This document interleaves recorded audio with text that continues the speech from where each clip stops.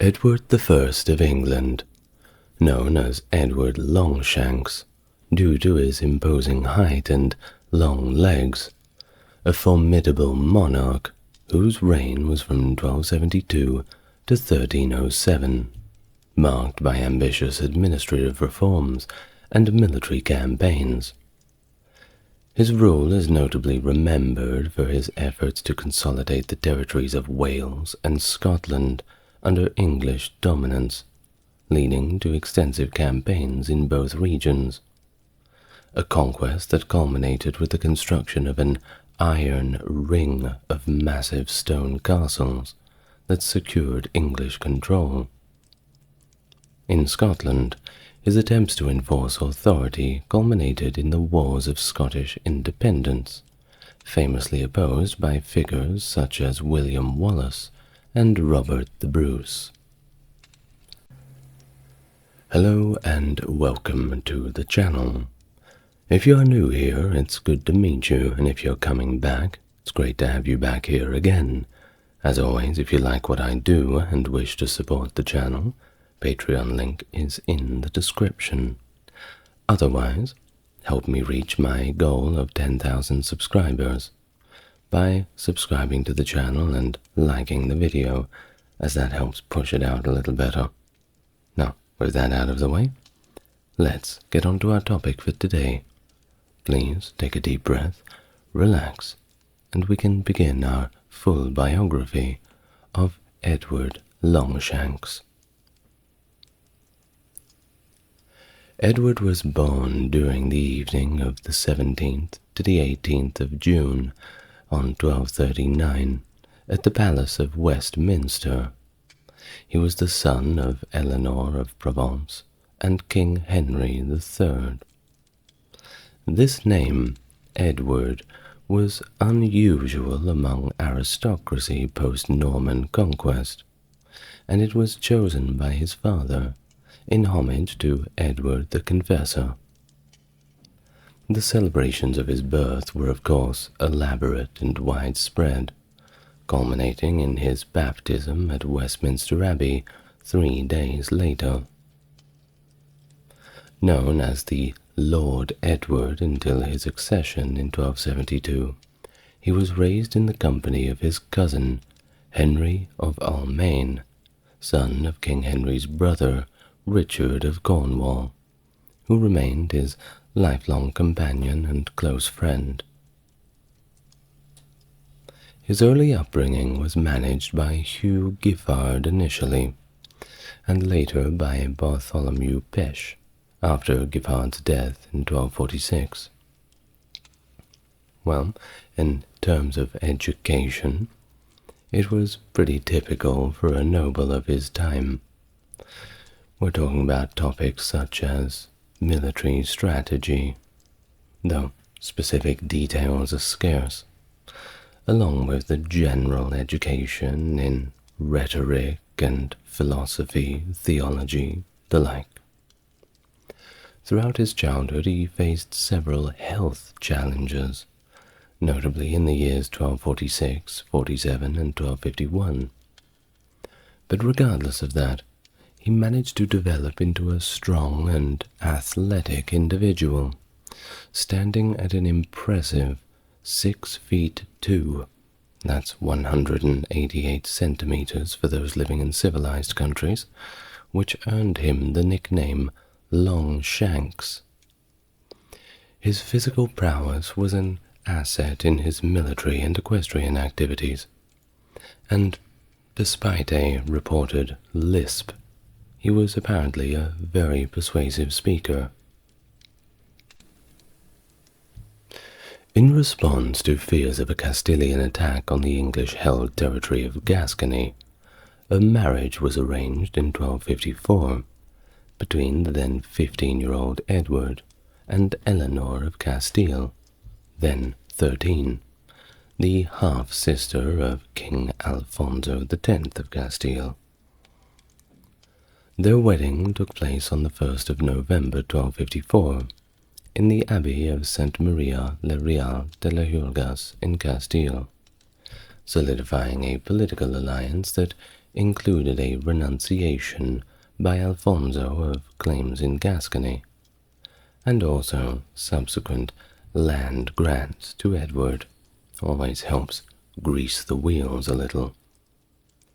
This union later enabled Edward to inherit the county of Ponthieu in 1279, but we'll get to that a little later. Henry III had granted Edward extensive lands, including parts of Wales, Ireland, and Gascony in 1254, though he retained significant control over these, particularly the income from Ireland. Edward's real authority in Gascony was somewhat limited, as Simon de Montfort had already been drawing income from the region. After his marriage to Eleanor, the couple entered Gascony, where Edward began to assert more political independence, proclaiming himself as its prince and lord. From 1254 to 1257, Edward's actions were heavily influenced by his mother's Savoyard family, especially her uncle, Peter II of Savoy. After 1257, his affiliation shifted towards the Lusignan group, led by his father's half-brothers, including William de Valence.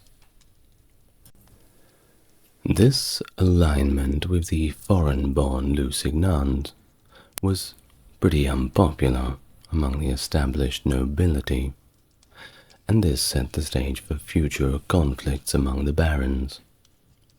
Chroniclers like Matthew Paris critiqued Edward's circle for their disruptive behavior, casting Edward's leadership qualities in questionable light during these formative years.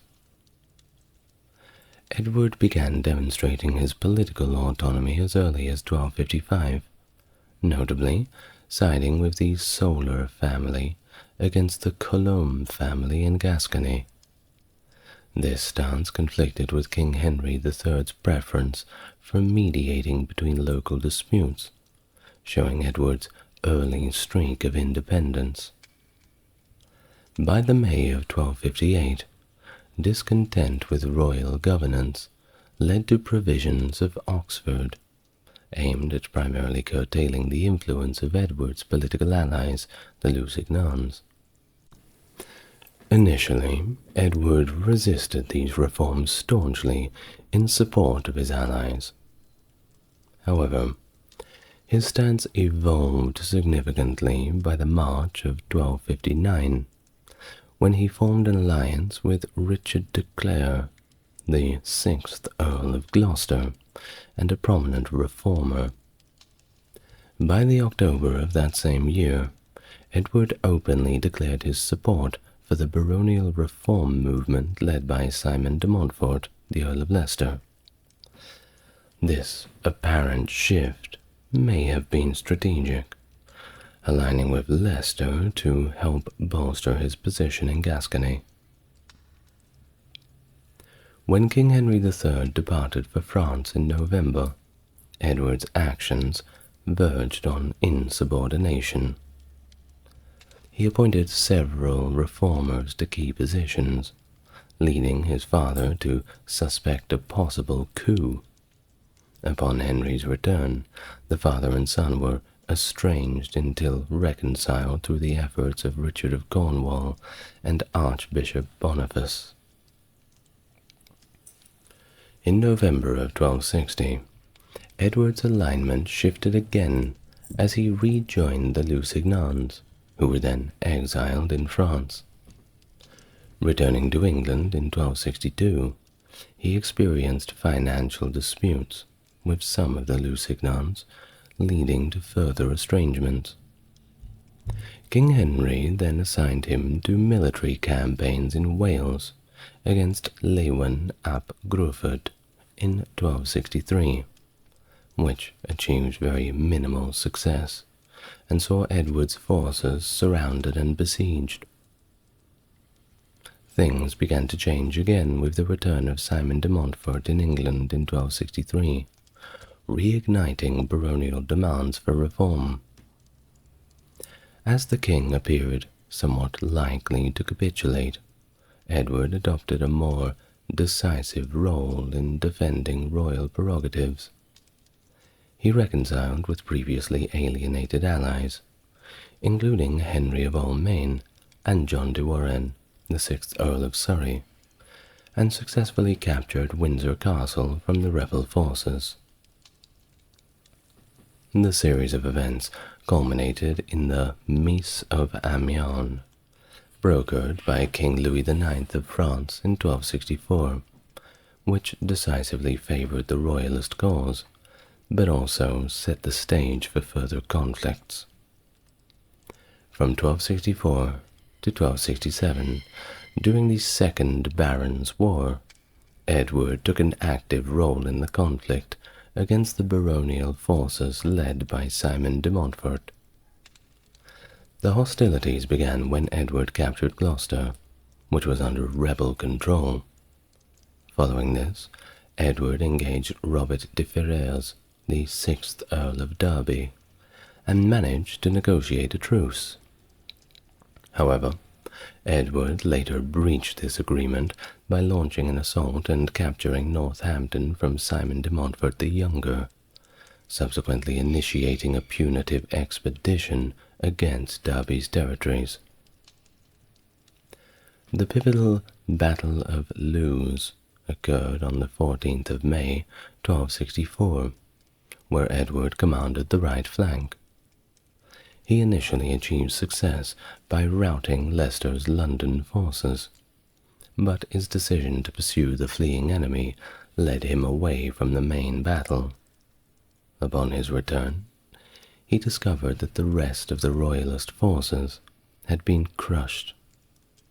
Consequently, Edward and his cousin Henry of Almaine were captured and handed over as hostages under the terms established by the Mise of Lewes.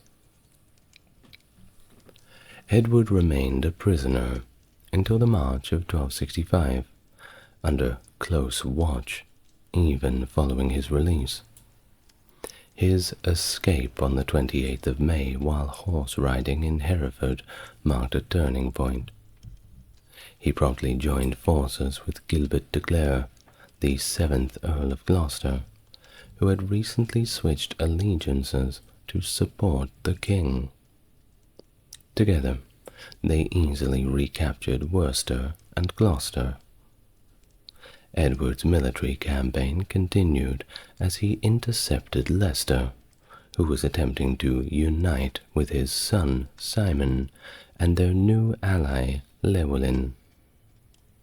Edward's strategic movements led him to Kenilworth Castle, catching Simon the Younger by surprise, before he decisively confronted Leicester at the Battle of Evesham on the 4th of August 1265, a battle that concluded with Leicester's defeat and subsequent death, marking a significant victory for the royal forces.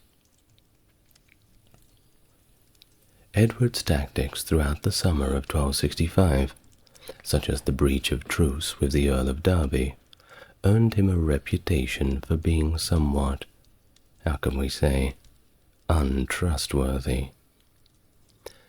Regardless, his subsequent military successes and leniency towards defeated enemies helped him regain respect and admiration. The conflict extended beyond Leicester's death, with Edward addressing remaining pockets of resistance. He negotiated a settlement with Simon the Younger in Lincolnshire and led to a successful operation against the Cinque Ports. The protracted siege at Kenilworth Castle, which only yielded the following dictum of Kenilworth, highlighted the ongoing instability. Edward's political role expanded during this period. He was appointed Lord Warden of the Cinque Ports in 1265, and took on significant governmental responsibilities as Steward of England.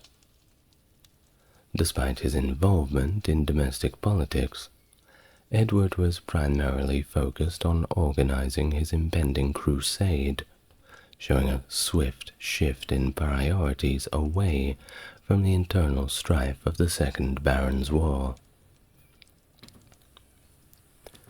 In a grand ceremony on the 24th of June 1268, Edward made public the commitment to embark on a new crusade, alongside his brother Edmund Crouchback, funny name, isn't it, and his cousin Henry of Almaine, as well as other former foes, such as John de Vesci, the 7th Earl of Gloucester, although Gloucester ultimately decided not to participate.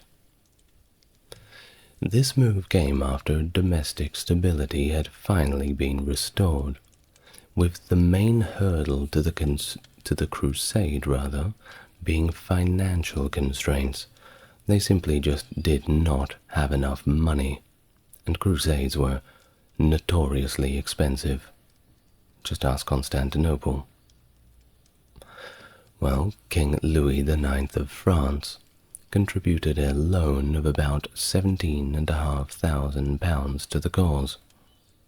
However, additional funds were of course necessary, and this led to the levy of a direct tax on the laity in the May of 1270, and this was significant since it was the first tax since 1237, which Parliament actually sanctioned in exchange for the reconfirmation of the Magna Carta and restrictions on Jewish moneylending. Thus, Edward set sail for France on the 20th of August 1270. The initial plan of the crusade was to aid the Christian stronghold of Acre in Palestine. However, upon the French King Louis and his brother Charles of Anjou, the King of Sicily, redirecting the crusade attack to Tunis, the campaign was disrupted by an epidemic that claimed Louis on August the 25th. By the time Edward had showed up to Tunis, a treaty with the emir had already been signed by Charles, and there was simply no further action to take. So they all just went home. Despite plans to resume military affairs in the following spring, a severe storm dissuaded further campaigning by Charles and Philip III, Louis's successor. Undeterred, Edward sailed from Sicily and landed at Acre on the 9th of May 1271. Upon arrival, Edward found the Christian forces in Acre under significant pressure from the Muslims, led by the Mamluk Sultan Baibars. Despite the limited impact on his forces, Edward's presence bolstered the city's defense, and he conducted a series of military engagements, including a raid, albeit a futile one, at St. Georges-de-l'Ebene, and a strategic but ultimately unsuccessful raid on Carcun, a potential launch point for the recapture of Jerusalem. Diplomatic efforts to align with the Mongols against Baibars yielded a temporary distraction, but ultimately no strategic advantage.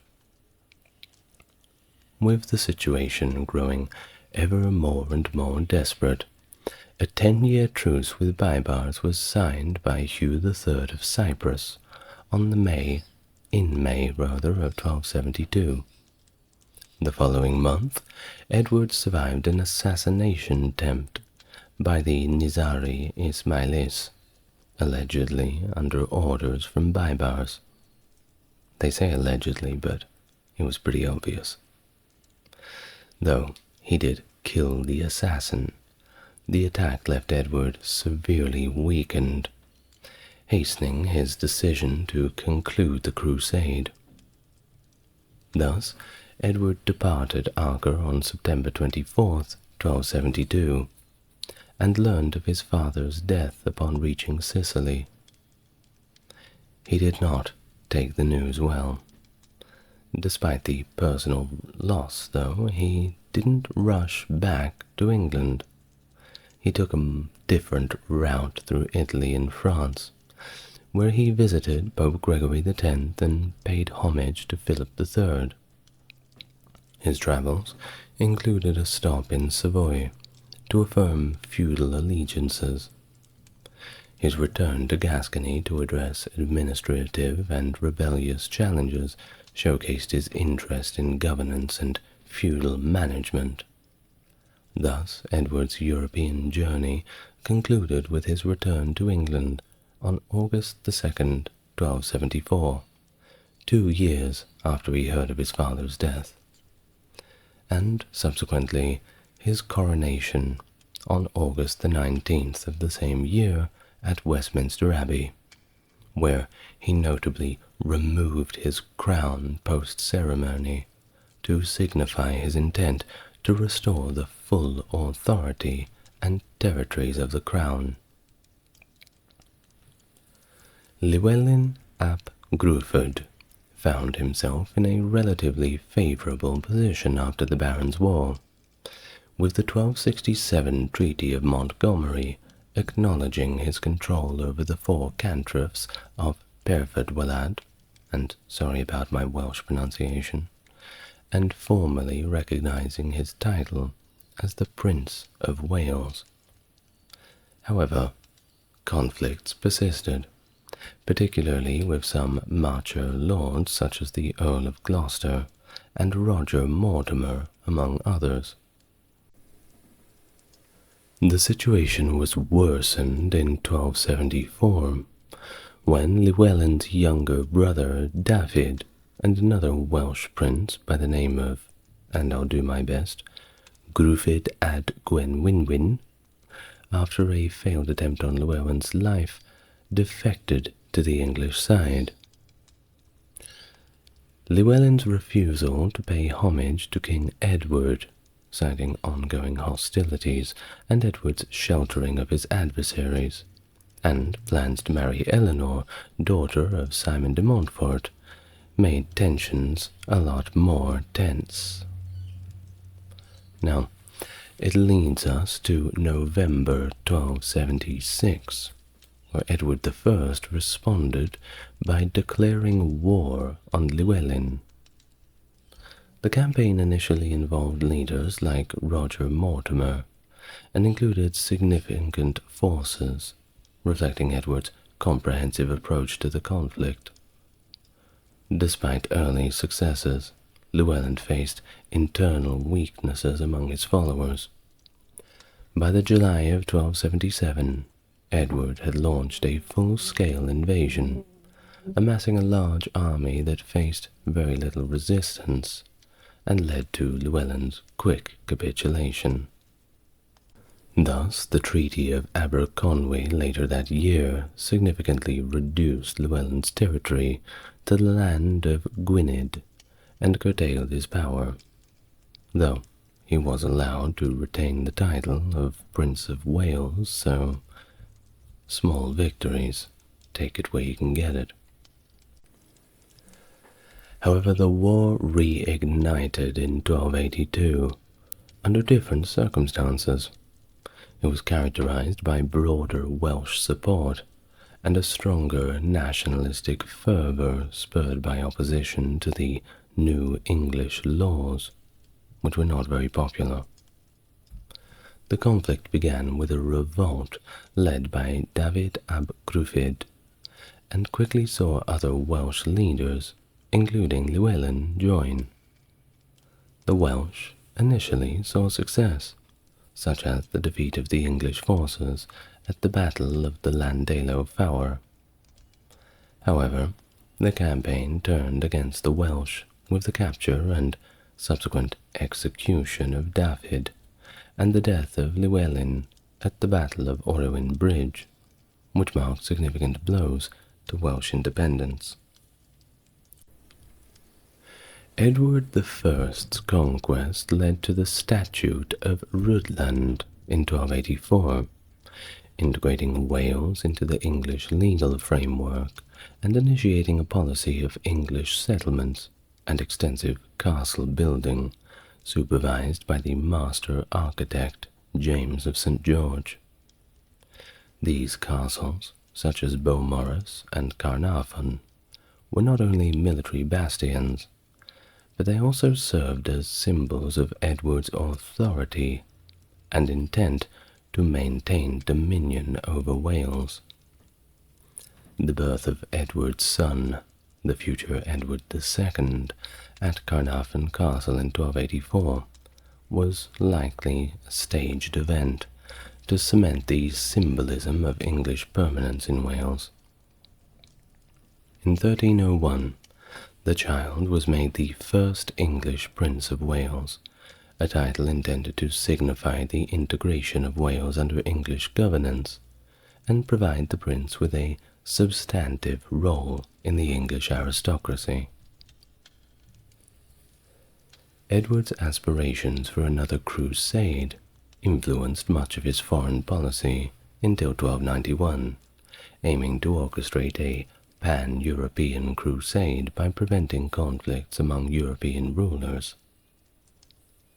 A key issue was the tension between the French Capetian House of Anjou, ruling southern Italy, and the Crown of Aragon in Spain.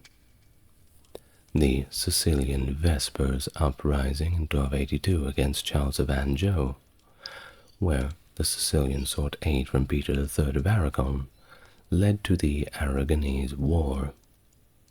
During this conflict, Charles of Anjou's son, Charles of Salerno, was captured, escalating tensions and raising the threat of a broader European war. Edward intervened to mediate between France and Aragon in Paris in 1286, facilitating a truce that included the release of Charles of Salerno. Despite Edward's efforts, the fall of Acre to the Mamluks in 1291 was a significant setback to his crusading plans, marking the end of the era of Christian strongholds in the Holy Land. Edward also devoted considerable attention to Gascony, his French duchy. In 1278, he appointed a commission to investigate governance there, leading to widespread administrative changes. His personal visit in 1286 was marked by a serious accident in which he survived a fall from a tower, an event followed by the expulsion of Jews from the region, ostensibly as a gesture of thanks for his survival. The status of Gascony as part of the Kingdom of France continually posed diplomatic challenges, notably in 1294, when Edward's refusal to appear before the French King Philip IV to discuss maritime conflicts led to the temporary forfeiture of the duchy.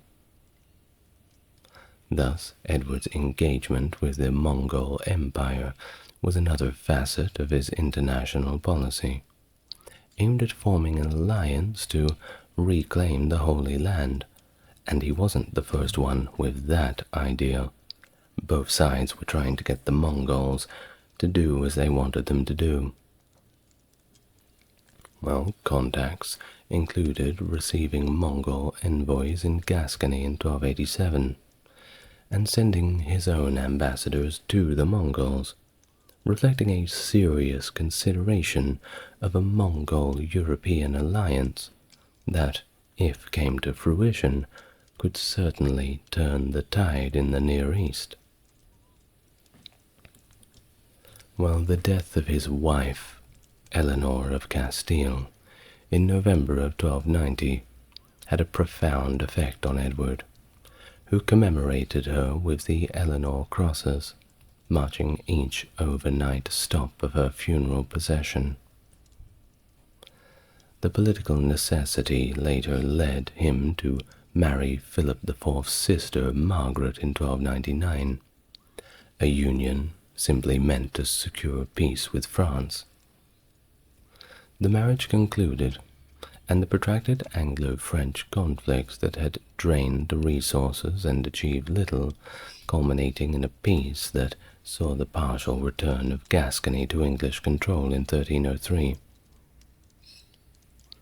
By the 1280s, the relationship between England and Scotland was marked by relatively peaceful coexistence, at least compared to before.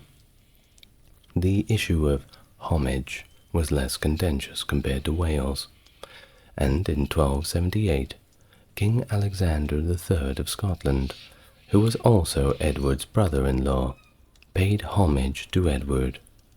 But this was understood to be for Alexander's English lands only. The real complications began following the death of Alexander III in 1286, who left behind his 3-year-old granddaughter, Margaret, as his sole direct heir. Under the Treaty of Bergam, it was agreed that the young Margaret would marry Edward's son, Edward of Carnarvon, ensuring Scotland's independence from English overlordship, despite the union. However, Margaret's untimely death in Orkney in 1290 during her journey from Norway to Scotland precipitated a succession crisis, known as the Great Cause, with no clear heir to the Scottish throne. Amongst the numerous claimants, John Balliol and Robert de Bruce were their primary contenders. Thus, the Scottish nobility requested Edward's involvement in the adjudication, but not as an arbitrator. This decision was to be made by 104 auditors, appointed equally among the claimants, and Edward, who would choose the final 24 from among Scotland's most senior political figures. Initially indifferent to the matter of suzerainty at Bergam, Edward now seized the opportunity to assert some of his authority, insisting on being recognized as Scotland's feudal overlord if he could indeed resolve the dispute. The Scots were not happy with this, and they resisted it, arguing that without a king they lacked the authority to agree on such terms. The issue was, however, temporarily resolved when the claimants agreed to temporarily cede authority over Scotland to Edward until a king could be chosen and agreed upon. In November of 1292, and after quite a lengthy process and debate, John Balliol was finally declared king. Edward's dominance over Scotland did not end with Balliol's coronation, however. He overstepped his bounds by agreeing to hear appeals against decisions made by the Scottish guardians during the interregnum, and further strained relations by demanding Balliol attend the English Parliament to answer charges in a legal dispute, which was, of course, an affront to Scottish sovereignty. Stay in your lane. Well, Edward's subsequent demand for Scottish military support against France was the last straw, leading Scotland to ally with France and attack Carlisle, albeit unsuccessfully, but they were still rather angry. In retaliation, Edward invaded Scotland in 1296, capturing Berwick upon Tweed in a very savage assault, and crushing the Scottish resistance at the Battle of Dunbar.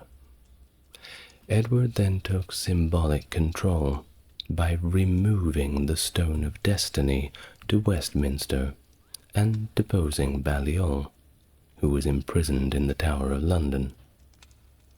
English administrators were installed to govern Scotland. Though Edward's campaign was initially successful, this dominance was not to last. Edward was known far and wide for his formidable and sometimes volatile temperament.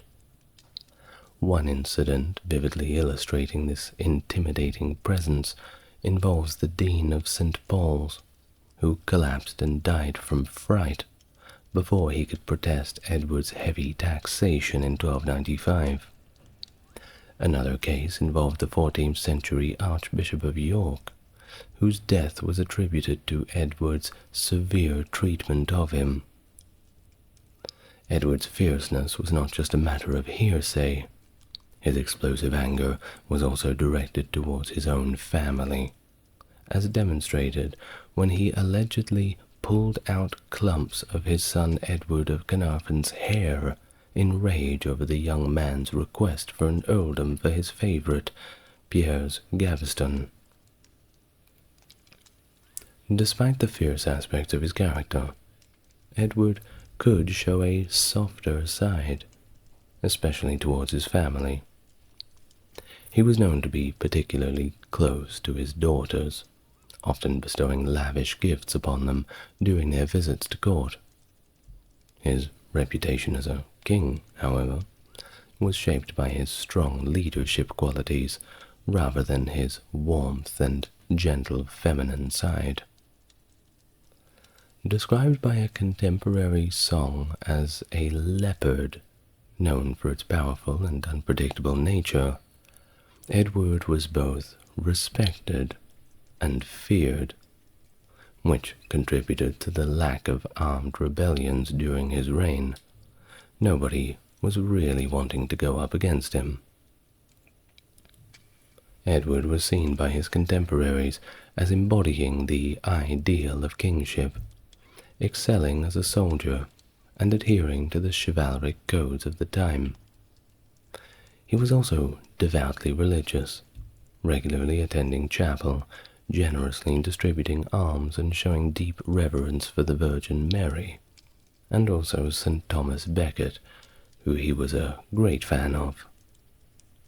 His commitment to the royal touch ritual, believed to cure scrofula, further cemented his role as a traditional medieval monarch. Records indicate that he might have touched over 1,000 people annually to heal them. What records don't indicate is the success rate of this medical procedure. His relations with the Church, however, were complex and often strained. Edward frequently clashed with the archbishops of Canterbury, and even with the papacy over issues such as ecclesiastical taxation, reflecting the ongoing tensions between secular and religious authorities. If there's one thing the Church does not like, it is being taxed. Now, Edward's fascination with the Arthurian legends also played its own role in its cultural and political activities.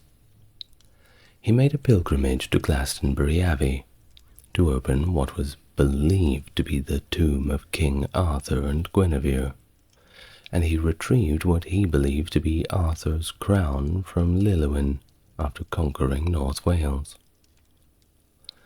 His Welsh castle-building campaign was heavily influenced by the Arthurian myths, both in design and geographic choice. Edward also organized the Round Table events, complete with tournaments and feasts, drawing deliberate parallels between his court and that of King Arthur to enhance his own status and kingship in the eyes of his subjects and contemporaries. Immediately after becoming king, he acted to restore order and strengthen royal authority, which had somewhat diminished during his father's reign. One of his first actions was a comprehensive overhaul of administrative personnel, including Robert Burnell as Chancellor in 1274, a position Burnell held until 1292. That same year, Edward replaced many local officials, such as escutors and sheriffs, to prepare for a nationwide inquest. This inquest aimed to address grievances against royal officials and identify crown lands lost under Henry III's rule. The outcome of the inquest was documented in the 100 Rolls, somewhat reminiscent of the Domesday Book, and these documents formed the basis for later legal proceedings, known as quo warranto. These proceedings were designed to challenge the basis, or warrant, of liberties held without royal sanction. The Statutes of Westminster in 1275 and 1285, and the Statute of Gloucester in 1278 implemented these changes, particularly increasing the pleas of quo warranto handled by the itinerant justices. This extensive review of liberties caused quite a bit of alarm among the aristocracy, who argued that long-standing practice should suffice as evidence of entitlement. A compromise in 1290 established that any liberty practiced since Richard the Lionheart's coronation in 1189 was legitimate. Although few liberties were reclaimed by the crown, Edward succeeded in affirming the principle that all liberties certainly did originate from the crown. This period also saw a significant shift in legislative reform, marking one of Edward's most impactful contributions. These reforms began with the Baronial movement, including the Statute of Marlborough in 1267. Post-inquest legislation included the Statute of Westminster, which reinforced loyal prerogatives and restrictions on liberties, and the Statutes of Montmen in 1279, addressing land grants to the Church. The subsequent legislation, such as the Statute of Merchants in 1285 for debt covery, the Statute of Winchester in the same year for local security, and Quia Emptores in 1290 for land ownership disputes, set a new foundation in English law. Edward's legislative efforts culminated with the Great Statutes, concluding around the death of Robert Burnell in 1292. His reign was also marked by significant financial and administrative reforms, beginning with a complete overhaul of the coinage system.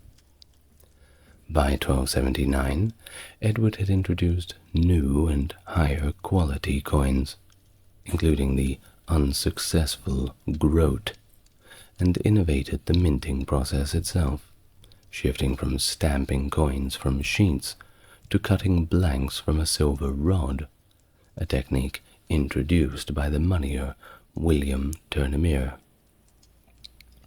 This method was not only more efficient, but also curtailed the prior practice of minting coins with the moneyer's name, reflecting a move toward a greater centralization under the crown's control. Despite these improvements, English coins were heavily counterfeited in the Low Countries and illegally exported, leading to a ban in 1283, which Edward enforced by mandating the public to exchange old coins for new ones in 1280. While this was a little bit difficult logistically, when it was said and done, it did manage to stabilize the currency. So, job well done. The financial demands of Edward's military campaigns required diverse revenue sources, including customs duties on wool, England's main export, and taxes on movable property. Negotiations in 1275 secured a permanent wool duty from domestic merchants, and in 1303 from foreign merchants too, in exchange for trading rights. With the revenue managed by the Riccardi bankers of Lucca until their bankruptcy in 1294 due to the confiscation of their assets by the French king. This led to Florentine Frescobaldi taking over as the crown's financiers. Now, speaking of money, can't go past the Jews, can't we? They were the moneylenders of the time, weren't they? And Edward, well, he did not like them, let's put it that way. His reign saw financial exploitation, and eventually the complete expulsion of all the Jews in England. Now, permitted to practice usury, unlike Christians. If you don't know what usury is, that's charging interest on loans. And, in all fairness, the interest they were charging was, more often than not, quite ridiculous. The Jews became a crucial financial resource, albeit one that Edward taxed heavily, forcing them to sell debt bonds at a loss, which benefited the crown and its courtiers. In 1275, facing parliamentary discontent, Edward prohibited Jews from lending with interest and encouraged other occupations through the Statute of Jewry. By 1279, under the guise of combating coin clipping, Edward had all Jewish household heads arrested, leading to about 300 executions and substantial fines extracted from the survivors. Now, what they found that the Jews were doing, allegedly, was clipping the edges off the coins to take the little bits of gold off, melt it down, and either sell the gold or the silver, or simply mint new counterfeit coins. This is the reason why in our modern days you'll see those little lines on the edges of the coins. It comes from this practice many years ago. Well, this period saw repeated financial exploitation, reducing the Jews' utility to the crown by 1280 and setting a stage for their expulsion in 1290. This expulsion, justified by Edward as a religious act in honor of the crucified, was part of a deal with Parliament to secure a massive lay subsidy. What he means by in honor of the crucified is that the Jews effectively were always getting the blame for the murder of Jesus Christ, or rather the betrayal of him. The Romans never got the blame, though, but the Rome was where the Pope lived, so figure that one out. Well, it was a political move that saw the Jews despoiled and their properties granted to royal favorites, and it was an unprecedented thing in its permanency, and it wasn't reversed until the 1650s, so that's about 300 years. Edward even funded the renovation of the tomb of little Saint Hugh to align with this expulsion, blending the religious justification with political expediency. Well, enough about that. Edward's reign was also marked by a significant financial strain due to the continuous warfare of the 1290s, necessitating the imposition of multiple lay subsidies that did manage to raise over £200,000 between 1294 and 1297. This financial burden was compounded by prices, including the seizure of wool and hides, and the imposition of an unpopular additional duty on wool known as the maltult, which was perceived as an unjust levy. The fiscal demands led to widespread resentment and eventually catalyzed serious political opposition, initially from the clergy rather than the lay populace. In 1294, Edward's demand for half of all clerical revenues was met with some resistance, but the king enforced compliance through threats of outlawry, securing the necessary grants. However, The situation escalated when Archbishop Robert Winchelsea, who had been absent in Italy, returned in 1295, and was immediately confronted with another royal demand for clerical taxes. This tension between ecclesiastical and royal authority intensified in 1296 with the issuance of the papal bull Clericus Laicos, which prohibited clergy from paying taxes to lay rulers without the Pope's explicit consent. When the clergy cited this bull to refuse Edward's tax demands, the king responded by declaring them outlaws. That ought to show him. Winchelsea was, of course, forced to navigate a very complex situation, ultimately advising clerics to act according to their conscience, leading to partial compliance with Edward's taxation. Resistance from the lay nobility emerged more gradually. The critical point came in 1297 at the Salisbury Parliament, where the Earl Marshal Roger Bigod and the Earl of Hereford Humphrey de Bohun challenged Edward's right to demand military service for campaigns outside of England, specifically objecting to service in Gascony when the king was in Flanders.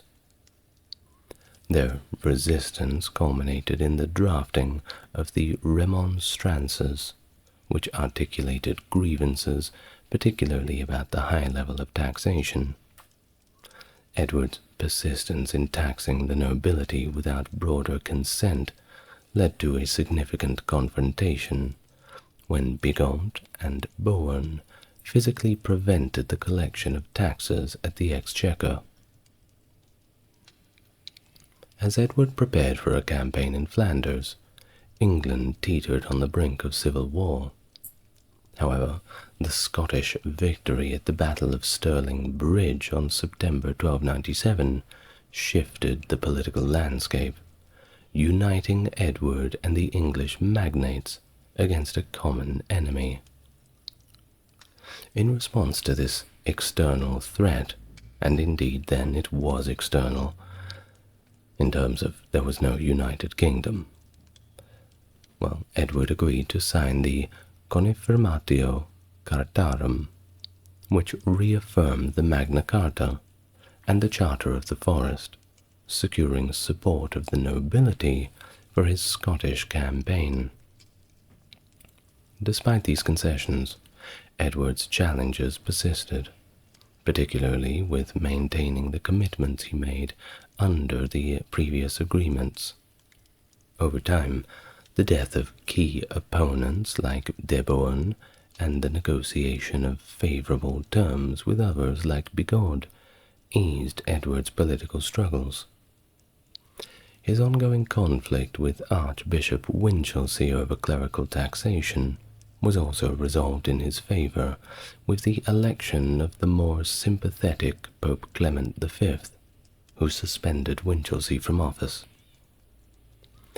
Edward's initial military success in Scotland in 1296 did not secure a lasting peace, as resistance quickly re-emerged under leaders like William Wallace and Andrew de Moray.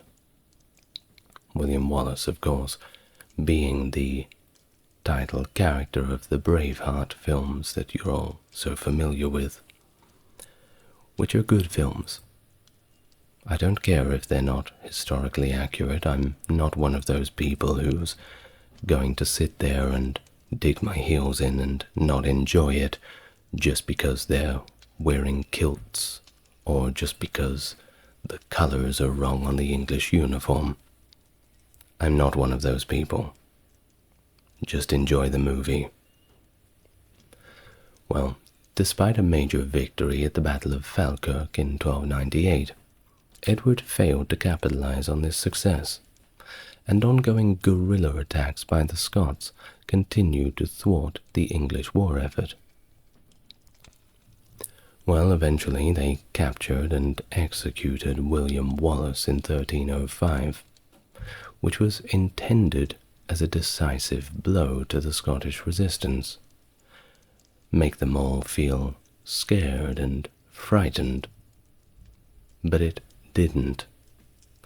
The rise of Robert the Bruce as King of Scotland in 1306 revitalized the Scottish struggle for independence, catching Edward completely off guard and marking the beginning of a new and formidable phase of the opposition.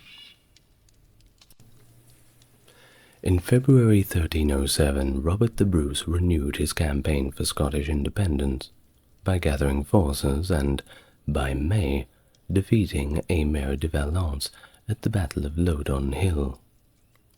Edward I, determined to quell Bruce's uprising, mustered his strength and marched north.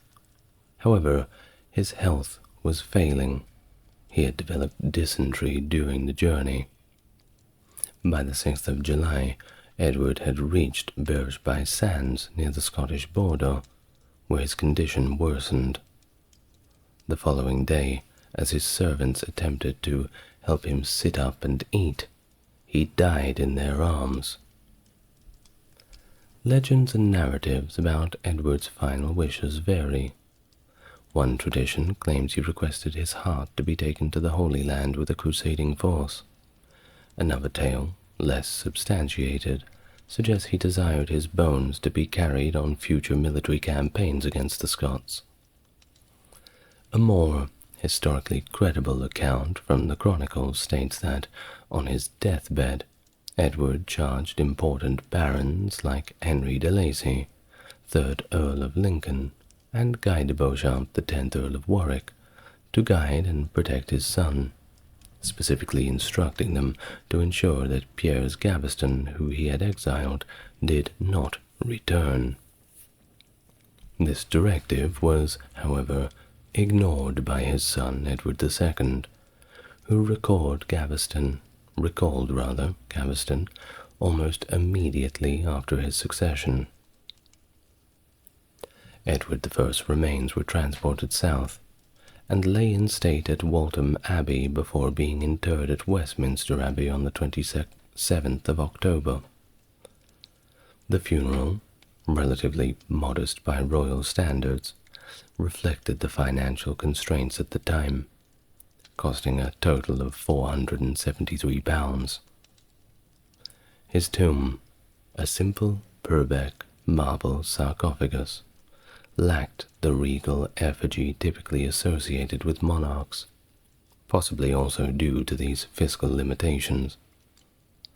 In 1774, the Society of Antiquaries in London opened Edward's tomb, noting the preservation of his body and measuring his height. His tomb bears the inscription, added in the 16th century by Abbot John Feckenham, which reads in English, "Here is Edward I, Hammer of the Scots, 1308. Keep the troth."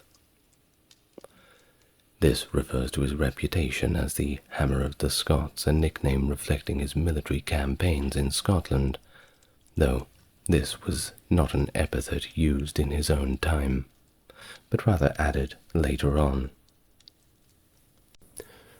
The Great Charter, or the Magna Carta, was a landmark document drafted in 1215 and sealed by King John of England. Born out of the need to resolve a political crisis between the king and his rebellious barons who were rather upset over his tyrannical rule and heavy taxation. The Magna Carta is celebrated as one of the first steps towards a more systematic legal system in England, establishing the principle that everyone, including the king, is subject to the law. Hello and welcome to the channel. If it's your first time here, good to meet you. And if you're coming back, it's great to have you back here with me again. As always, if you enjoy what I do and want to support the channel, Patreon link is in the description. Otherwise, help me reach my goal of 10,000 subscribers by doing all the other good stuff.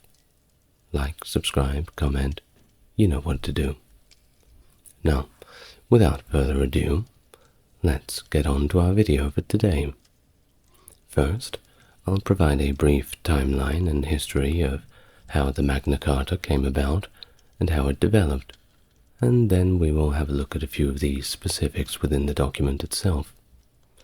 So I'll invite you to take a deep breath, relax, and we may begin. Magna Carta, which emerged in the year 1215, was initially an effort to reconcile conflicting royalist and rebel factions, marking a key precursor to the First Barons' War. King John, the third Angevin monarch, ruled England during this turbulent period. Now, the Angevins were quite known for their ambitious and, more often than not, arbitrary style of governance, characterized by the principle of what they called force and will, where decisions were made unilaterally, often justified by the notion that the king was simply above the law.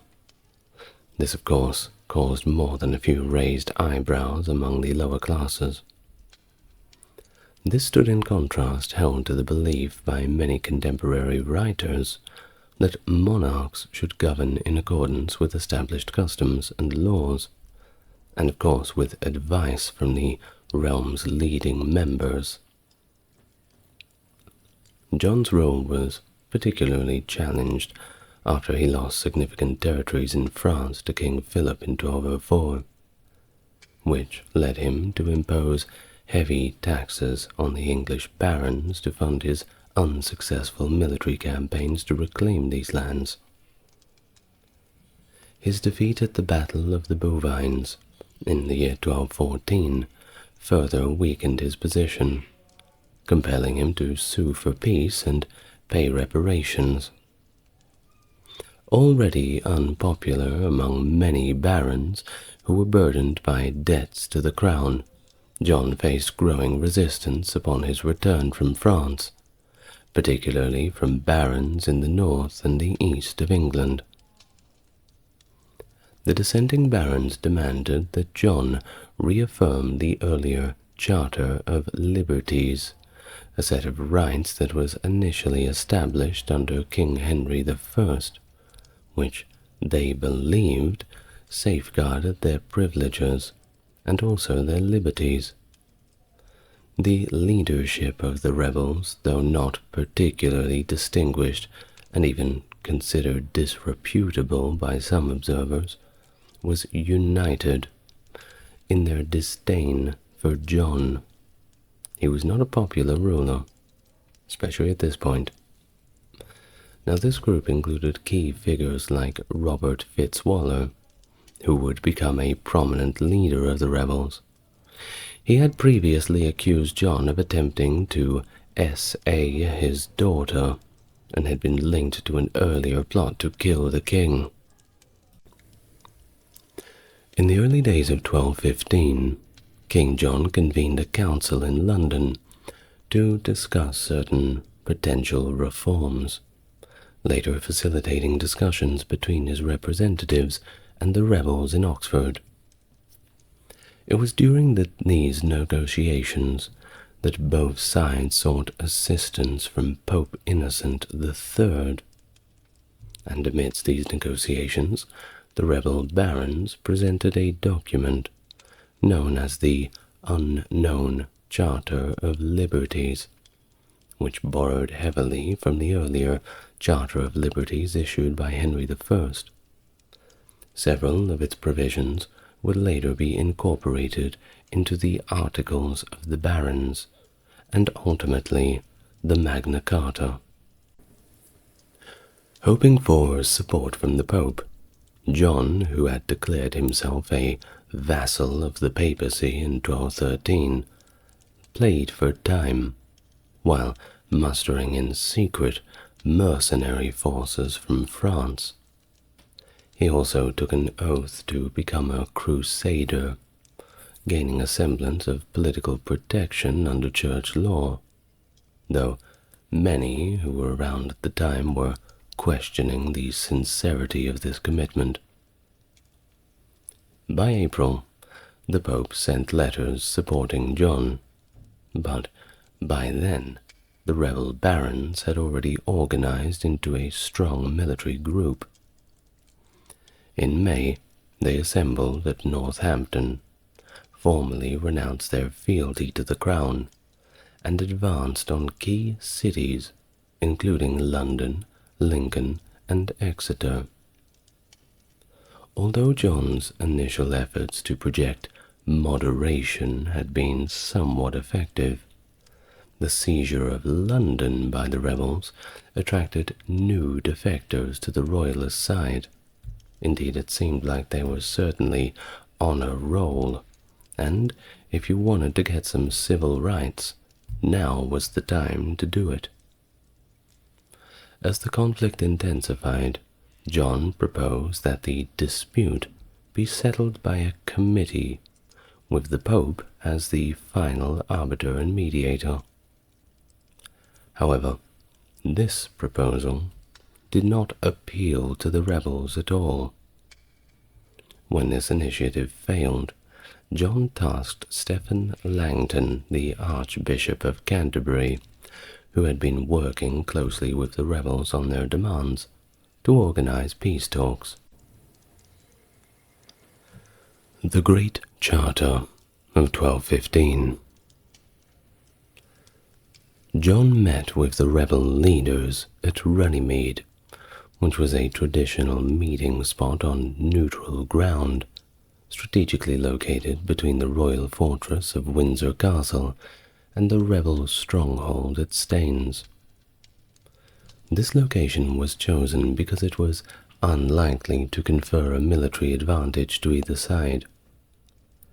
At Runnymede, on June the 10th, 1215, the rebels presented John with their draft demands for reform. This original document was known as the Articles of the Barons. Over the following 10 days, Stephen Langton, the Archbishop of Canterbury, mediated between the parties, refining these demands into a more comprehensive proposal for political reform. This document would later be known as the Magna Carta, which translates to Great Charter. By June the 15th, a consensus on the text was finally reached, and by June the 19th, the barons renewed their loyalty to the crown, and copies of the charter were distributed. This document, the Magna Carta, contained clauses that promised the protection of church rights, the protection against illegal imprisonment, access to swift justice, and limitations on feudal payments to the crown, including stipulations that certain taxes could not be levied without baronial consent. It explicitly stated that the rights of free men, particularly the barons, and included specific protections for rights of serfs in several articles. The document drew upon the Charter of Liberties by Henry I, as well as existing legal traditions and royal charters previously granted to towns, blending these influences into a charter that was both innovative and rooted in established practice. A pivotal component of the document was Clause 61, the Security Clause, which established a council of 25 barons tasked with ensuring the king's adherence to the charter. If it was the case that John or any other ruler failed to comply with the charter's provisions within 40 days of a violation being notified by the council, the barons were thus authorized to seize royal castles and lands as a means of enforcement until amends were made. This clause also allowed for the collective coercion of the king by mandating that men swear support to the council's decisions, representing a formal mechanism for enforcing the charter. Despite these measures, mutual distrust between John and the rebel barons prevented any serious implementation of the peace accord. The council of 25 barons comprised solely rebels, fostering further divisions. Disputes emerged over the return of confiscated lands, and many rebels remained militarily mobilized. John then sought the annulment of the charter from Pope Innocent, claiming it undermined papal authority in England. The Pope, who was supporting John, then declared the Magna Carta null and void in the August of 1215, leading to its repudiation by John and the Loyalist barons. Well, people were obviously not impressed by this, and the situation deteriorated into violence, marking the collapse of the peace agreement and the onset of the First Barons' War. The rebel barons, concluding that peace with John was unattainable, offered the English throne to Prince Louis of France. The conflict continued until John's death in the following year of October, leaving his 9-year-old son, Henry III, as his successor. Well, the Magna Carta not only addressed the issues between King John and the English barons, but also included specific provisions relating to Wales, marking a significant moment where the English and the Welsh were referenced together in a major legal document. This inclusion underlined the interconnectedness of English and Welsh territories during the period. Chapter 56 of the Magna Carta stipulated that the return of lands and liberties to Welsh individuals that had been seized by the English without lawful judgment by peers and, of course, vice versa. This provision was crucial in maintaining a legal framework for resolving property disputes between England and Wales, aiming to ensure fairness and legal integrity in such exchanges.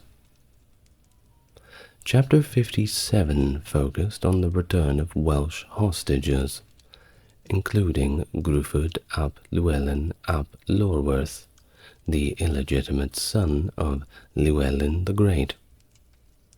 These hostages had been taken under the guise of securing peace and maintaining good relations, but their return was demanded through the Magna Carta as more of a gesture of goodwill among neighbors, and of course an attempt to stabilize relations between the English crown and the Welsh princes. The Council of the 25 Barons, established under Clause 61 of the Magna Carta, was tasked with ensuring King John's adherence to the agreement. The names of these barons, crucial figures in enforcing the charter, are listed in historical documents, including Matthew Paris's Chronica Majora.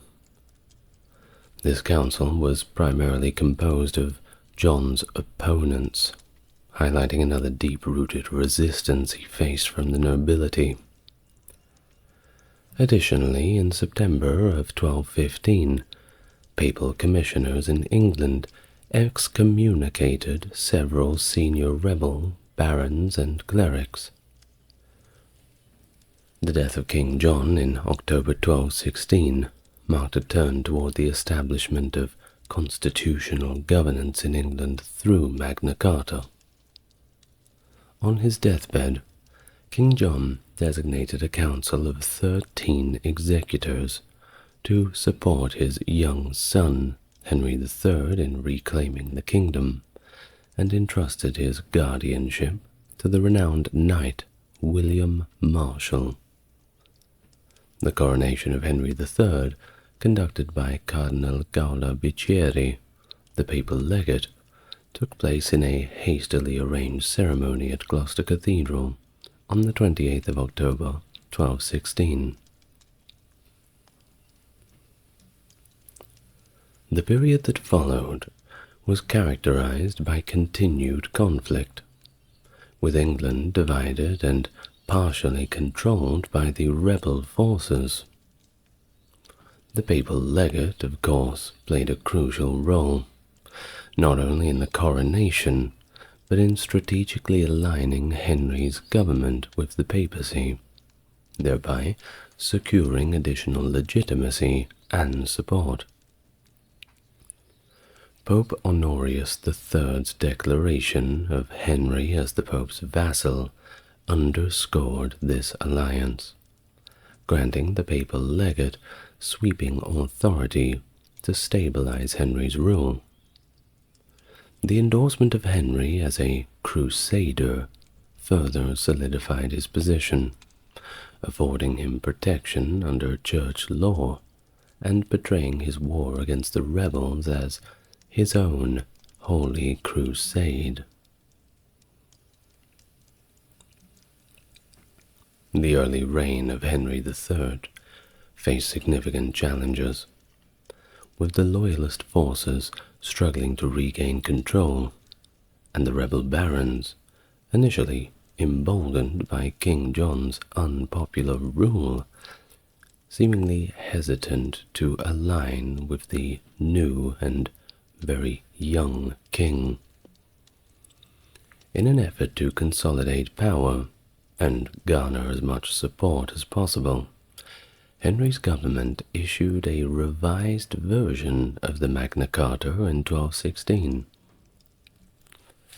Well, this new version was, of course, revised to their favor. It removed certain clauses from the influential Clause 61 that established a council of barons to monitor the king's adherence to the charter.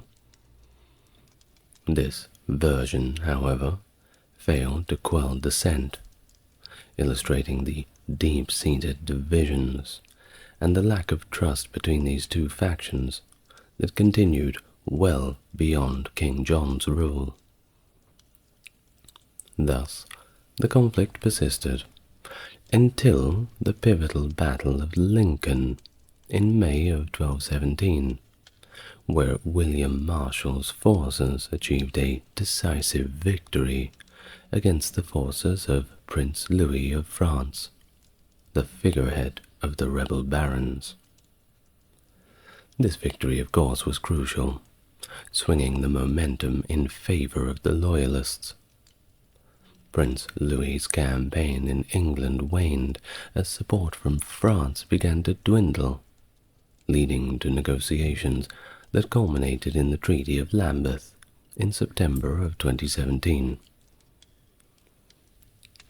It was this treaty that effectively ended the conflict, with Louis reconciling his claim to the English throne and conditions set for the restoration of lands and rights to his followers, albeit with punitive measures against the rebel clergy.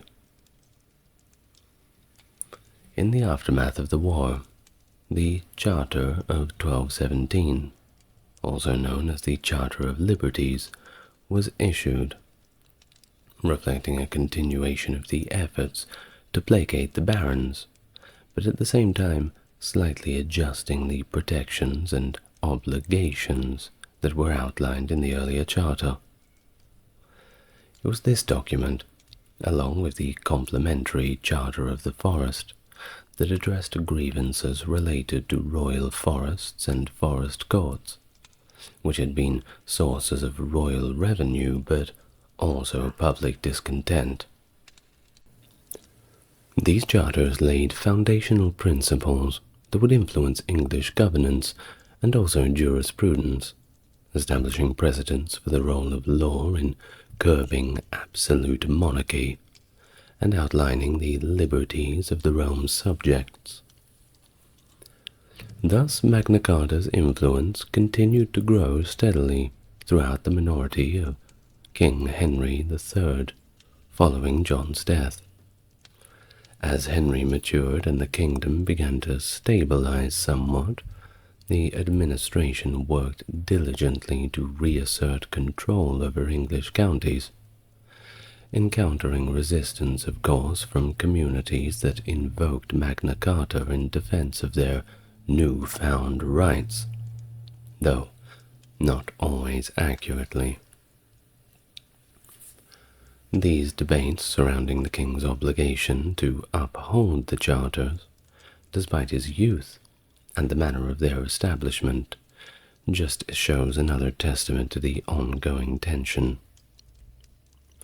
By 1225, with the security of his French territories under threat from King Louis VII, Henry needed substantial military support to defend his lands.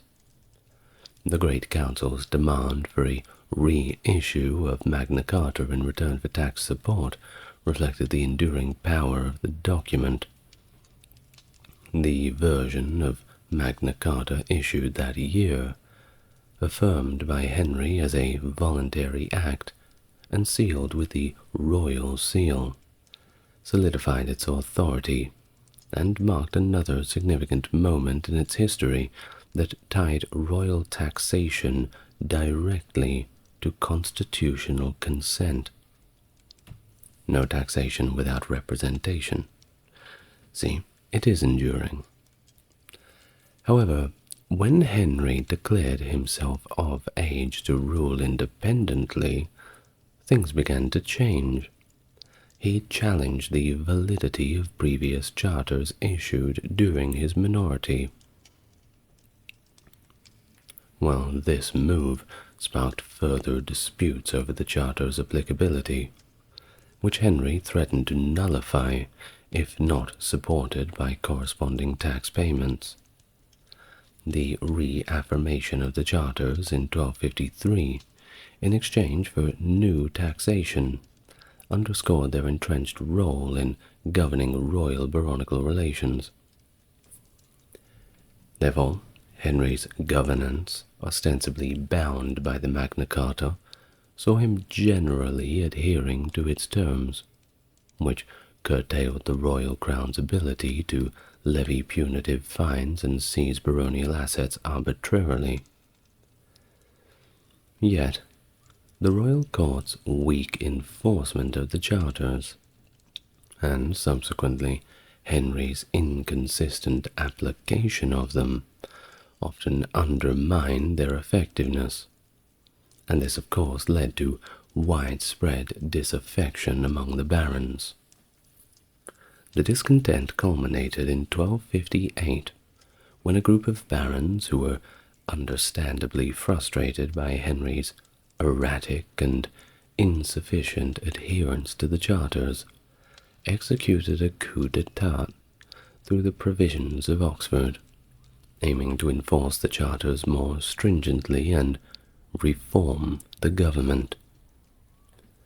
This baronial government, however, lacked the military strength required to enforce its reforms decisively.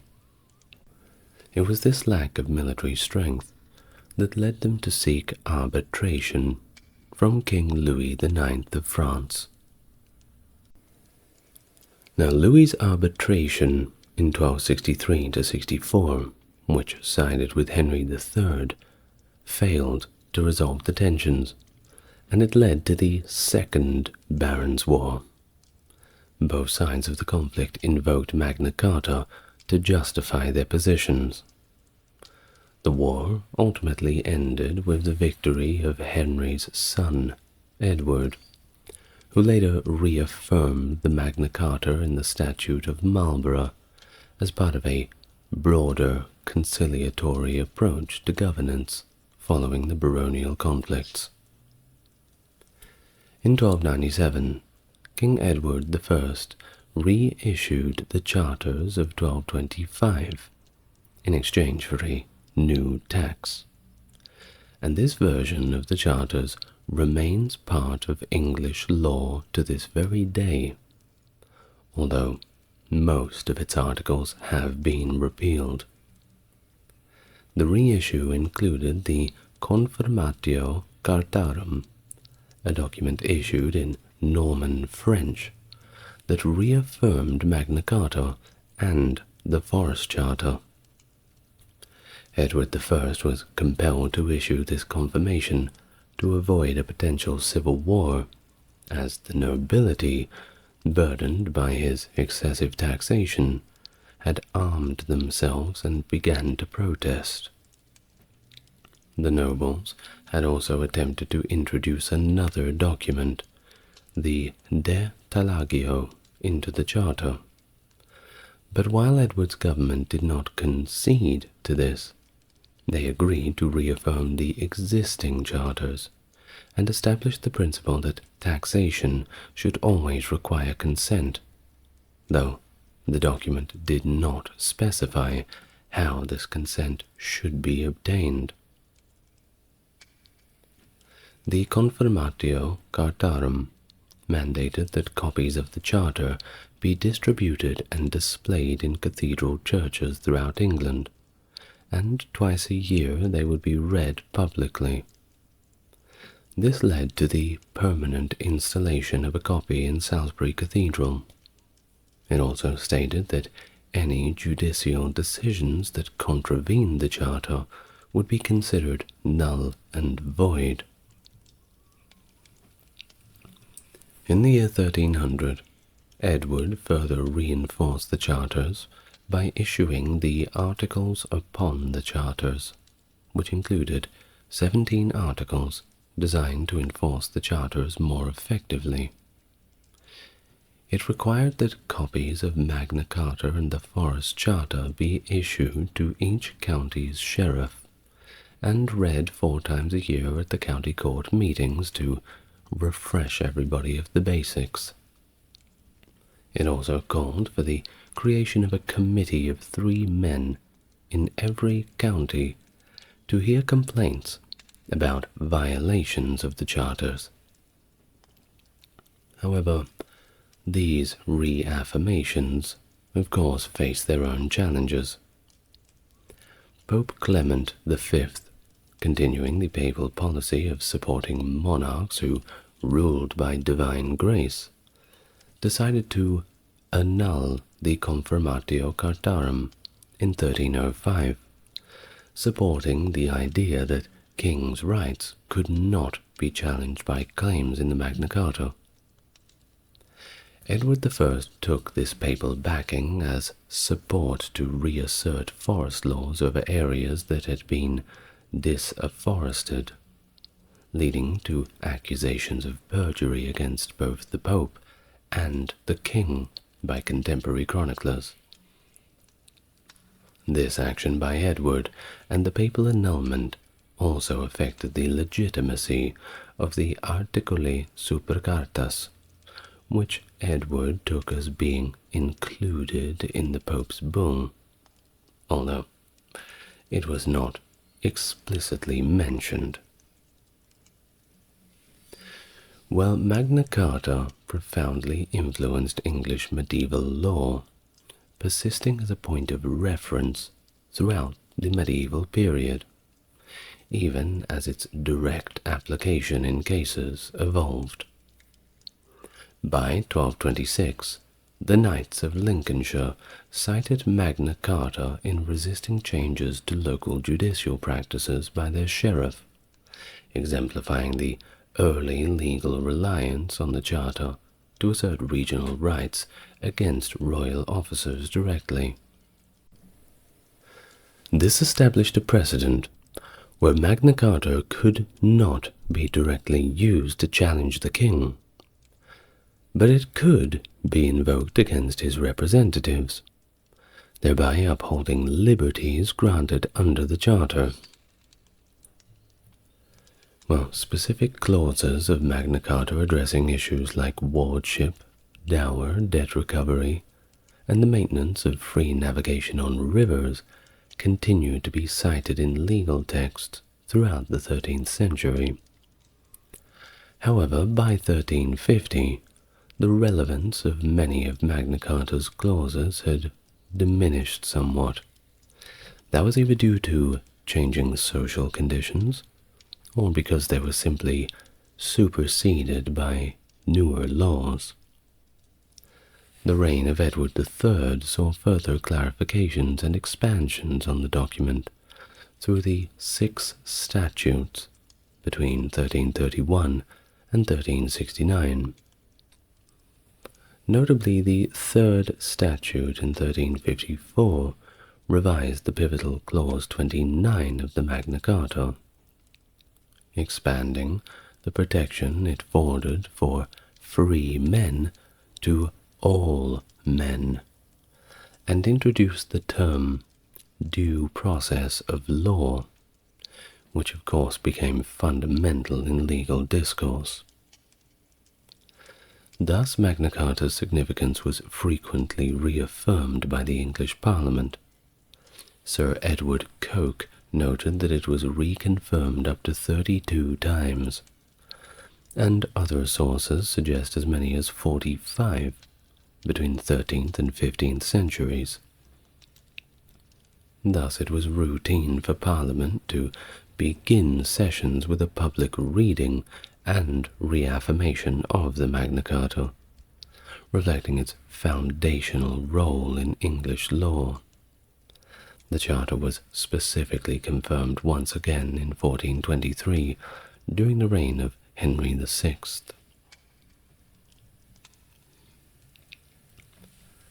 Well, despite its diminished direct influence on political governance by the mid-15th century, as monarchs began to reassert their authority, Magna Carta remained crucial in legal contexts, particularly in the protection of property rights. Its relevance was sustained by wider dissemination through printed versions and increased literacy, ensuring that the document continued to be a critical resource for lawyers and scholars alike. During the 16th century, interpretations of Magna Carta and the narratives surrounding the First Barons' War began to evolve significantly, particularly under the influence of Tudor monarchs like Henry VII and Henry VIII.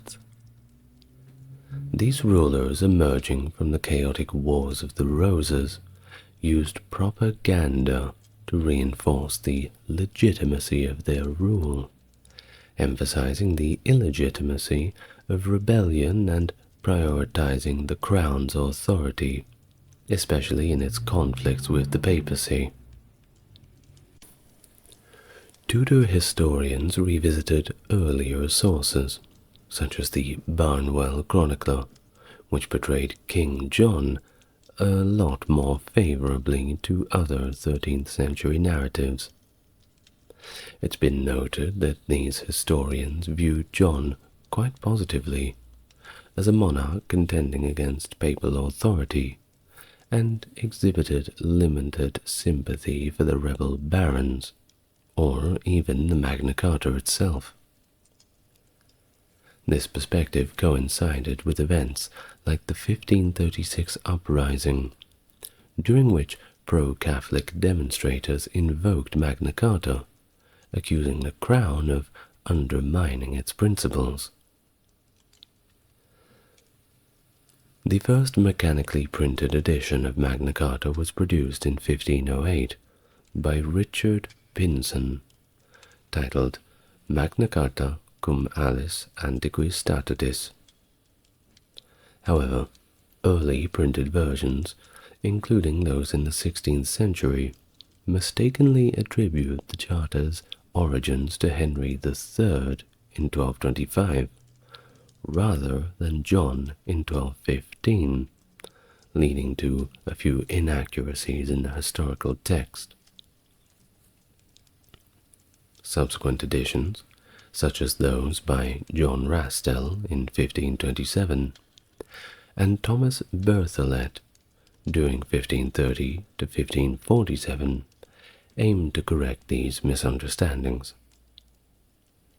In 1534, George Ferrers published the first unabridged English language edition of the document, organizing the Charter into 37 numbered clauses. This period also saw symbolic representations of Magna Carta, such as the mid-16th century funerary monument of Sir Rowland Hill, which depicted him holding a copy of the Magna Carta document. The late 16th century witnessed a resurgence of antiquarian interest in the document, fueled by a belief in a continuous tradition of English laws and customs dating back long before the Norman conquest. Legal historians of the time suggested that the Magna Carta was a recovery of these ancient rights and traditions, underpinning significant legal principles of the 16th century. Now, while it sounds like a very good story, it's perhaps one drummed up to make things a little bit more interesting than they actually are. Most modern historians typically view it as a bit of a myth. Well, antiquarians like William Lambard worked to connect the 16th century English Parliament to these supposed Anglo-Saxon and Norman legal codes, though often misdating documents in the process. Figures like Francis Bacon interpreted specific clauses of the Magna Carta, such as Clause 39, as foundational to contemporary legal processes, for example, the jury system.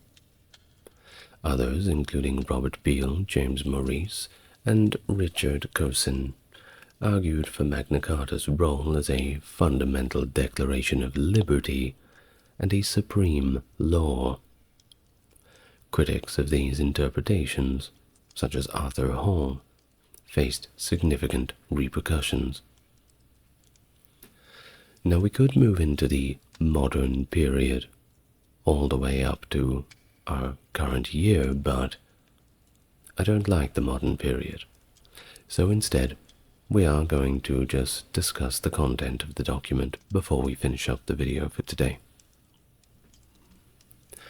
Magna Carta's provisions were fundamentally designed to manage and mitigate the feudal rights of the crown over the barons, a response to the frequent and, frankly, often arbitrary exertion of these rights under King John's reign. These feudal rights, such as feudal relief cited in clauses 2 and 3, directly impacted the barons' financial obligations to the crown when inheriting land or estates. These clauses aim to standardize the fees associated with these events, setting clearer and consistent rates to prevent the crown from leveraging them as a source of arbitrary income. Scutage, a form of medieval taxation, permitted knights and nobles to substitute military service, required as a condition for their land tenure, with a monetary payment. That was clauses 12 and 14. The administration of scutage has been contentious, lacking in consistency regarding the rate and the circumstances under which it was imposed. The reforms sought to regularize this process, defining clearer rules for when and how the crown could demand these payments, moving away from the arbitrary demands of the king, which seemed to be somewhat randomized and brought out on a whim. The English judicial system had evolved significantly, with royal judges playing increasing roles across the country. Under King John, the judicial system had been manipulated in a way as a means to generate income, with the king often requiring payments for favorable judgments. Thus, clauses 39 and 40 of the document demanded that due process be observed within this system, seeking to eliminate the Crown's direct interference in judicial outcomes. Furthermore, Clause 45 addressed the qualifications of royal officials, insisting knowledgeable appointees to ensure a fair and informed administration of justice. Royal forests, another significant economic resource, were under special royal jurisdiction. Their management and expansion had become a point of contention. Thus, clauses 47, 48, 53, and 44 of the Charter dealt directly with issues of deforestation and the legal operations within royal forests, attempting to limit the Crown's arbitrary authority and addressing grievances regarding the expansion of these lands under King John. Regarding economic concerns, clauses 10 and 11 tackled the sensitive topic of debts, particularly those that were owed to Jewish moneylenders, a group under special royal protection, yet frequently targeted for extortion. While these clauses attempted to regulate the treatment of such debts, they also reflected the broader concerns about the implications of the Crown's financial policies. And lastly, the role of the English Church, which had long been a powerful entity within the kingdom, was explicitly addressed in the first clause of the Magna Carta. This clause underlined the Church's liberties and freedoms, likely influenced by Archbishop Stephen Langton, who played a crucial role in the Charter's negotiations. The provision was particularly significant against the backdrop of ongoing struggles between the Crown and the papacy over the control of ecclesiastical appointments and church governance. Now, the most famous clauses of the document are namely 39 and 40.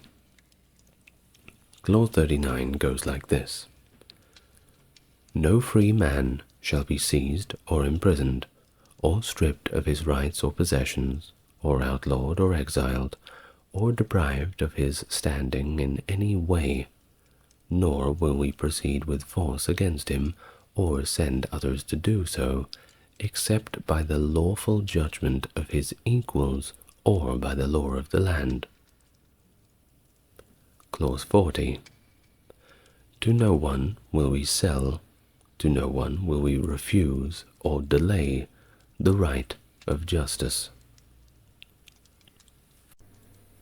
Henry VIII, one of England's most famous monarchs, reigning from 1509 to 1547. Best known for his role in the separation of the Church of England from the Roman Catholic Church, Henry's desire to annul his marriage to Catherine of Aragon set off a series of religious reforms that ultimately led to the English Reformation. The king's tumultuous personal life, which included 6 marriages, dominated his reign and profoundly influenced the politics of 16th century England. Additionally, he's remembered for his significant role in the dissolution of the monasteries, which reshaped the religious and economic fabric of the country. And let's not forget his authoritarian rule, which expanded the powers of the monarchy. Hello and welcome to the channel. Is it your first time? If it is, it's good to meet you. And if you're coming back, welcome back. It's good to see you again. As always, if you like what I do and want to support the channel, then there's a link to the Patreon. But the best way to support the channel is help me get to that 10,000 subscriber goal, which you can do by clicking the subscribe button and liking the video, as that's good for the algorithm. Thank you in advance, and now, without further ado, let's all take a deep breath, get ourselves nice and relaxed, and we can begin our biography of Henry VIII. Henry Tudor, born on June 28, 1491, at the Palace of Placentia in Greenwich, Kent, the third child and second son of King Henry VII and Elizabeth of York. Out of his 6 or 7 siblings, only his brother Arthur, the Prince of Wales, and his sisters Margaret or Mary managed to make it past infancy. He was baptized quickly by Richard Fox, the Bishop of Exeter, at a nearby church of the observant Franciscans, and at the age of 2 years old he was appointed the Constable of Dover Castle and Lord Warden of the Cinque Ports. By 3 years old he became Earl Marshal of England and even Lord Lieutenant of Ireland. Shortly after these appointments, he was made a Knight of Bath, following being created by the Duke of York and later appointed Warden of the Scottish Marches. At age 4, he was inducted into the Order of the Garter. These early honours were intended to enable his father, King Henry VII, to maintain control over lucrative positions without having to share them with other prominent families. Henry's early life, overshadowed by his brother Arthur, who was the favourite to become king, remains somewhat poorly documented. However, we do know that he received a top-quality education, becoming fluent in Latin and French, and apparently acquiring some knowledge in Italian, because why not? Well, by November of 1501, Henry played a significant role in the ceremonies of Arthur's marriage to Catherine of Aragon, daughter of King Ferdinand II of Aragon and Queen Isabella of Castile. Henry used the royal arms, distinguished by a label of 3 points ermine, and was made a Knight of the Golden Fleece by Emperor Maximilian in 1506.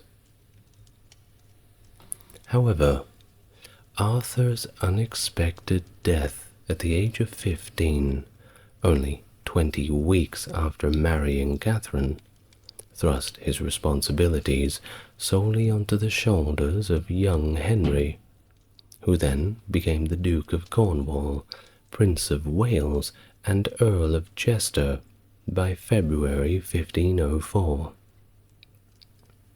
Despite these titles, Henry VII kept him from public duties, leading him to ascend the throne later without much experience in governance. Following Arthur's death, Henry VII sought to maintain the alliance with Spain by betrothing the young Henry to the widowed Catherine. They were formally betrothed 2 days after the treaty was signed on June 23, 1503, although a papal dispensation was initially sought for the impediment of public honesty. It shifted towards an affinity dispensation to consider potential consummation of Arthur and Catherine's marriage. The cohabitation between Henry and Catherine was delayed, as Henry was still deemed a little too young. The death of Queen Isabella in 1504 complicated things further, and strained relations between Henry VII and Ferdinand II. Catherine, left in a state of uncertainty, was made ambassador by her father, allowing her to remain in England. Despite Henry's initial resistance to their union, Catherine firmly believed that it was divine intervention and God's will for them to marry, holding on to this conviction during her prolonged stay. Henry VII passed away on the 21st of April 1509, and Henry VIII, then 17 years old, ascended to the throne the very next day. Following his father's funeral on the 10th of May, Henry VIII unexpectedly announced his decision to marry Catherine of Aragon, disregarding ongoing issues regarding the papal dispensation and an unresolved portion of Catherine's dowry. The young king claimed that his father had expressed a dying wish for him to marry Catherine, and how could he argue with that? Well, you see, this claim, whether it be true or not, certainly served his political interests, especially as it thwarted the marriage plans between Henry and Eleanor, the granddaughter of Emperor Maximilian I, who had been considering her as a potential bride for Henry. Thus, the wedding between Henry and Catherine was a modest affair, and it took place at a friar's church in Greenwich on June the 11th, 1509. Henry, who had fancied himself a successor to legendary figures like Constantine and the great King Arthur, married Catherine in a ceremony that, despite its privacy, marked the beginning of continuous celebrations. The year 1509, on the 23rd of June, Henry led Catherine from the Tower of London to Westminster Abbey, where their lavish coronation occurred the following day. The event featured a procession lined with tapestries and a grand banquet in the Westminster Hall. Shortly after this coronation, Henry put an arrest warrant on Richard Empson and Edmund Dudley, two of his father's most unpopular ministers. The charge? High treason. And you know where that gets you. They were quickly executed in 1510, establishing early in his reign Henry's readiness to use political executions to consolidate power. Well, it wasn't all bad. Henry did show some leniency towards members of the House of York, unlike his father. He pardoned several individuals, such as Thomas Grey, the second Marquess of Dorset, although others, like Edmund de la Pole, remained unreconciled and were later executed. Henry's marriage to Catherine began with frequent pregnancies, but resulted in some very unfortunate tragedies. Their first child was stillborn, and a son named Henry, born on New Year's Day in 1511, died only 7 weeks after. Catherine experienced further stillbirths in 1513 and 1515, but in February she did manage to successfully give birth to a daughter, Mary, which managed to temporarily ease the marital strains. Let's not forget the terrible emotional burden this must have been on Catherine, with stillbirth after stillbirth. Not good, no matter what time you're in. Well, Henry's marital fidelity was questionable. He engaged in an affair with one of Edward Stafford, third of Duke of Buckingham's sisters, Elizabeth or perhaps Anne Hastings. By 1516, he began another significant affair with Elizabeth Blount, one of his few undisputed mistresses. Blount later bore him an illegitimate son, Henry Fitzroy, in the June of 1519. Thus, Fitzroy was made a Duke of Richmond in 1525, and his high status fueled speculation about his potential legitimization. While despite the public facade of a good marriage, Henry was taking mistresses left and right, the exact number of which is debated among historians. His relationship with Catherine, of course, ultimately deteriorated over issues of succession and his increasing infidelities.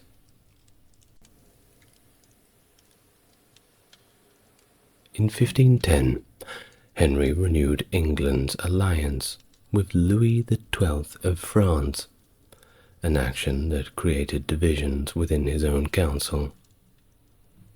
The main concern was that war with the combined forces of France and the Holy Roman Empire, who were at the time allied in the League of Cambrai against Venice, would be overwhelmingly challenging for England. Nevertheless, shortly after reaffirming ties with France, Henry shifted his alliances by entering into a pact with Ferdinand II of Aragon. The politics once again changed significantly when Pope Julius II formed the anti-French Holy League in the October of 1511. Henry, aligning with Ferdinand's strategy, joined this league and became engaged in its activities. The initial military collaboration between England and Spain aimed to reclaim Aquitaine for England, fulfilling Henry's ambition to assert dominance over France. Although Henry did not lead the spring of 1512 attack personally, and despite its failure largely due to Ferdinand's self-interested manipulation, the Franco-Spanish alliance managed to expel the French from Italy, maintaining the alliance's integrity. Subsequently, Henry managed a diplomatic triumph by persuading Emperor Maximilian to join the Holy League. The Pope even offered Henry the title of Most Christian King of France, with the prospect of being crowned in Paris. Of course, this was contingent on his victory over Louis XII. In the summer of 1513, Henry personally led an invasion of France, achieving a symbolic victory at the Battle of the Spurs. His forces captured Tournai and Terouanne, contributing to Henry's propaganda efforts and bolstering his military reputation. However, his absence from England prompted his brother-in-law, James IV of Scotland, to invade England, likely at Louis's urging. This incursion was decisively repelled by English forces led by Queen Catherine at the Battle of Flodden on September 9, 1513, resulting in James IV's death and the complete cessation of Scottish involvement in the conflict. Despite these martial excursions, Henry abstained from further campaigns in 1514 due to depleted finances and limited returns from his continental allies. following the death of Pope Julius and the succession of Pope Leo X, who was more inclined towards peace, Henry negotiated a treaty with France. He agreed to marry his sister Mary to the new French king, Louis XII, securing a peace for an unexpectedly lengthy period of 8 years. Well, the political arena saw itself redefined by the accession of Charles V, Catherine of Aragon's nephew, who became King of Spain in 1516, and even the Holy Roman Emperor in 1519, and also by Francis I succeeding Louis XII as King of France in 1515. This ushered a new era, with young leaders poised for diplomacy. Cardinal Thomas Wolsey's adept negotiations led to the Treaty of London in 1518, which sought to unify European kingdoms against the Ottoman threat. However, the ambitious meeting between Henry and Francis I at the Field of the Cloth of Gold in June of 1520 failed to foster lasting peace due to the underlying competitive tensions.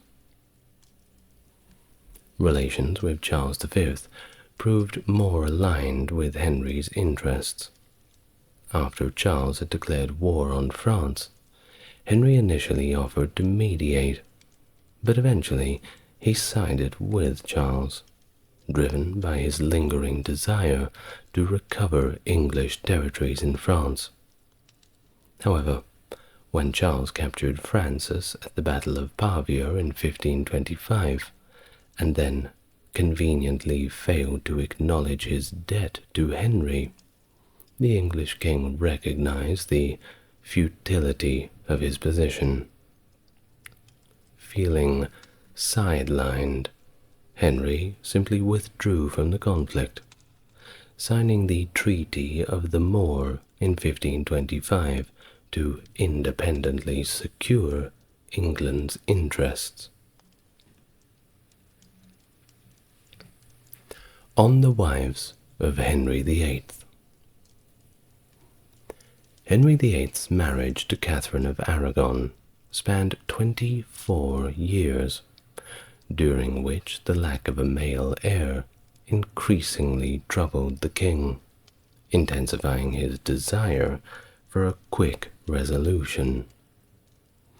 This situation led him into an affair with Mary Boleyn, one of Catherine's ladies-in-waiting. Speculation arose regarding the paternity of Mary's 2 children, though Henry simply never acknowledged them, as he did with his acknowledged illegitimate son, Henry Fitzroy. In 1525, Henry's frustration with Catherine's inability to produce a male heir was compounded by his growing infatuation with Mary Boleyn's sister, Anne Boleyn, a rather captivating woman reportedly of 25 years old, who was within the Queen's retinue. Now, unlike her sister, Anne had resisted Henry's advances, refusing to become his mistress, which significantly shaped the subsequent political and religious situation of England. Also quite brave to reject the king. What a woman. Well, Henry then faced the dilemma of securing a dynastic succession, considering 3 options. 1, legitimizing Fitzroy, which would involve the Pope and be open to challenges. 2, arranging a quick marriage for his daughter Mary in hopes of a male grandchild, or simply annulling his marriage to Catherine to marry someone younger. The third option, particularly appealing with Anne Boleyn in mind, soon became Henry's focus, as he sought to annul his marriage to the now 40-year-old Catherine. But there's a problem. Divorce was not quite smiled upon, so something had to be done or some law changed. Initially a devout Catholic, Henry authored the Assertio Septem Sacramentorum in 1521, defending papal supremacy and earning him the title of Defender of the Faith from Pope Leo. However, by 1527, and with new priorities, Henry's views began to shift, influenced by his desperate need for a male heir. He convinced himself that his marriage to Catherine was cursed by God, citing Leviticus 20:21, which he believed made his union incestuous, since Catherine was his brother's widow. I bet he stayed up many nights trying to find an excuse to leave his wife. Well, this was the one he decided on. Henry's pursuit of an annulment was, of course, pretty fraught with political maneuvers. In 1527, he argued to Pope Clement VII that the Pope's dispensation for his marriage to Catherine was, in fact, completely invalid. When these direct appeals to the Pope failed, Henry initiated a plan for an ecclesiastical court in England, hoping to secure a favorable judgment. However, Pope Clement, likely influenced by pressure from Catherine's nephew, Emperor Charles V, called the case back to Rome in 1529, effectively stalling the process and rather frustrating Henry, who, by the sounds of it, was already frustrated enough as it is. Well, Cardinal Wolsey, Henry's chief minister and cardinal, bore the brunt of his frustration over the failed annulment, leading to Wolsey's downfall and eventual charges of treason, from which he died awaiting trial in a dirty old cell. Thomas More succeeded Wolsey as the Lord Chancellor, yet his firm Catholic beliefs made his role rather complex in the unfolding religious reform.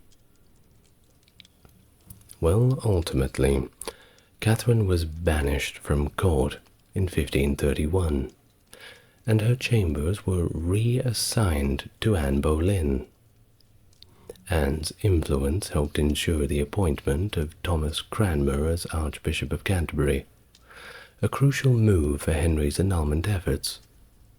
Cranmer's appointment, sanctioned by the Pope, completely unaware of Henry's broader ecclesiastical ambitions, marked a significant step towards the eventual establishment of the Church of England, fundamentally altering the religious landscape and setting the stage for the English Reformation. Of course, there'll be a full video on the English Reformation soon. I just have a list that is about 50 or 60 items long. Please be patient. In the winter of 1532, Henry, seeking to secure his marriage to Anne Boleyn, met with Francis I of France in Calais to gain his support. Upon returning to England, Henry, who was then 41 years old, and Anne Boleyn conducted a secret wedding ceremony. Very soon after, Anne became pregnant, leading to a second, more public wedding service in London on January the 25th, 1533.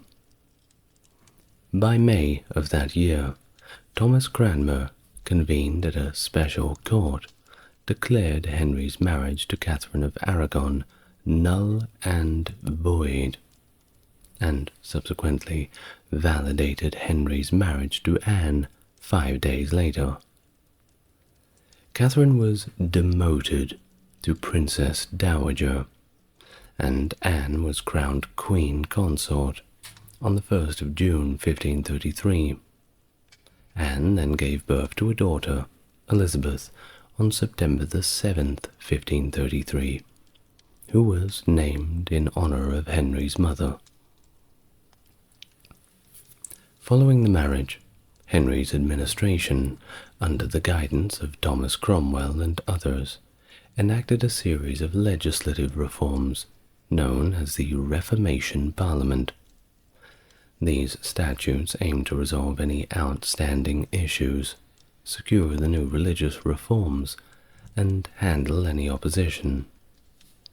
Thomas More resigned as Lord Chancellor in 1532, leaving Cromwell as Henry's chief minister. Thus, the Acts of Supremacy in 1534, among other laws, recognized Henry as the head of the Church of England, and pretty much completely eliminated the authority of the Pope over English religious matters. This, of course, led to an excommunication of Henry and Cranmer by Pope Clement, but that didn't matter. They had their own church now.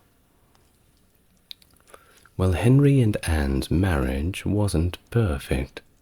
There was trouble in paradise.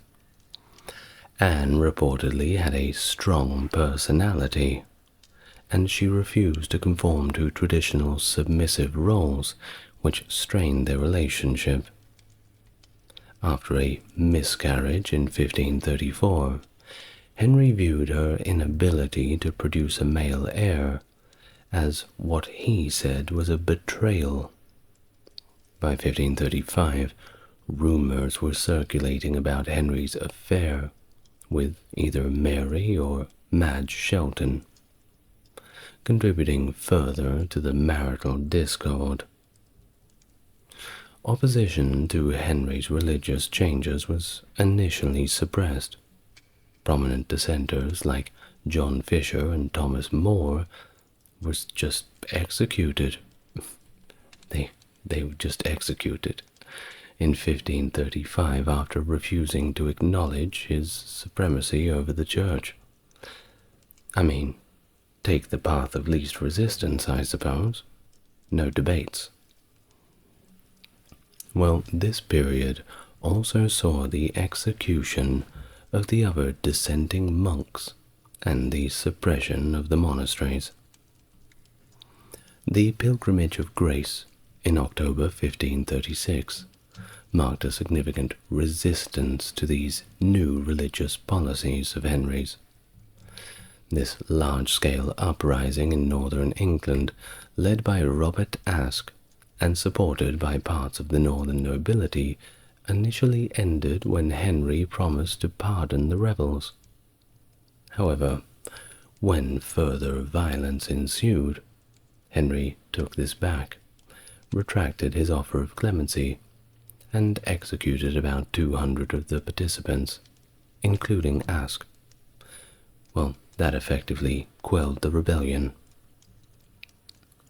On the 8th of January, 1536, King Henry and Anne Boleyn received news of the death of Catherine of Aragon. The next day, Henry notably wore yellow attire, with a white feather in his bonnet. During this period, Anne was pregnant again and acutely aware of the high stakes to produce a male heir.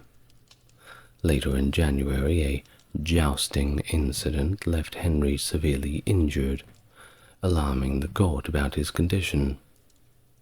The stress of Henry's accident contributed to Anne suffering a miscarriage of a male fetus on January 29th, coinciding with Catherine's funeral, a symbolic and real blow to her standing as a queen. Despite the Boleyn's family's prominent positions, Anne faced increasing hostility from many at court, including the Duke of Suffolk and her own uncle, the Duke of Norfolk. Her political influence waned as Henry's favour shifted towards alliances that the Boleyns opposed, particularly as Thomas Cromwell, who favoured the Emperor over France, gained more and more influence. Moreover, Anne had numerous adversaries, including those who supported reconciliation with Henry's daughter, Princess Mary, and saw Anne's diminishing power as an opportunity to restore Mary's status. Anne's final downfall was precipitated by her miscarriage, and her fate was sealed amidst accusations of adultery, incest, and apparently witchcraft, charges that historians continue to debate, but I think we can put the witchcraft one firmly in the maybe pile. Well, the court's atmosphere soured quickly against her. By late April, the king's attentions had visibly shifted to Jane Seymour. That's right, he had a new flame, indicating a significant change in the court dynamic. Between April 30 and May 2nd, several men, including Anne Boleyn's own brother, George Boleyn, were arrested and charged with adultery with the Queen. Despite very weak evidence, pretty much 100% hearsay, they were convicted of treason and executed on May 17th. On the very day of the execution, Henry and Anne's marriage was annulled by Archbishop Thomas Cranmer, who struggled to justify the annulment, but likely based it on Henry's prior relationship with Anne's sister, Mary Boleyn. This relationship violated canon's law's provisions on affinity, rendering the marriage invalid. Anne Boleyn was also executed on May the 19th, 1536, at the Tower of London, marking a tragic end to her brief stint as England's queen.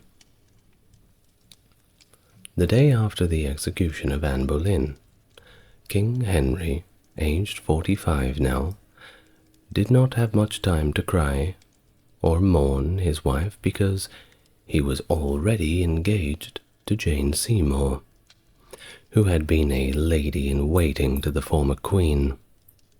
Thus, they were married just 10 days later, in a private ceremony in Anne's former closet at the Palace of Whitehall, London, officiated by Stephen Gardiner, the Bishop of Winchester.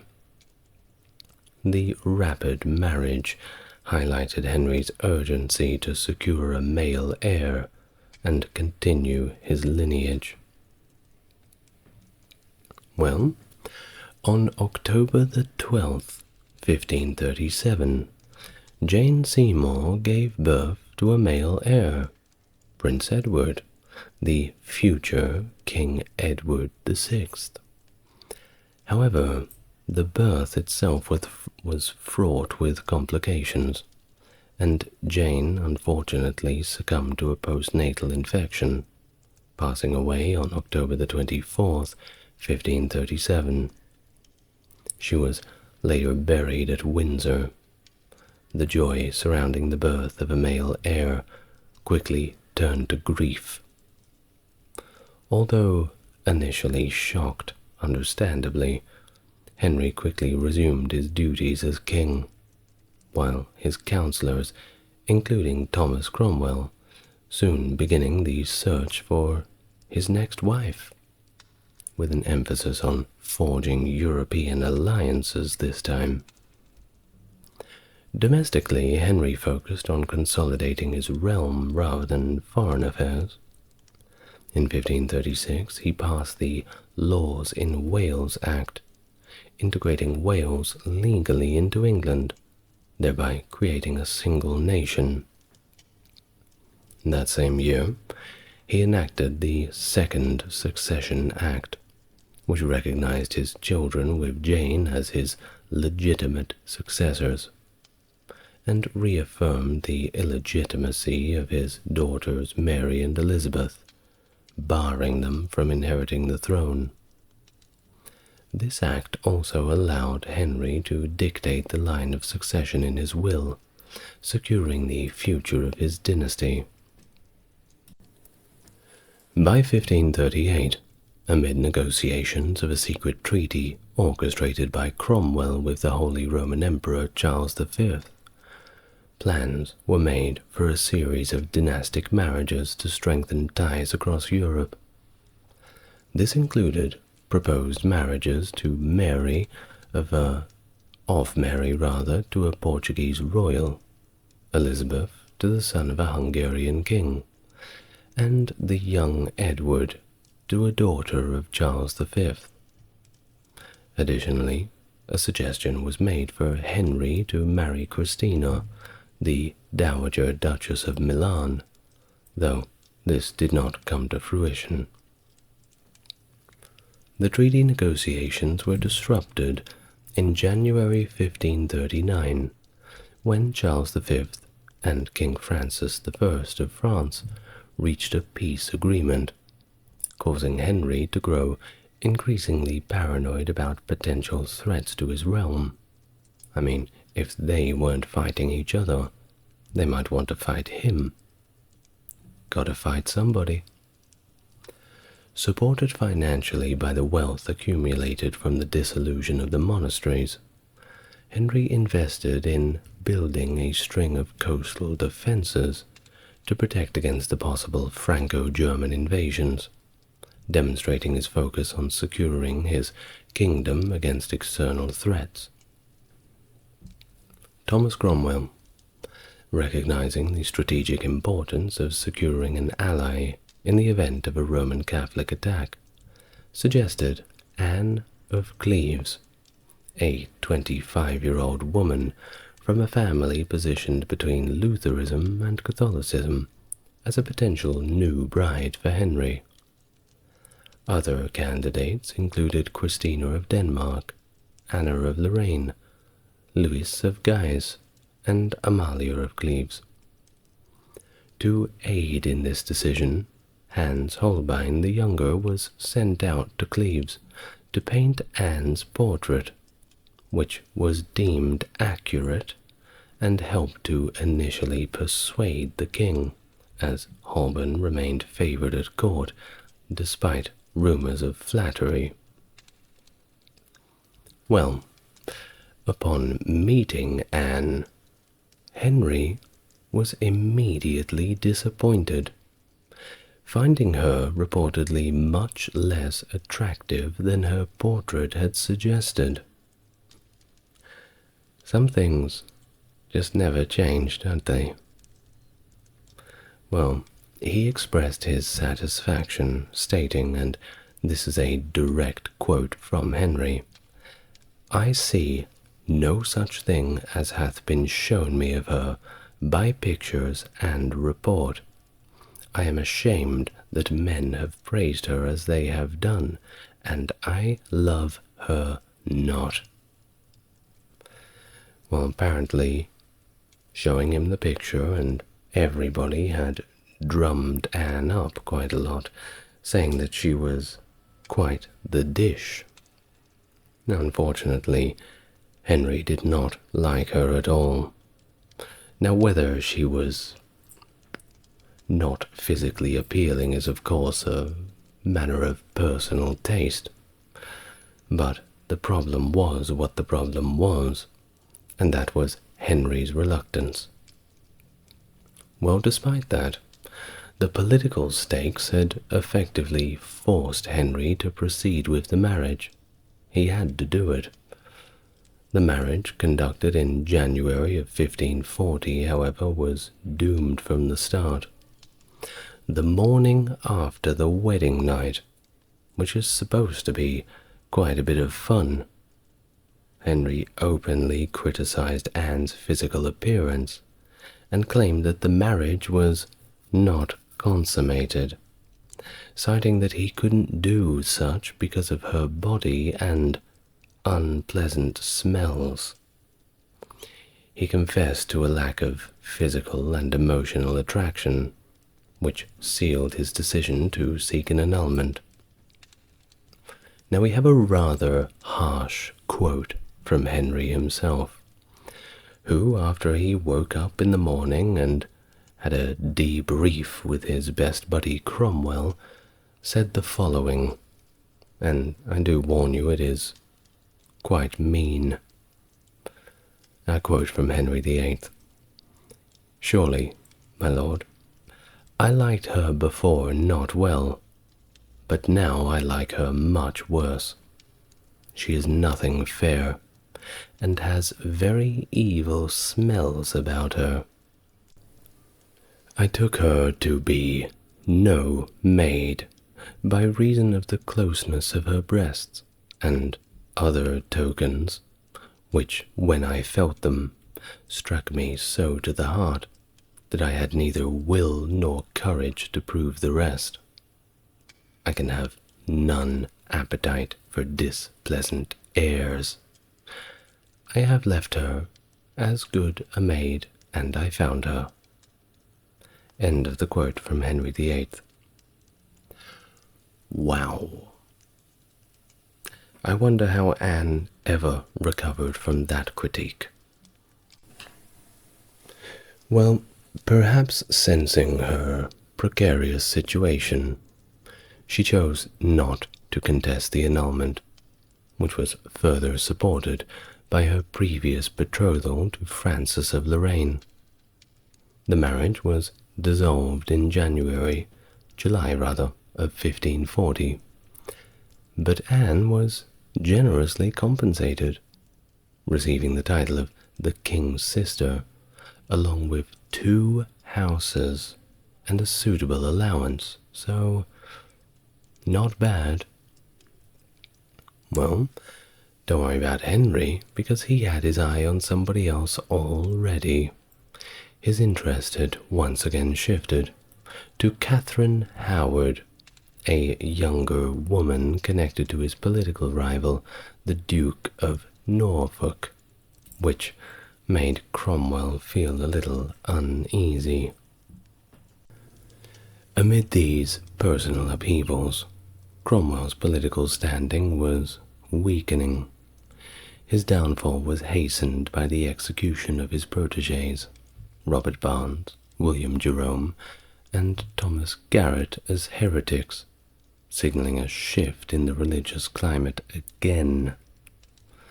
Although there is little direct evidence pointing to Cromwell's mismanagement or errors, he was charged with a range of offences including treason, selling export licenses, and unauthorized grantings of passports and commissions.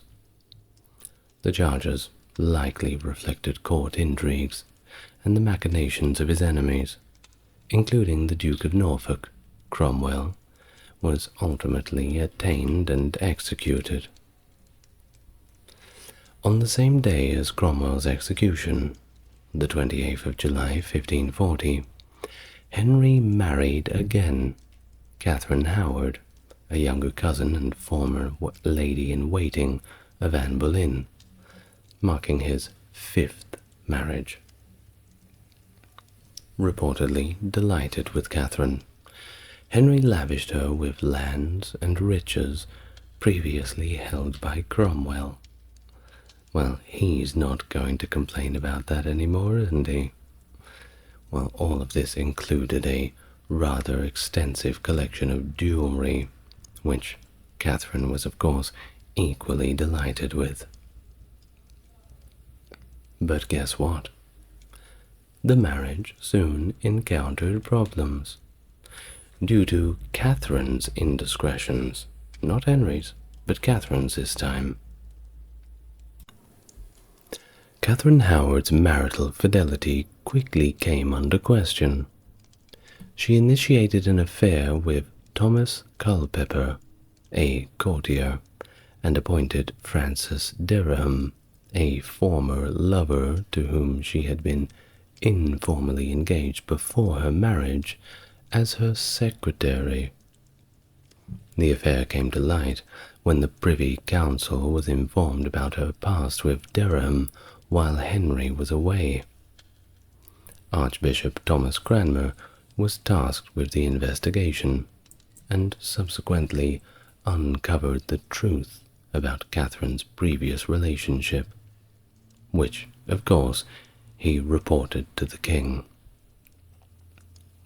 Initially, Henry was in complete disbelief, but he finally accepted the reality of the allegations after Dereham's confession and further persuasion from the Privy Council. Overwhelmed with anger and betrayal, Henry vented his frustrations on the council before retreating to hunting to calm his nerves. Nothing like shooting a few animals to brighten up your day.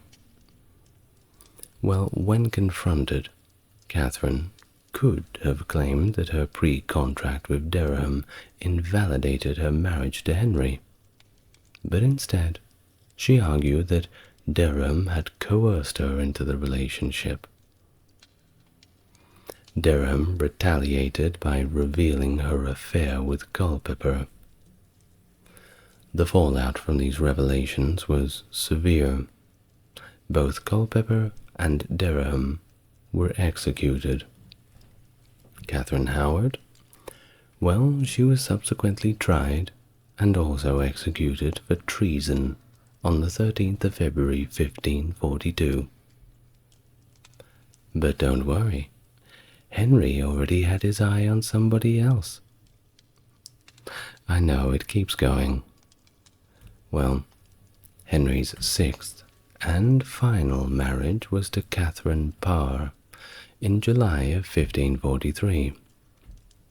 Now, Catherine Parr was a wealthy widow known for her reformist beliefs, often debating with Henry about religious matters. Despite the reactionary shift in politics following Cromwell's execution, Henry's religious stance remained a personal mix of Catholic and Protestant elements. Catherine Parr played a significant role in mending the strained relationships between Henry and his daughters, Mary and Elizabeth, whom she helped restore to the line of succession through the Third Succession Act of 1543. This act also granted Henry the authority to determine further succession to the throne through his will.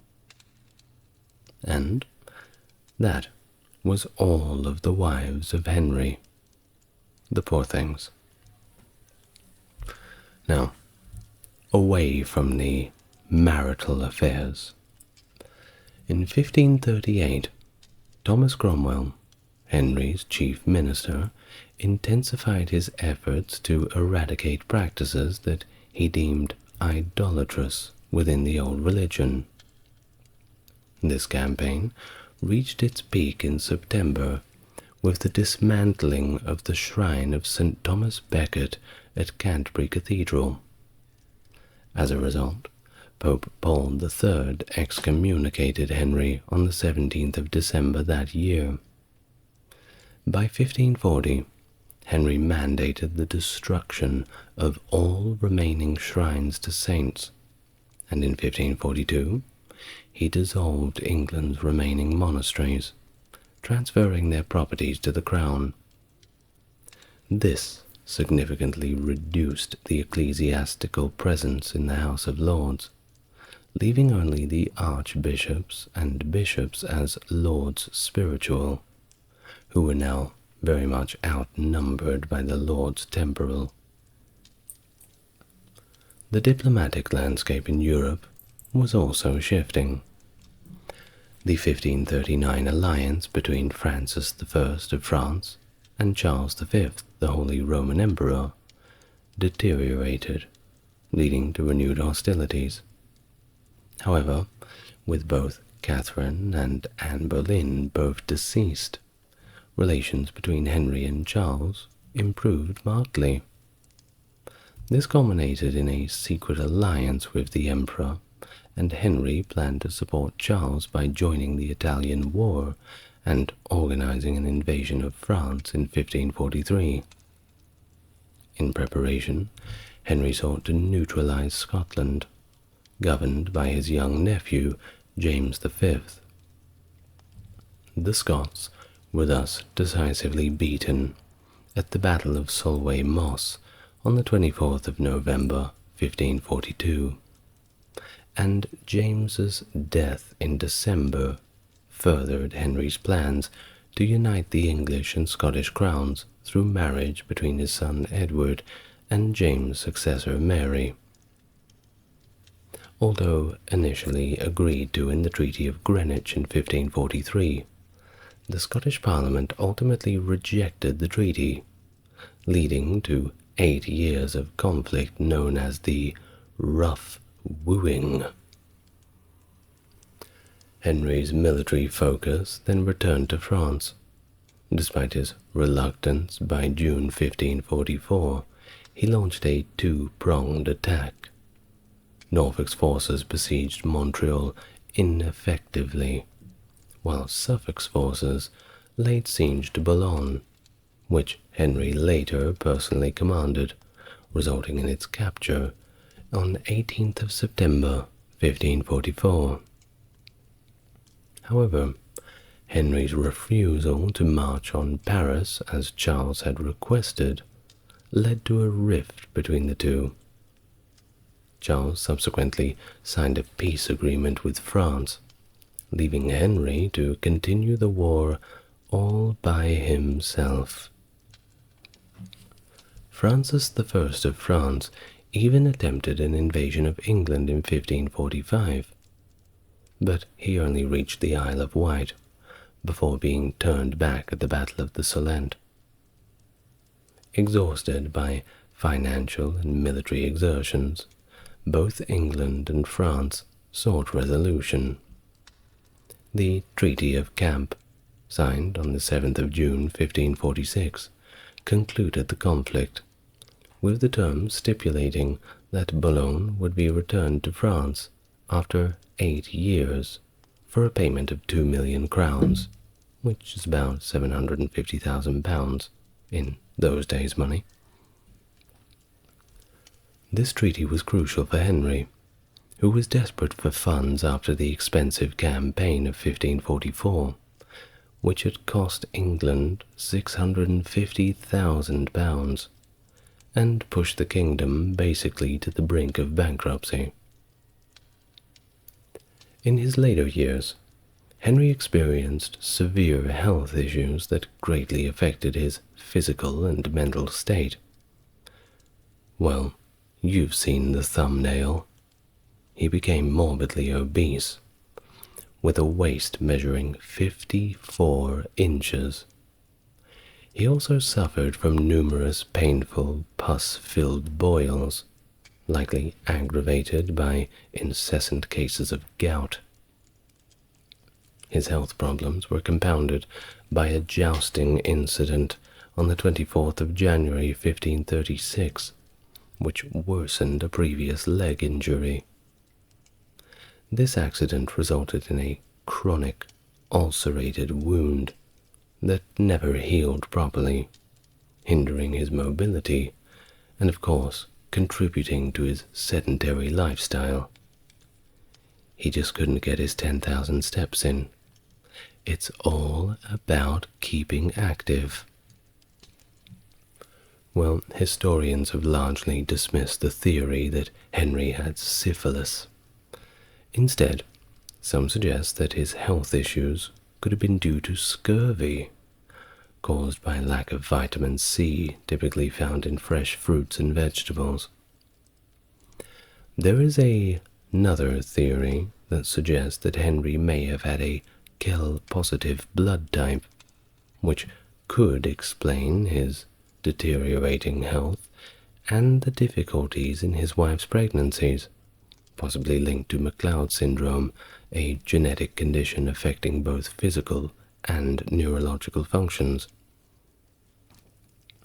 Well, his physical decline accelerated, and he died at the age of 55 on the 28th of January 1547 at the Palace of Whitehall, coincidentally on the day when he would have been celebrating his father's 90th birthday.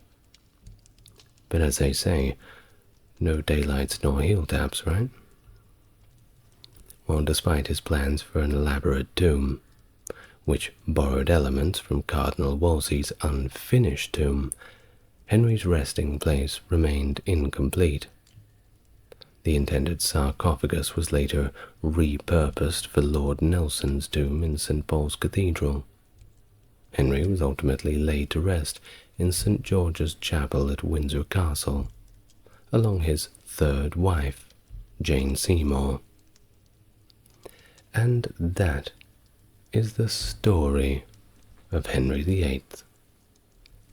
Now, of course, we could talk about Henry VIII all day, but who's got time for that? Maybe you do. But me? Well, I think that's enough of Henry VIII for now. Unless you really want me to go into more detail, which, I don't know. Leave it in the comments. Well, I would like to thank my top-tier patrons. That is JC, Stark Factory, Susan, and Jeffrey. Thank you very much, the four of you, and if you, listener, would like to make a contribution, you know what to do. Patreon link is in the description. Otherwise, Sigismund of Luxembourg, the Holy Roman Emperor from 1433 until his death in 1437. A short reign for such a formidable figure. He was also the King of Hungary and Croatia from 1387, the King of Bohemia from 1419, and the King of Germany from 1411. Sigismund is perhaps best known for his initiating of the Council of Constance in 1414, which sought to end the papal schism, reform the Church, and address the heretical teachings of Jan Hus. His tenure was of course marked by conflicts, including struggles to suppress heresy, maintain his authority over the Bohemian crown, and defend his territories against the Ottoman Empire. Hello, welcome to the channel. If it's your first time here, it's good to meet you. If you are coming back, great to see you again. As always, if you like what I do, Patreon link is in the description. Otherwise, help me get to my goal of 10,000 subscribers, which hopefully by the time this video is seen by you, I will be at. But you know what to do. Like, comment, subscribe, all the good stuff. Now, without further ado, please get relaxed. Deep breaths, and we can begin our biography of Sigismund. Believed to have been born either in Nuremberg or Prague in 1368, Sigismund was the offspring of Charles IV, the Holy Roman Emperor, and his fourth wife, Elizabeth of Pomerania.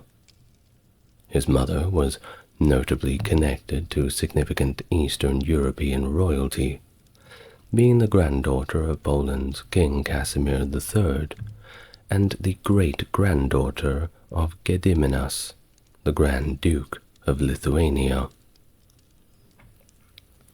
His name was inspired by Saint Sigismund of Burgundy, his father's favored saint.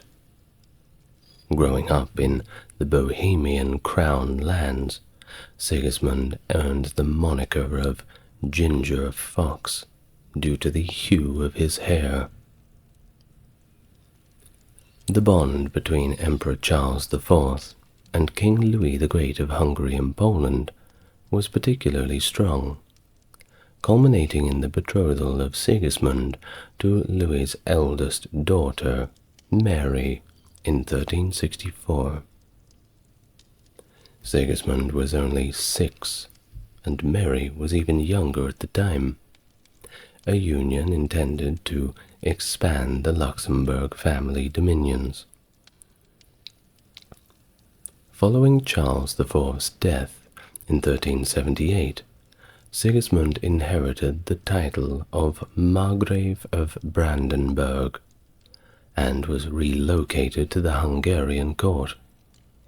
There, he rapidly assimilated, embracing Hungarian language and culture, and aligning his loyalties with his new homeland under the guidance of King Louis, who designated him as the successor to the Hungarian throne. Of course, he had to look the part too. He reportedly took on the dress and even quite a few of the mannerisms of the Hungarians. By 1381, the age of 13, Sigismund was dispatched to Krakow by his guardian and half-brother Wenceslaus, the King of Germany and Bohemia. They sent him there to learn Polish and familiarize himself with the region and its populace. Additionally, Wenceslaus assigned him Neumark to improve communications between Brandenburg and Poland. Although Mary ascended as Hungary's monarch, Sigismund also aspired to the Polish crown. However, the Polish nobility resisted the notion of a German ruler and the potential of a union with Hungary.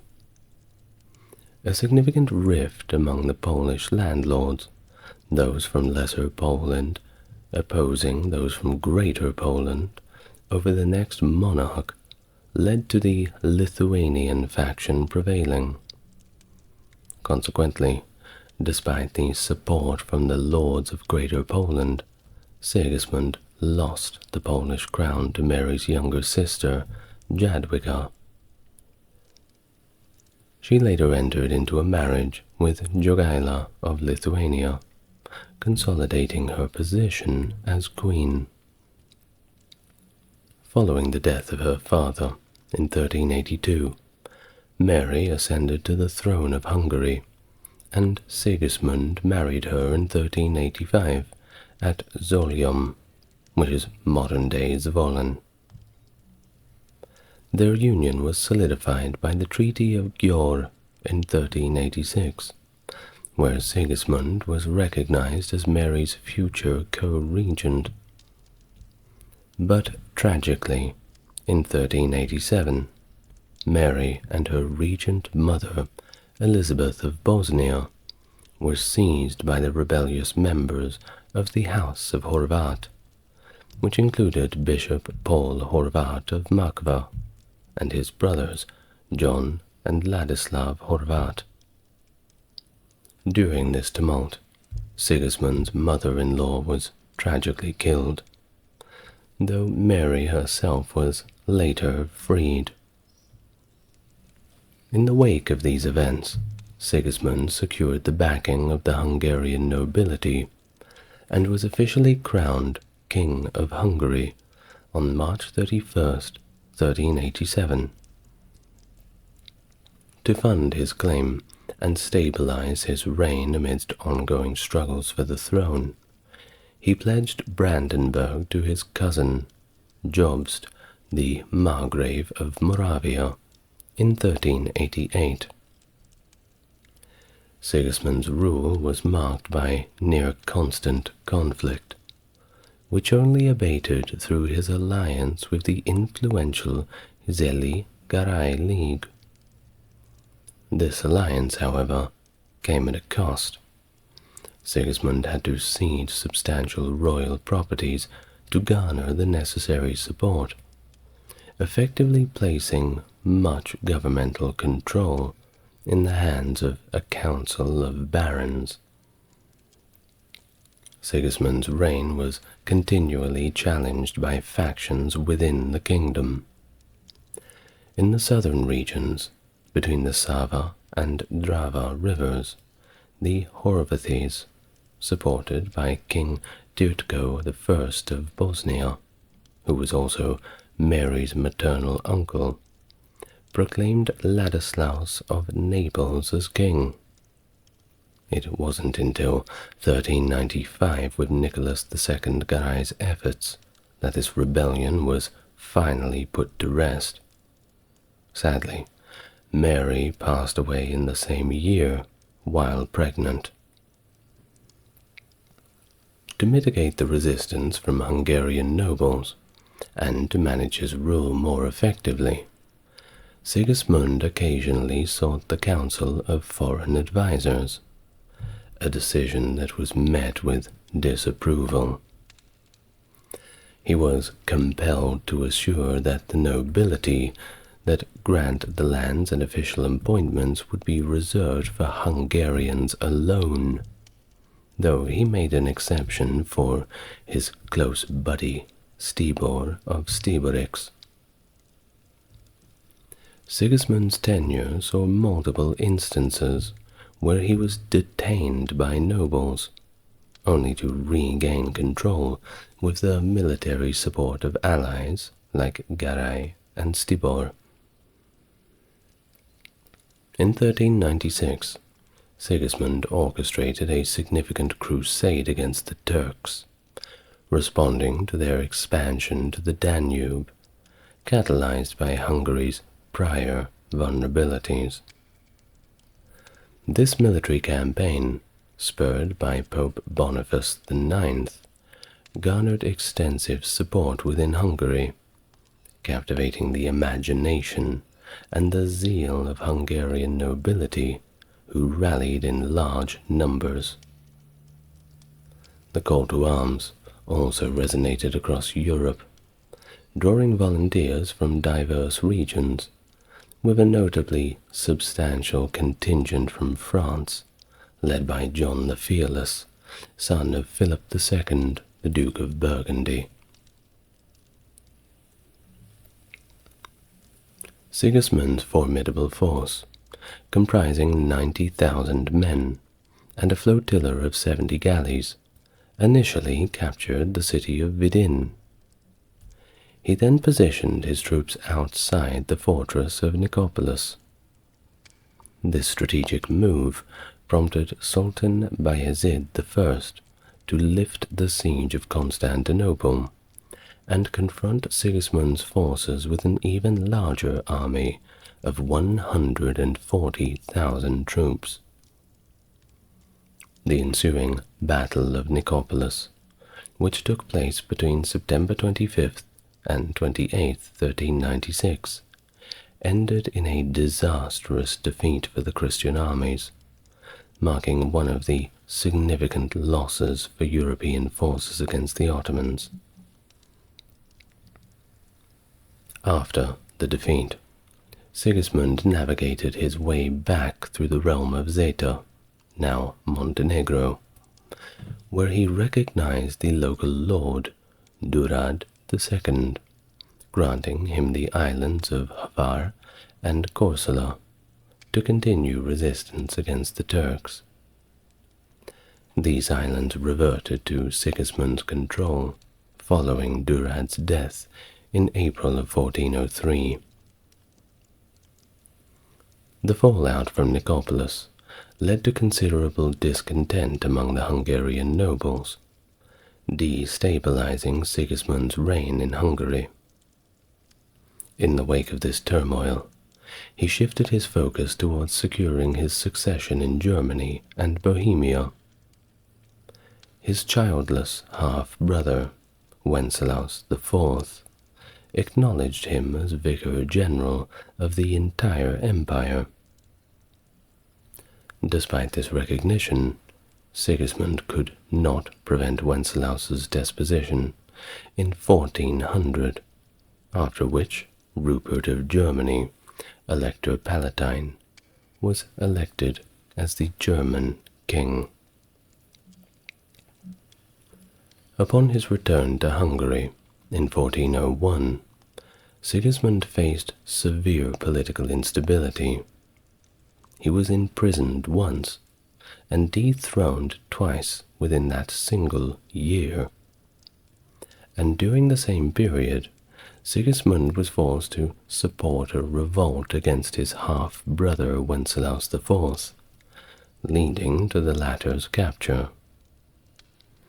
This allowed Sigismund to assume control over Bohemia for 19 months before he finally released Wenceslaus in 1403. I suppose he's learned his lesson by now. Let's let him go.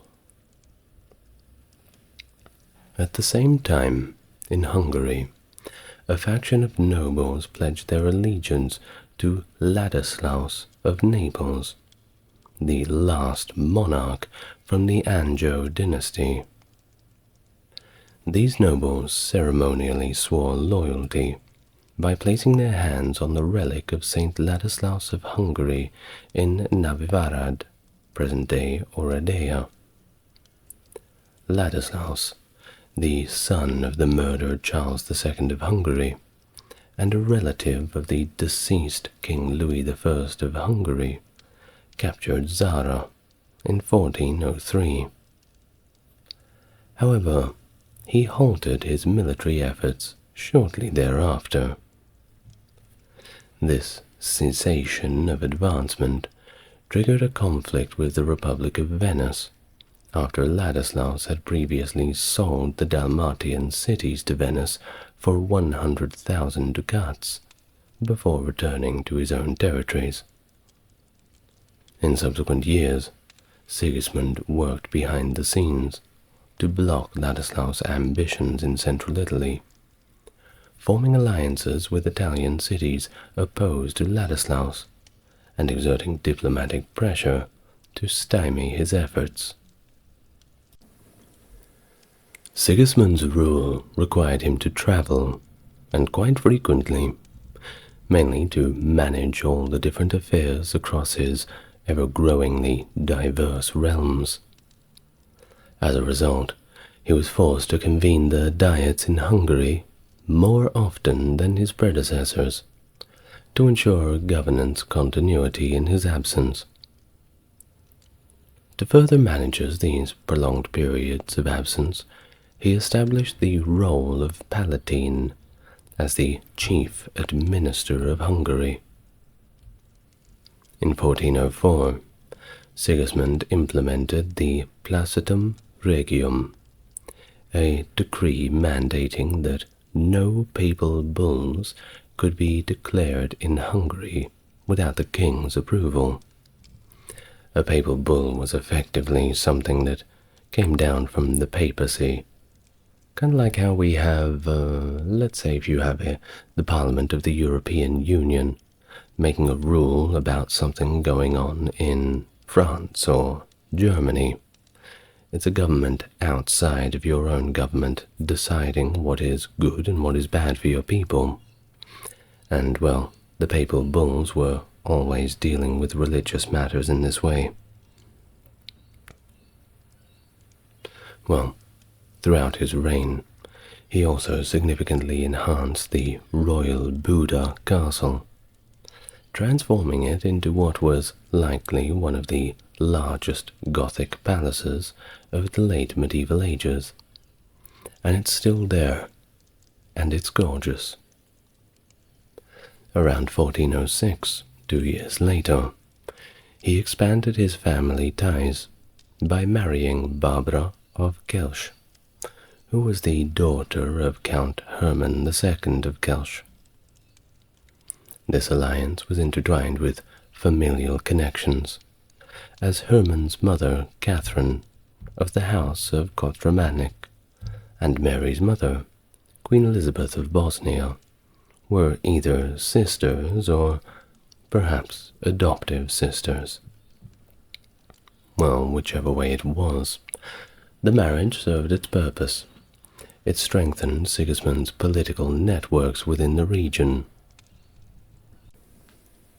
Sigismund's rule in Slavonia was marked by his determined and sometimes ruthless approach to governance, notably during the bloody Savor of Krzewki, an organized killing of the former Croatian Ban named Stefan II Lakvi, and a whole lot of his followers for good measure. While he managed to establish firm control from the river Sava northwards, his influence was notably weaker to the south. In 1408, Sigismund led a significant military campaign, commanding an army described as nearly 50,000 crusaders against Bosnian nobility, culminating in the Battle of Dubor. This battle resulted in the massacre of approximately 200 members of the Bosnian nobility. Despite the military success, the campaign failed to achieve lasting political objectives, leading to a Hungarian retreat and the gradual escape of the Bosnian crown from Sigismund's influence. In terms of his possessions in Serbia, he faced the continuous threat of Ottoman expansion, as pretty much everyone in the Balkans was facing at the time. To enhance the security of the southern Hungarian borders, he forged a defensive alliance with the despot Stefan Lazarevic of Serbia. In 1403, in a strategic move, Sigismund granted the northwestern Serbian territories, including the city of Belgrade and the Banat of Marxo, to despot Stefan. In return, Stefan pledged his loyalty to Sigismund, serving as a steadfast vassal until his death in 1427. Following Stefan, his successor, George Brankovic, also maintained allegiance to Sigismund and eventually returned Belgrade to Hungarian control. Through these alliances and politics, Sigismund effectively secured the southern borders of his kingdom. Following his military success at the Battle of Dubor, Sigismund established the Order of the Dragon, a chivalric order dedicated primarily to halting the advance of the Ottoman Empire. The order's membership was largely composed of Sigismund's political allies and key supporters. Notably, figures such as Nicholas II Garay, Hermann II of Kelce, and Stibor of Stiborix. This order also attracted some of the most significant European monarchs of the time, enhancing its prestige and influence. In his capacity as king, Sigismund was a proponent of economic development, taking measures to encourage international trade. Thus, he abolished internal customs duties, implemented regulation on tariffs for foreign goods, and standardized weights and measures across his realm, facilitating easier and more efficient trade practices. His ascension to the role of King of the Romans followed the death of King Rupert of Germany in 1410. Despite his half-brother Wenceslaus's existing claims, Sigismund was elected by 3 of the electors on the 20th of September 1410. However, this election was contested by his cousin Jousts of Moravia, who was chosen by 4 electors in another election held shortly afterwards on the 1st of October of the same year. The dispute was resolved finally with Job's death on the 18th of January 1411, clearing the path for Sigismund's re-election on the 21st of July 1411. His coronation, however, was delayed until the 8th of November 1414, when it was finally conducted at Aachen, solidifying his position as the King of the Romans.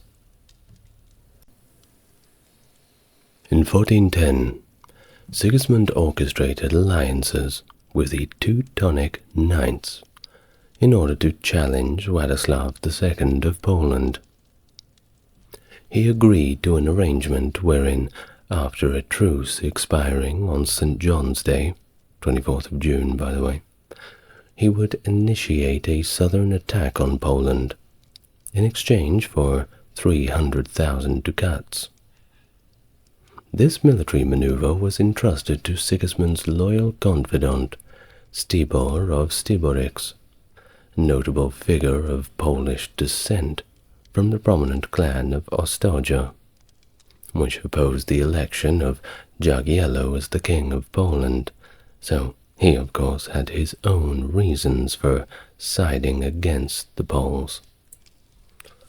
Well, Stibor, who had become one of the most powerful men in late medieval Europe, much due to Sigismund's patronage, held the title of Duke of Transylvania and owned extensive lands, including about 25% of what is today known as Slovakia.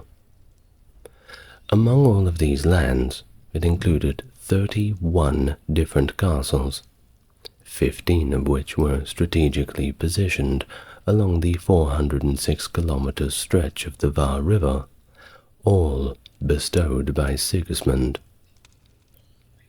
So basically, he was loaded. As tensions escalated into warfare between Poland and Lithuania, allied with the Muscovites and the Teutonic Knights, Sigismund capitalized on Stibor's diplomatic acumen to secure financial advantages. Although the Polish faction included several negotiators from the Ostoja clan, distant relatives of Stibor, the familial ties did not avert the conflict. In July 1410, a coalition of 22 western states rallied against Poland at the Battle of Grunwald. Following the Polish-Lithuanian triumph at Grunwald, where Stibor's forces had briefly engaged by attacking and burning Nowy Sącz before retreating to Bekov Castle, the Teutonic Knights were compelled to pay a substantial reparation to Poland. Better luck next time, I suppose.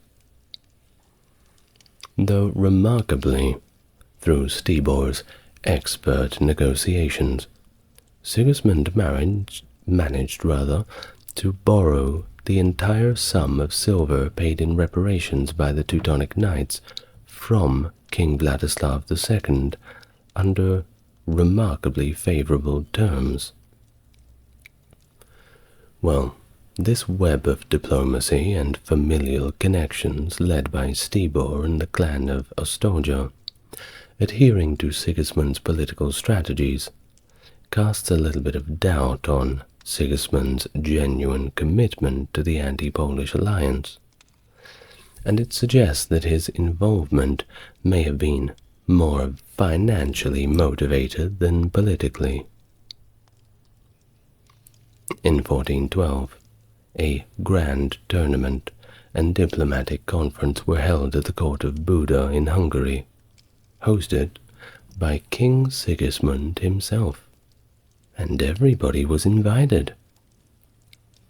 This significant event was attended by an impressive gathering of European nobility, all of the who's who of the time, including King Władysław of Poland and, debatedly, either King Turtko II or Stefan Ostoja of Bosnia, though that is debated whether they did show up. Well, the tournament boasted the participation of 2,000 knights from across the continent, as far away as England, demonstrating the vast scale and importance of the meeting. The event also served as a political summit, attracting not just royalty but a wide array of European aristocracy and dignitaries. Among the attendees were significant figures such as Witold, the Grand Duke of Lithuania, Serbian despot Stefan Lazarevic, Austrian dukes Ernest the Iron and Albert II, and of course the Grand Master of the Teutonic Order, Heinrich von Plauen. And, of course, no need to mention the invite of Sigismund's best buddy, Stibor.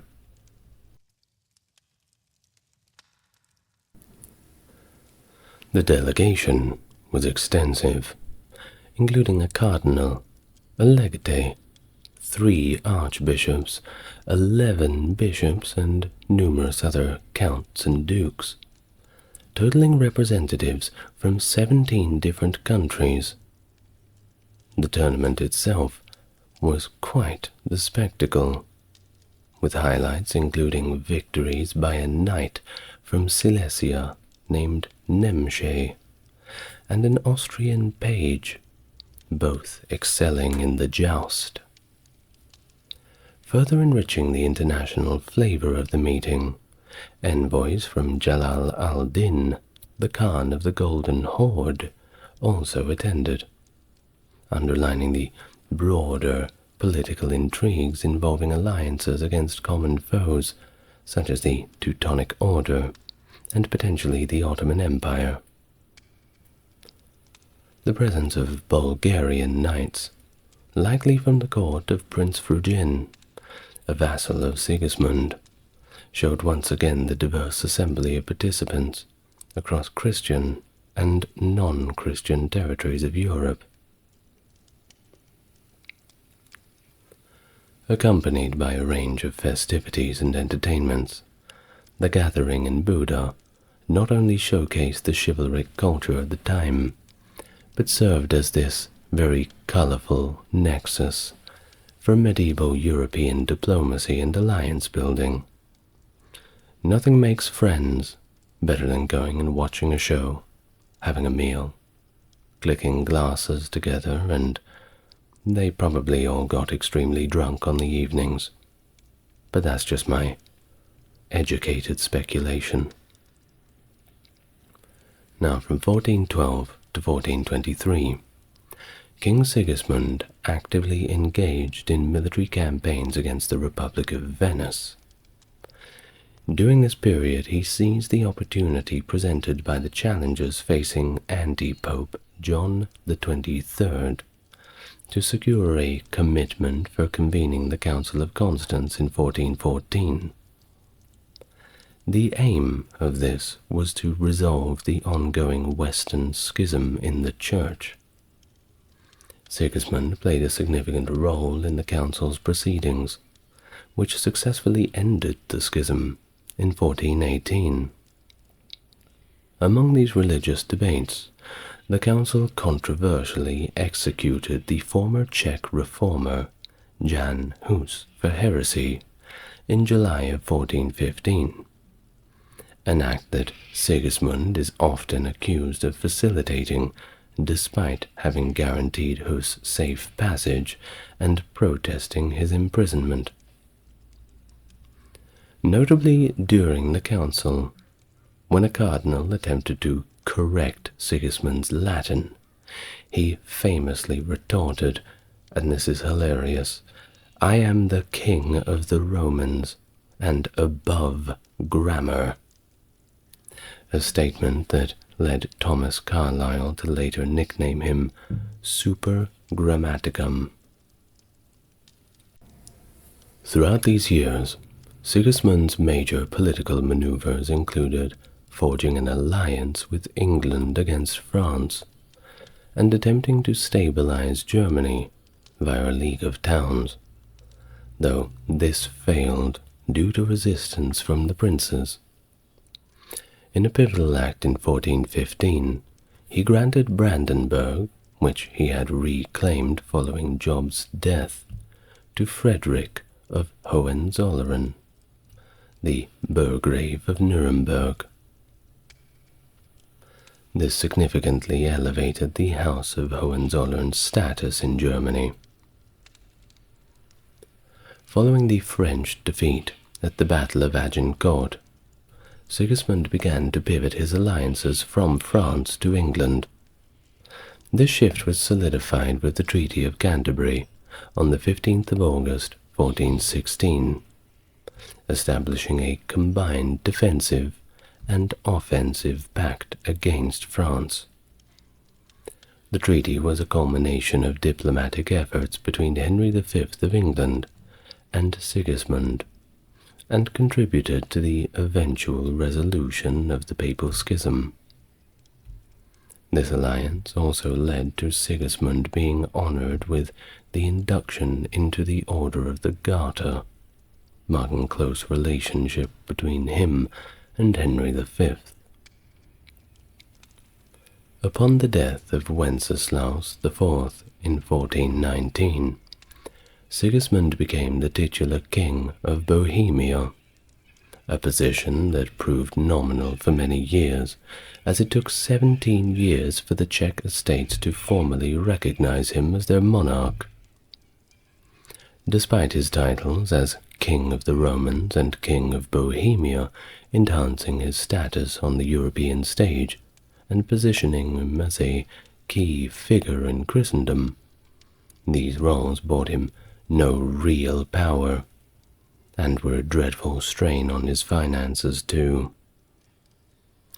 His substantial influence was primarily felt as the King of Hungary, where he had successfully established firm control and improved governance and order.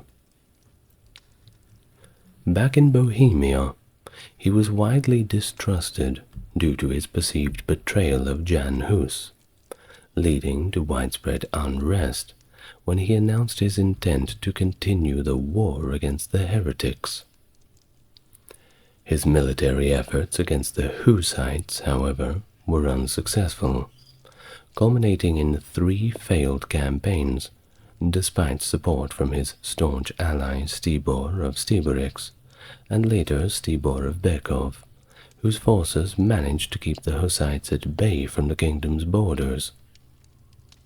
Concurrently, the Turks resumed their attacks on Hungary, further compounding Sigmund's worries. During the Diet of Nuremberg of 1422, Sigismund collaborated with German princes to organize a dual military strategy against the Hussites. The first contingent aimed to lift the siege at Karlstein Castle, while the second was tasked with defeating the Hussite field army.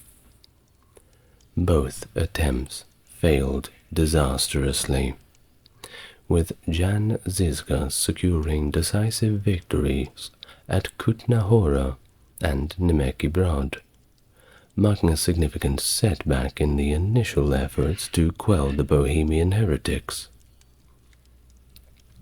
Well, despite these military defeats, the anti-Hussite alliance continued to expand, drawing support from Upper German princes and cities, some distant from Bohemia, indicating a widespread concern over the Hussite threat.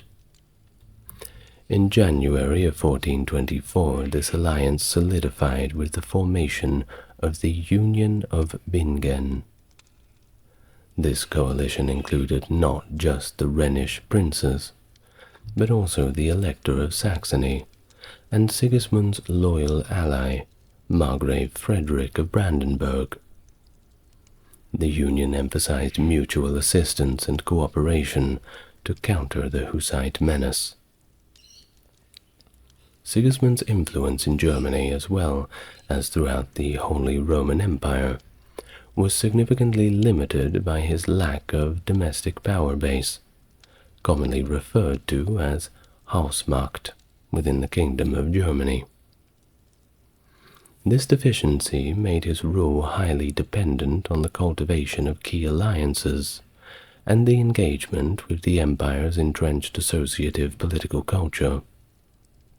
It's been emphasized by modern historians that Sigismund's ability to exercise power was intricately linked to these established mechanisms and relationships within elite networks. Thus, his reign showed that while he had a direct authoritative command in many areas, he adeptly utilized these associations to orchestrate substantial collective actions, such as the campaigns against Duke Frederick IV of Austria-Tyrol in the 1410s, and of course the campaigns against the Hussites in the 1420s. Despite his absence from the core territories of the empire for extended periods, Sigismund's strategic alliances ensured that he could still influence and direct significant imperial activities. His success was not solely a product of his personal political acumen, but also resulted from the advantageous partnerships and the effective use of the empire's associative structures. These relationships were crucial in mobilizing the empire's princes, nobles, and towns towards these common goals. One of the most pivotal alliances was with the Elector of Bamberg, Frederick I, and also Albert of Habsburg, who married Sigismund's daughter, Elizabeth of Luxembourg. The marriage not only secured Albert as Sigismund's son-in-law and heir, but also significantly bolstered the Habsburgs' position, leading to their prominent role in German and European politics. This alliance catalyzed the ascent of the Hohenzollerns and reinforced the Habsburgs, who would inherit Sigismund's connections to Hungary, Croatia, and Bohemia. In 1428, Sigismund once again led a military campaign against the Ottomans, but it yielded negligible outcomes. 3 years later, in 1431, Sigismund traveled to Milan, where on the 25th of November he was ceremoniously crowned King of Italy with the Iron Crown. Following his coronation, he stayed in Siena for a period, engaging in negotiations for his impending coronation as Holy Roman Emperor, and seeking to persuade Pope Eugenius IV to recognize the Council of Basel. Sigismund was thus crowned emperor in Rome on the 31st of May, 1433. After achieving his objectives with the Pope, he returned to Bohemia, where he was officially recognized as king in 1436, although his actual influence remained somewhat limited. Around the time of his coronation, Pope Eugenius IV initiated efforts to form a new alliance against the Ottomans, influenced largely by an ongoing Albanian rebellion that had started back in 1432. In 1435, Sigismund sent Frugin, the Bulgarian noble, to discuss potential alliances with the Albanians. Early in 1436, he also sent Daoud, a pretender to the Ottoman throne, to bolster these diplomatic efforts. However, the defeat of the Albanian rebels later that year effectively halted these plans for a coalition. Sigismund's death occurred on December the 9th, 1437, in Moravia, which is now part of the Czech Republic. He had expressed a wish to be interred next to King Saint Ladislaus I, in present-day Oradea, Romania, whom he deeply revered as the epitome of a perfect monarch, warrior, and Christian alike. Survived by his second wife, Barbara of Kelce, Sigismund left behind only a daughter, Elizabeth of Luxembourg, who was married to Albert V, the Duke of Austria. Albert, later known as Albert II of Germany, was designated as his successor. His passing thus marked the end of the Luxembourg line, as he had no sons to continue his dynasty. Well, thank you very much for listening. A bit of a shorter one today, but that's all right. I'd like to thank my top-tier patrons, and his Stark Factory, JC, Jeffrey, and Susan. Thank you very much, the four of you. If you would like to support the channel in ways beyond the norm, then there is a link in the description, and you will find the method to do so. But regardless, I sincerely hope you've enjoyed this biography of Sigismund, the Holy Roman Emperor. Thomas Aquinas was an Italian Dominican friar, philosopher, and theologian who became one of the most influential medieval thinkers of the Western world. His integration of the philosophical principles of Aristotle with the theology of the Christian faith set the framework for the Catholic theology and helped develop the system known as scholasticism, which sought to reconcile faith and reason. Aquinas is best known for his major work, the Summa Theologica, a monumental treatise that covers the full breadth of Christian theology and philosophy. His teachings on the natural law, the virtues, and the relationship between faith and reason have had a profound and lasting impact on Christian theology and Western philosophical thought. And if you want to learn about him, you're certainly in the right place. Hello and welcome to the channel. If you are new here, it's good to meet you, and if you're coming back, it's great to have you back here with me again. As always, if you'd like to support the channel, if you like what I do, and want to help keep me going, links to the Patreon are in the description and comments. Otherwise, help YouTube push the video out to a greater audience by liking, commenting, and subscribing if you feel inclined to do so. Now, without further ado, let's get on to our life of Thomas Aquinas. Please first make yourself comfortable, and we may begin. Thomas Aquinas, born around 1225 in the family castle of Roccaseca near Aquino in the Kingdom of Sicily, was destined for a religious career from an early age. His family was part of the southern Italian nobility, with his father, Landulf of Aquino, serving as a knight under Emperor Frederick II. Unlike his brothers, who pursued military careers, Thomas was intended to follow his uncle into the abbacy of Monte Cassino, the oldest Benedictine monastery. At just 5 years old, Thomas began his early education at Monte Cassino. However, the ongoing military conflict between Emperor Frederick II and Pope Gregory IX soon disrupted his stay, leading his parents to enroll him at the University of Naples. There, Thomas was introduced to the works of Aristotle, Averroes, and Maimonides, which deeply influenced his theological philosophy. He also came under the influence of John of St. Julian, a Dominican preacher, whose teachings inspired Thomas to join the Dominican order at the age of 19.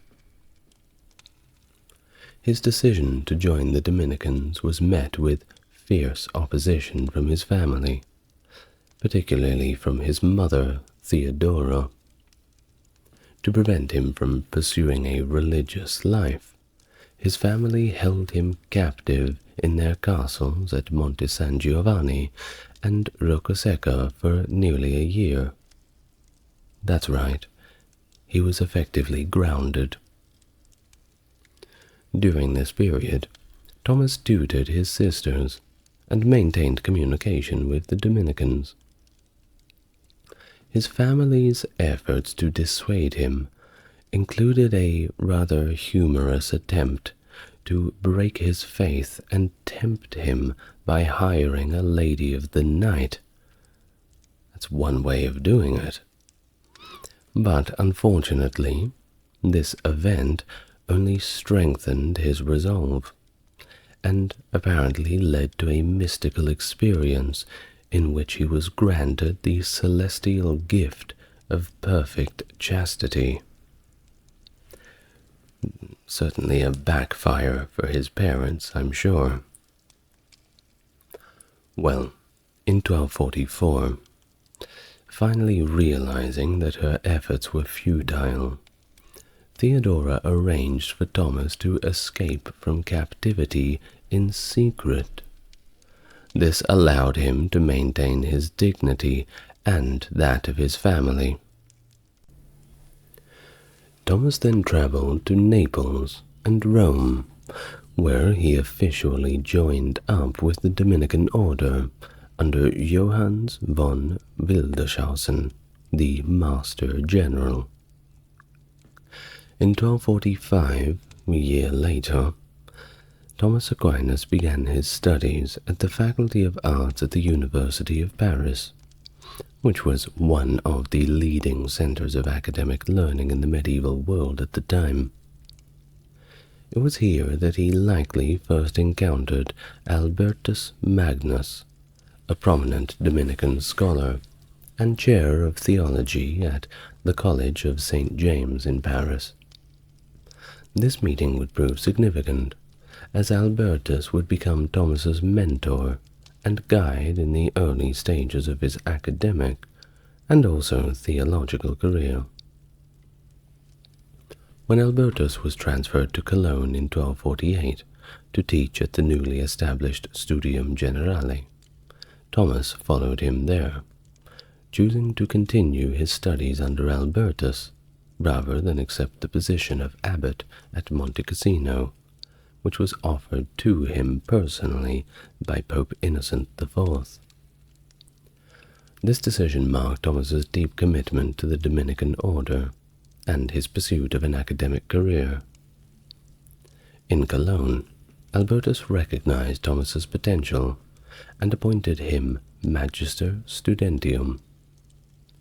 Despite Thomas's quiet demeanor, which led some to underestimate him, Albertus famously predicted that Thomas would one day produce a bellowing in his teachings that would resonate across the entire world.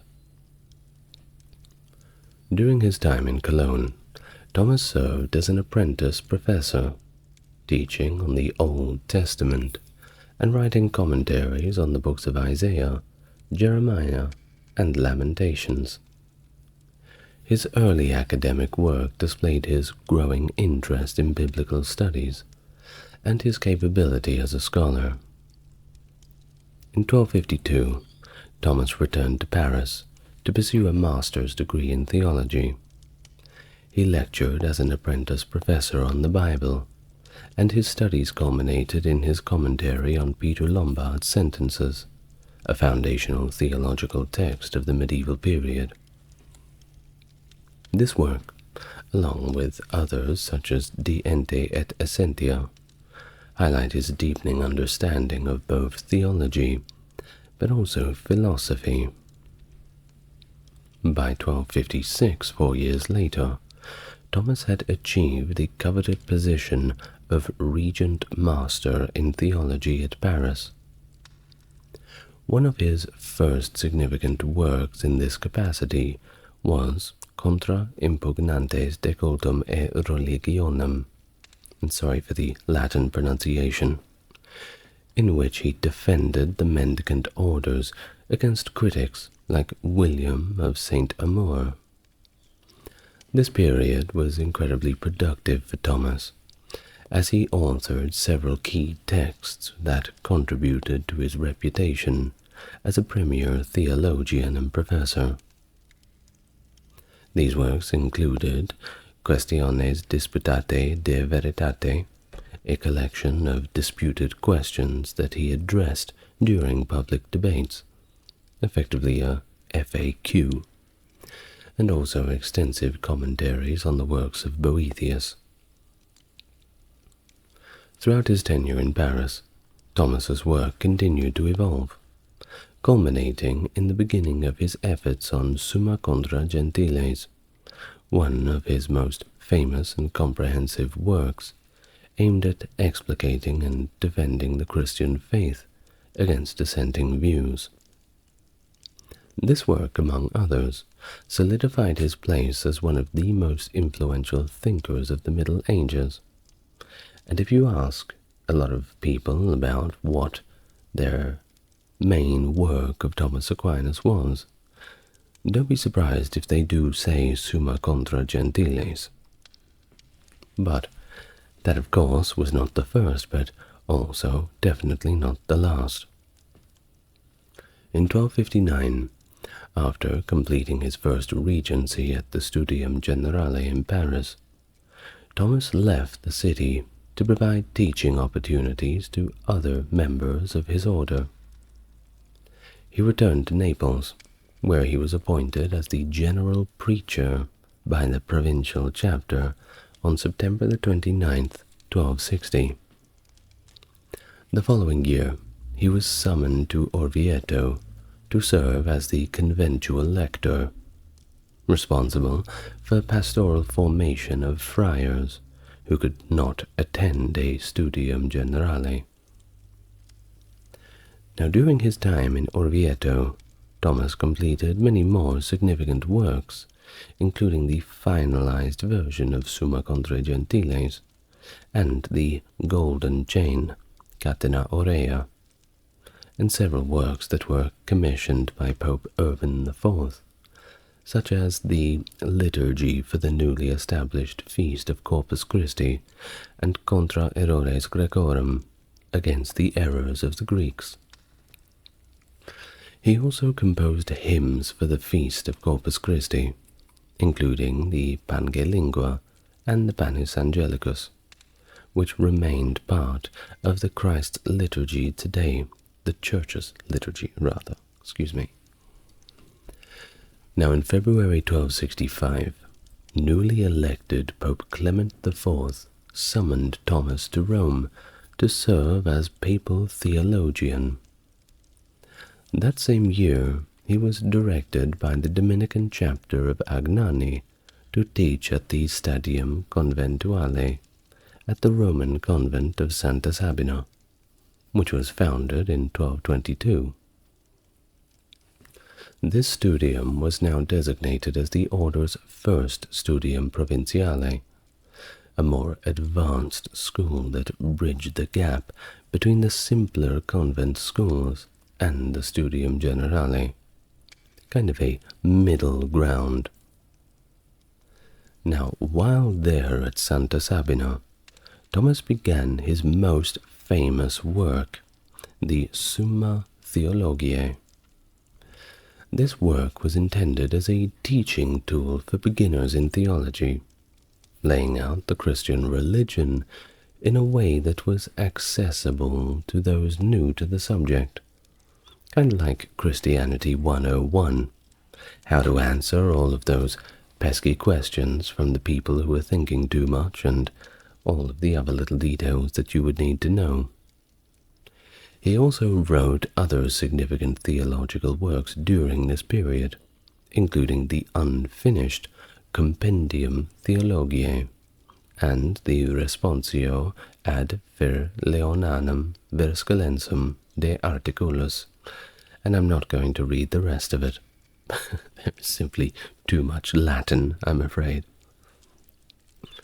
Now, Thomas also conducted a series of disputations on the power of God, which were later compiled into his work De Potentia.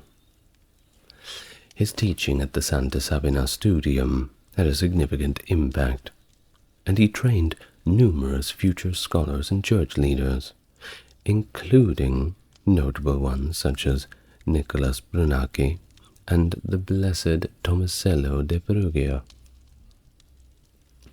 Now, in 1268, Thomas was called back to Paris for a second teaching regency.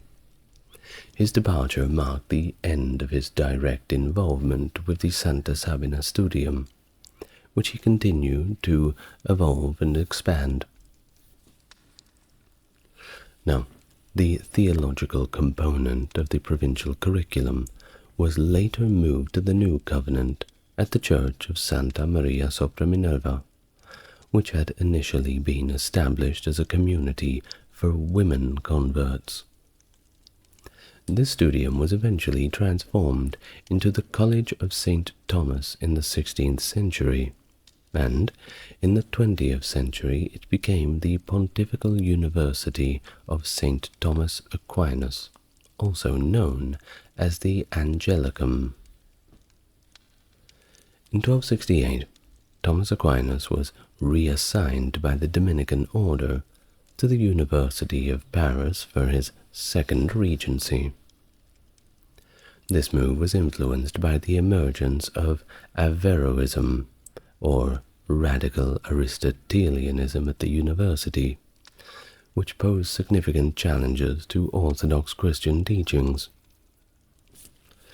Thomas was deeply concerned about the compatibility of these teachings with the Christian doctrine, prompting him to write De Unitate Intellectus contra Averroistas, or On the Unity of Intellect against the Averroists.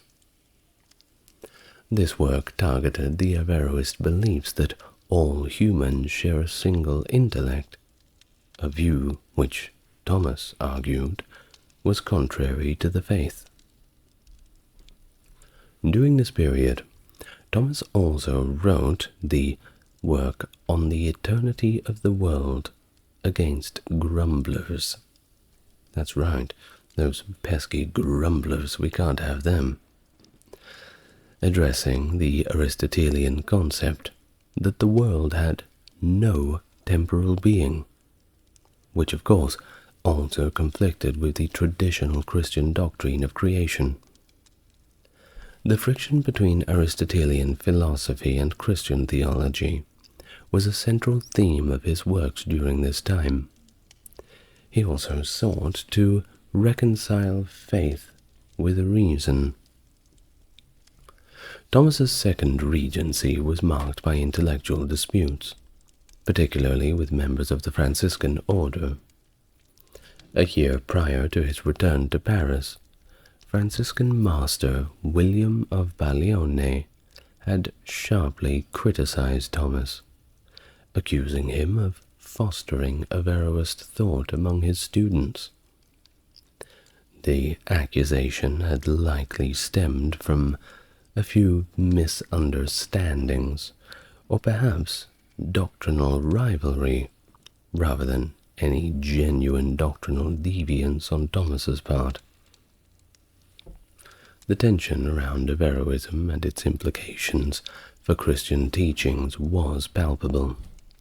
On December 10th, 1270, Etienne Tempier, the Bishop of Paris, officially condemned 13 Aristotelian and Averroistic propositions as heretical, excommunicating anyone who adhered to them.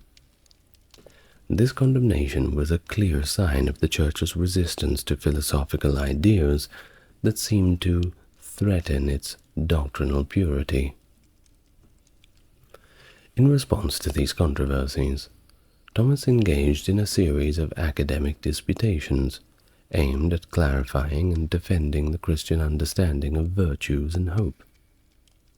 These included works such as On Virtues in General, On Cardinal Virtues, and On Hope.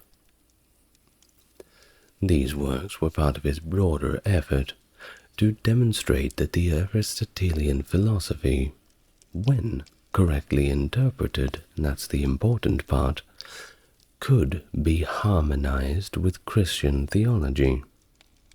You can have both, but you'll have to make a few concessions. In 1272, Thomas left the University of Paris, following a request from the Dominicans in his home province to establish and lead a new studium generale. He chose Naples for this institution, where he also took on the role of regent master. During his time in Naples, Thomas continued to work on the third part of the Summa Theologica, and lectured on various theological topics. He was also known for his popular sermons delivered daily throughout Lent, addressing fundamental Christian tenets like the Commandments, the Creed, the Our Father, and the Hail Mary.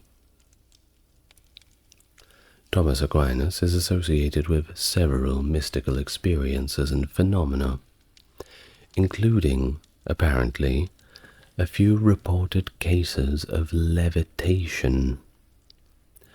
G.K. Chesterton, among others, noted that Thomas had ecstasies where he levitated above the ground, and during one such experience at the chapel of St. Nicholas in the Dominican convent of Naples, he reportedly had a vision of Christ. According to tradition, Christ asked Thomas what reward he desired for his writings, to which Thomas replied, "Nothing but you, my Lord." How sweet. Well, on December 6th, 1273, Thomas underwent a profound experience while celebrating Mass, leading him to view all of his written works as, and I quote, straw. This event significantly affected him, causing him to cease writings and dictations to his assistant, Reginald of Piperno. As a result, the Summa Theologica remained unfinished. The specific nature of the vision or revelation that led to this decision remains unknown, but it is believed to involve a direct encounter with the divine. The reason why the divine told him to stop writing the Summa Theologica is a mystery of its own. I suppose we'll never really know. In 1274, Pope Gregory X summoned Thomas to the Second Council of Lyon to discuss the reunification of the Eastern Orthodox and Western Catholic churches. Thomas had previously written against the errors of the Greeks for Pope Urban IV, which was to be presented at the council. Remember, at this time there was a split in the church. Over in the Eastern Roman Empire, or the Byzantine Empire, they believed in a different kind of Christianity, while back in the Roman world, if we may still call it that at this point, it was a more Catholic orthodoxy. Well, however, while traveling to Lyon, he met a little bit of bad luck, and he suffered a severe head injury that led to his eventual death. He became ill again and stopped at the Cistercian Fossanova Abbey, where he spent 5 days. During his last rites, he reaffirmed his faith and the teachings he had written about, particularly concerning the Eucharist and the Roman Church. Thomas Aquinas passed away then on the 7th of March, 1274, leaving behind a legacy as one of the most influential theologians and philosophers of the Middle Ages, whose works continue to be studied for their insightful integration of Aristotelian philosophy with Christian theology, deeply impacting the intellectual landscape of Western Christianity and filling out the next half hour of this video. In 1277, Bishop Etienne Dampierre of Paris, who had previously issued a condemnation in 1270, issued a more extensive list of censures that included 219 propositions deemed to be heretical. Among these were 20 propositions associated with Thomas Aquinas, which initially damaged his reputation severely. Of course, he wasn't around to refute them because he'd been dead for 3 years. It's very easy to throw accusations at people when they can't have the ability to fight back. Well, this condemnation aimed to assert the transcendence of God's absolute power beyond the constraints of Aristotelian and Averroistic logic. Well, despite this early setback, Thomas's theological contributions, posthumously, began to gain recognition and real prestige by the 1300s. Dante Alighieri, the one who wrote the Divine Comedy, completed around 1321, depicted Thomas Aquinas among the great religious sages in the heaven of the sun. Dante even suggested that Thomas died from poisoning orchestrated by Charles of Anjou, a claim also noted by other contemporary writers, though this assertion does lack historical corroboration and is contradicted by accounts from Thomas's friends that suggest a natural death a little while after that head injury. And just a little side note, I will have a full video on Dante Alighieri soon, and perhaps another video on each different part of the Divine Comedy, as there were 3 of them. Effectively, within the Divine Comedy, depending on how much Dante liked you, would be where you would be put. There were some people, especially in the first book, the Inferno, who were placed in rather horrible places at the bottom pits of hell. Of course, these were people that Dante saw as worthy of being there. Conversely, the ones up in the highest echelons of the third book, Paradiso, were people who Dante looked upon quite favorably. So, Dante, placing him in this position in the Divine Comedy, may simply be a reflection of Dante's personal sort of opinions about him. That being said, his work was not censored by any church officials, and Thomas Aquinas was left there, so we may also assume that it was somewhat of a general opinion. Anyway, sorry for going off topic. Back to Thomas. The impact of Thomas Aquinas was such that during his canonization process, that's when you make somebody a saint to canonize someone, was challenged by the devil's advocate about the lack of miracles. A cardinal famously retorted that Thomas's works were as miraculous as they were scholarly, stating in Latin, tot miraculus quod articulus, as many miracles as articles. Thomas was canonized by Pope John the 22nd on the 18th of July 1323. Now, Thomas's remains have had a history of relocations.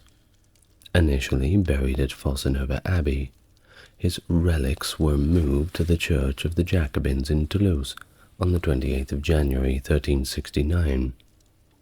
They stayed there until the disruptions of the French Revolution, after which they were held in the Basilica of Saint Serene until 1974, when they were returned to the Church of the Jacobins, where they remain to this day. Thomas's feast day was originally on the 7th of March, the day of his death, but was moved to the 28th of January. By 1969, revision of the general Roman calendar due to the Lenten season often coinciding with his feast day. He is also recognized with a lesser festival on the 28th of January in some Anglican churches. Recognized as a doctor of the Church in 1567 by Pope Pius V, Thomas was placed alongside the great Latin fathers of the Church.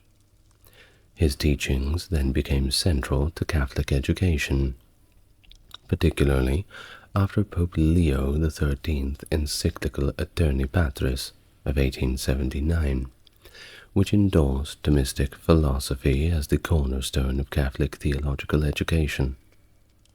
Thomas was declared patron saint of all Catholic educational establishments in 1880, and in fact there is a school named after him quite nearby to a friend of mine's home. I'm not going to tell you exactly nearby. Nobody wants to get doxed.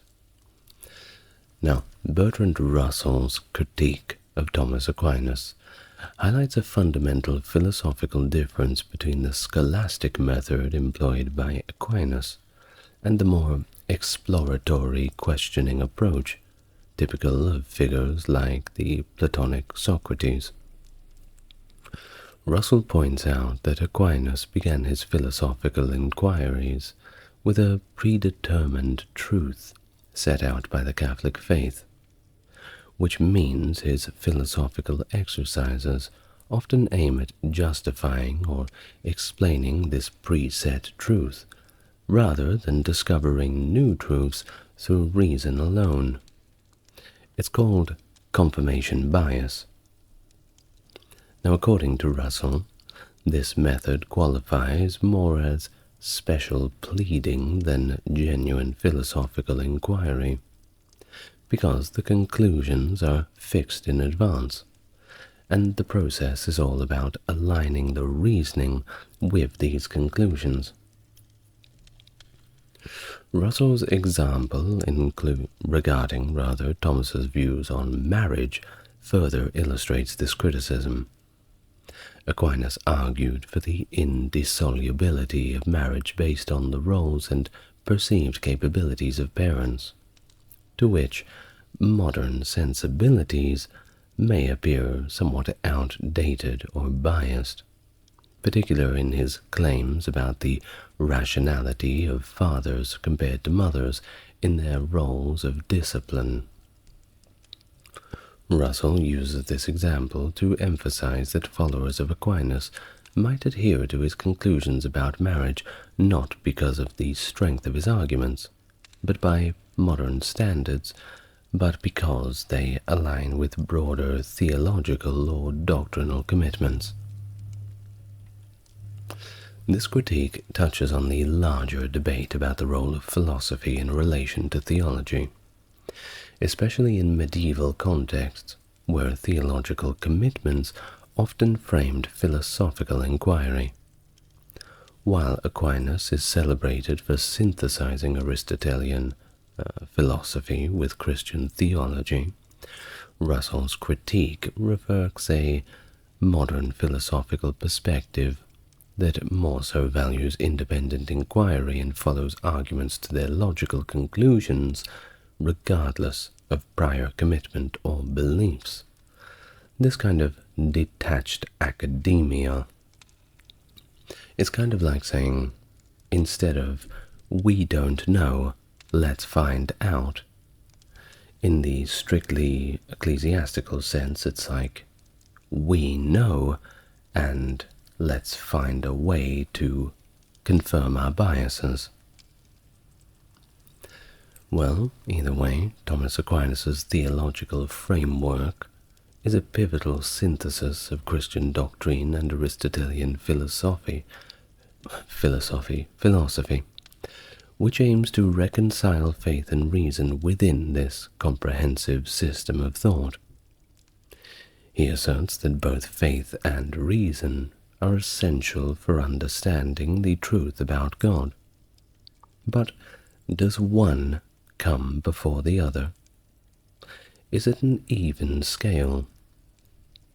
And is reason really reasonable if it contradicts the set principles of the Church? If we were to make an argument based in reason that would go against orthodoxy, well, it's all of a sudden unreasonable. Well, let's have a look at just a few of Thomas's views, taken from his writings, and try to understand a little bit more about where he was coming from. Starting, of course, with his theological approach and natural theology. Thomas views theology, or sacred doctrine, not as some kind of philosophy, but as a science, not in the modern sense of empirical investigation, but as an organized body of knowledge that progresses from these fundamental principles. He argues that this body of knowledge arises both from human reason, natural revelation, and divine revelation, supernatural revelation. Natural revelation involves what can be known of God through reason alone, such as the existence of God and his attributes, which Thomas thought could be demonstrated philosophically. Supernatural revelation, conveyed through scripture and church tradition, includes truths beyond the grasp of reason. For example, let's say the Trinity and incarnation. These things that are just that little bit over our heads in terms of the church's reasoning and understanding of what the general population should have a grasp on. Integration of faith and reason. For Thomas Aquinas, reason is not only compatible with faith, but a necessary component of it. He suggests that reason can explore the truths of divine revelation without contradicting them, suggesting that God's creation, i.e. nature, and God's revelation, i.e. scripture, ultimately come from the same divine source, and must therefore be coherent with each other. When discrepancies arise, they are of course due to human errors, either in scientific understandings or in scriptural interpretations, not because of the fault in the truths themselves. Philosophical and theological contributions. Existence of God. Thomas is well known for his 5 ways, these logical arguments that lead to the proof of the existence of God by his standard. These include the argument from motion, causation, possibility and necessity, degrees of perfection, and governance of the world.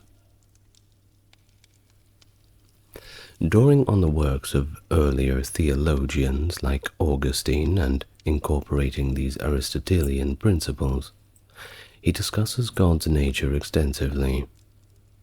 He utilizes both affirmative or cataphatic theology, which articulates what God is, and negative, apophatic theology, which explains what God is not.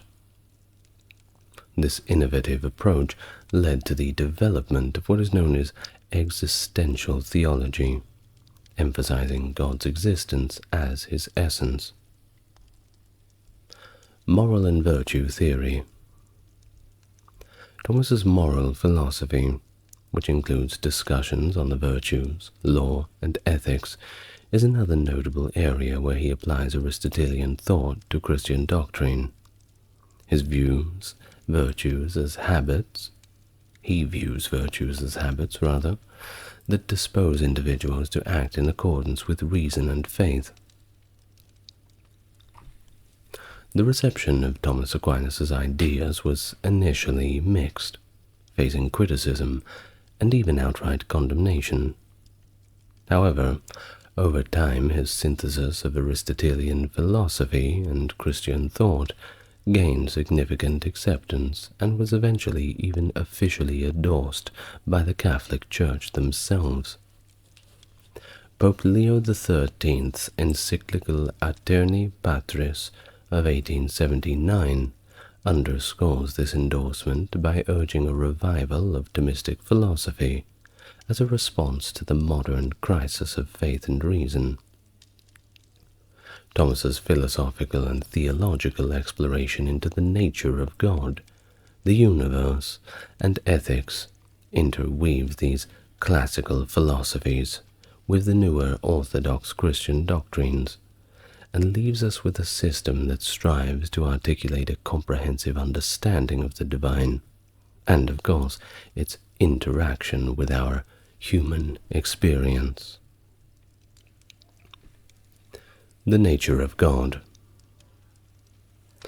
Thomas's arguments for the existence of certainly not gods, are foundational in classic theistic philosophy. So let's just briefly explain them. He presents these 5 ways, in Latin quinque viae, in his work Summa Theologica, that attempt to demonstrate God's existence logically and naturally. The first being the argument from motion. He argued that everything in motion is moved by something else, and there must be an unmoved mover, which is of course God. Next is the argument from causation, namely, every effect has a cause, and there must be an uncaused cause, which is God. Next is the argument from necessity. Humans observe all things that are contingent, those that can exist or not exist. Therefore, there must be a necessary being whose existence is not contingent, and this being is God. Argument from degrees of perfection. The gradation observed in things suggests that there is a best or most perfect being that is the ultimate source of all existence and perfection, and guess what? That is God. The last being the argument from ordered tendencies of nature. Non-intelligent objects act toward ends, which implies their existence of an intelligent director who guides all natural tendencies toward their goals. And I don't have to tell you who that director is. Through these arguments, Thomas not only intends to prove God's existence, but also to describe his attributes, namely simplicity, infinity, perfection, immutability, and unity. These characteristics outline the conceptual framework that depicts God as the ultimate cause of everything, without being subject to limitations and changes inherent to the created universe. The nature of sin. Aquinas' understandings of sin integrates his metaphysical principles with his ethical and theological concerns. Sin, at least for Thomas, is fundamentally a deviation from reason and God's eternal law. It represents a moral failing that results in the privation of good rather than the presence of an independent evil entity.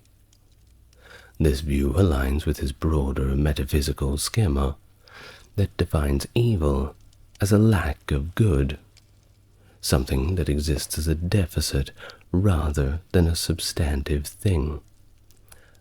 Take, for instance, in our universe, it is not that cold exists, rather just a lack of heat. Integration of faith and reason.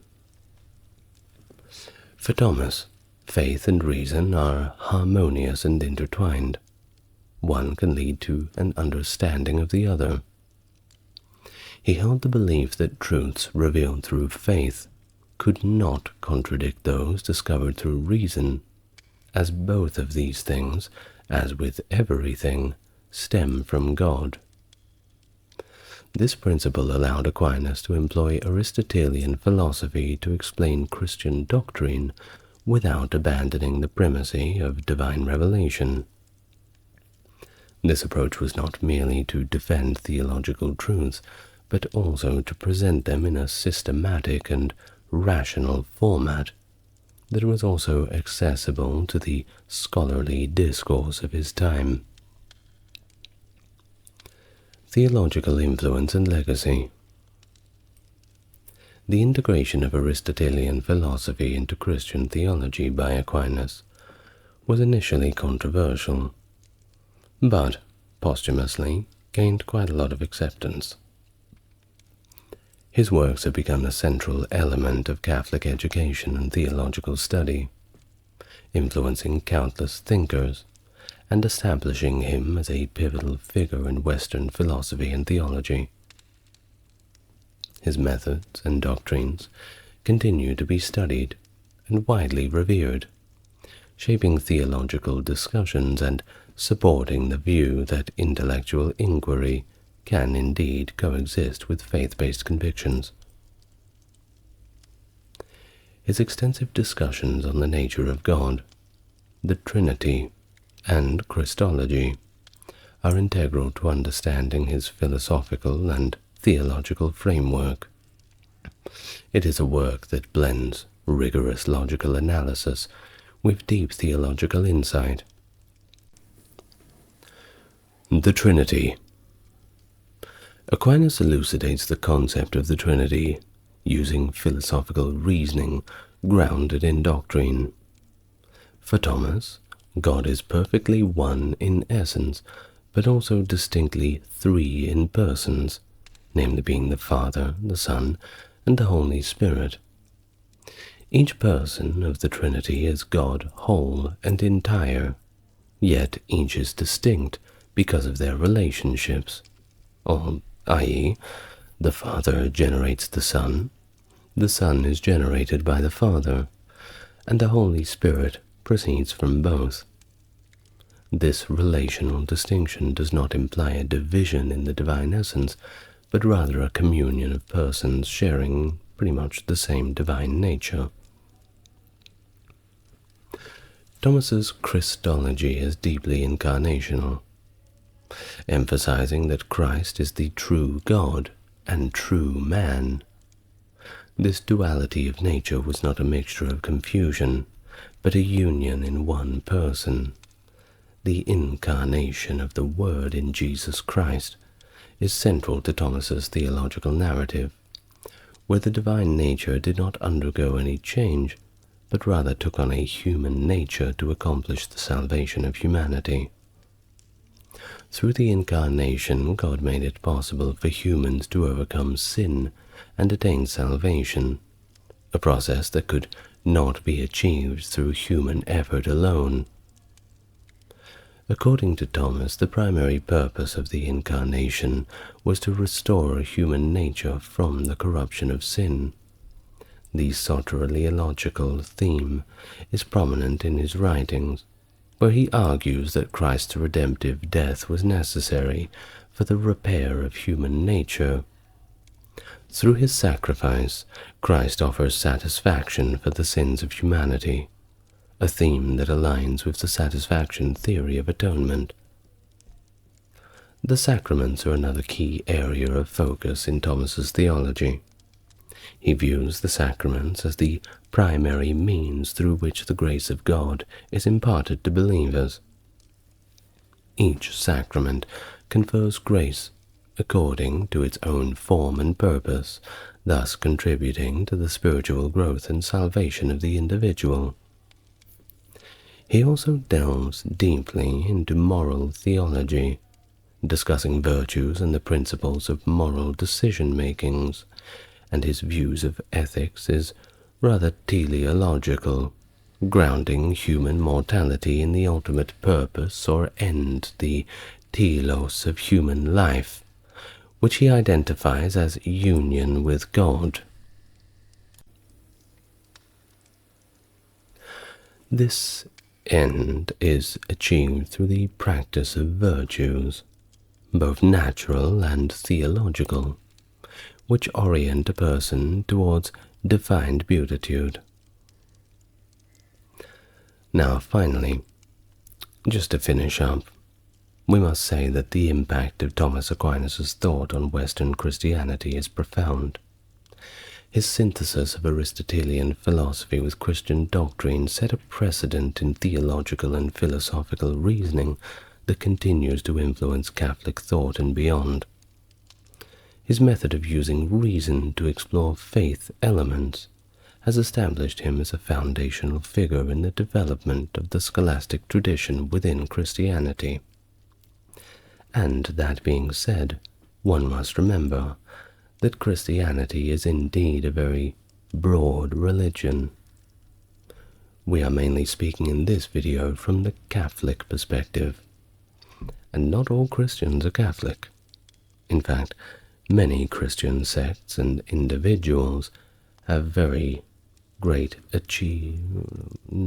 disagreements, we will say, with the Catholic Church, many of which are quite obvious.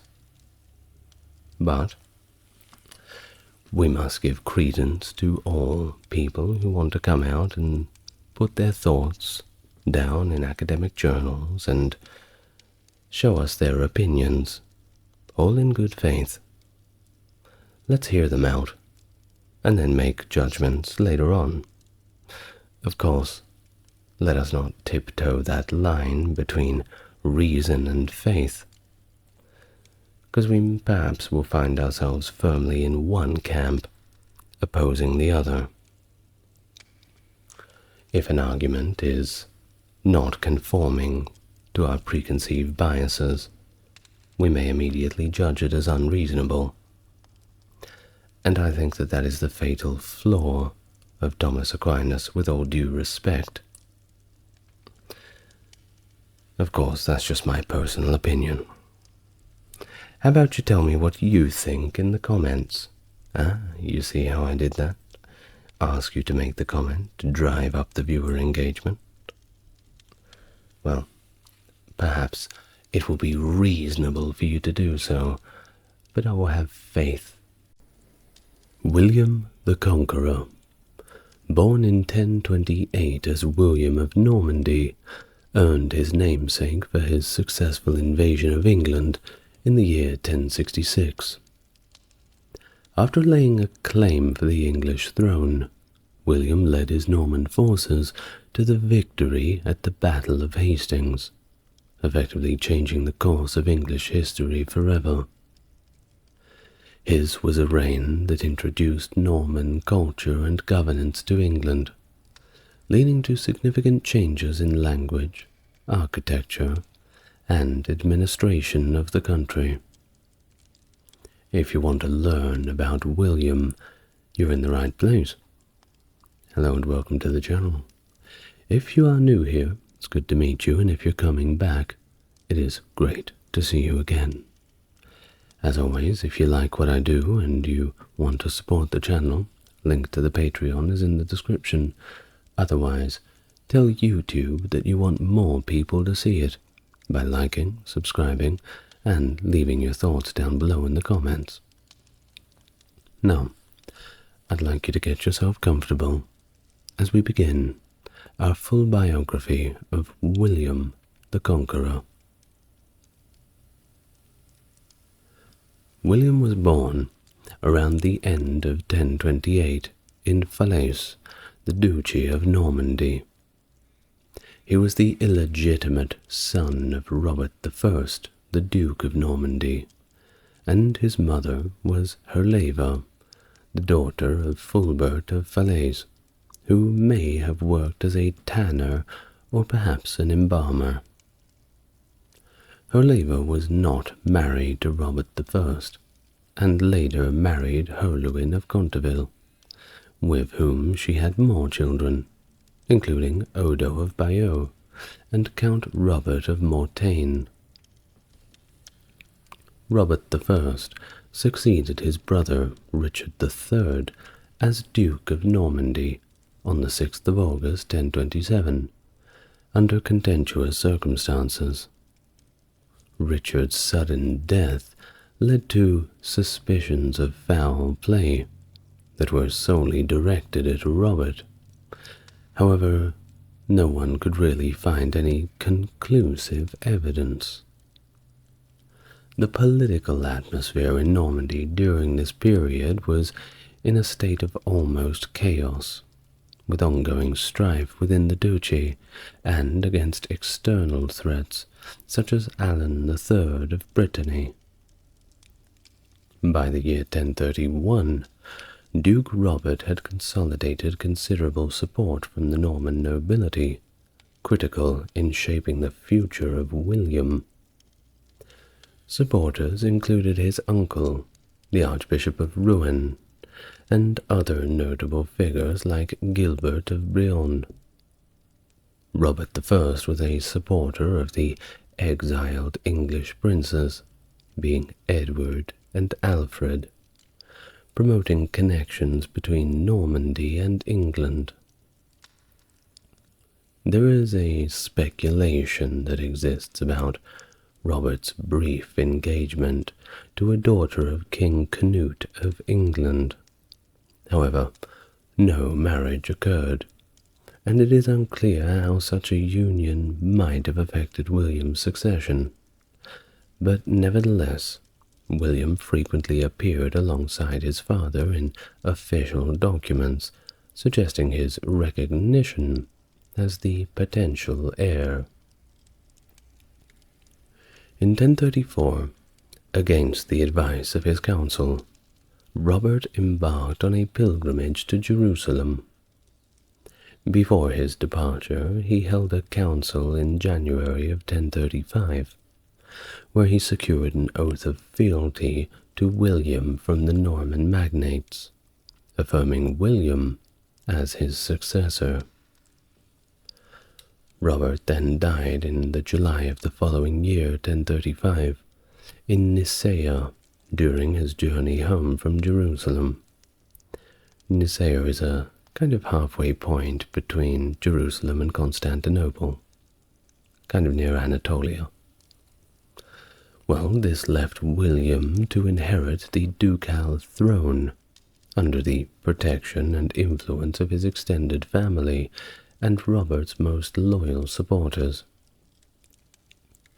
Upon his father's death in 1035, William inherited the entire Duchy of Normandy, but his path to power was not an easy one, fraught with challenges due to his illegitimate birth and also his young age. Evidently, he was only 7 or perhaps 8 years old at the time, certainly raising a lot of eyebrows among the people who he was going to be responsible for making decisions for.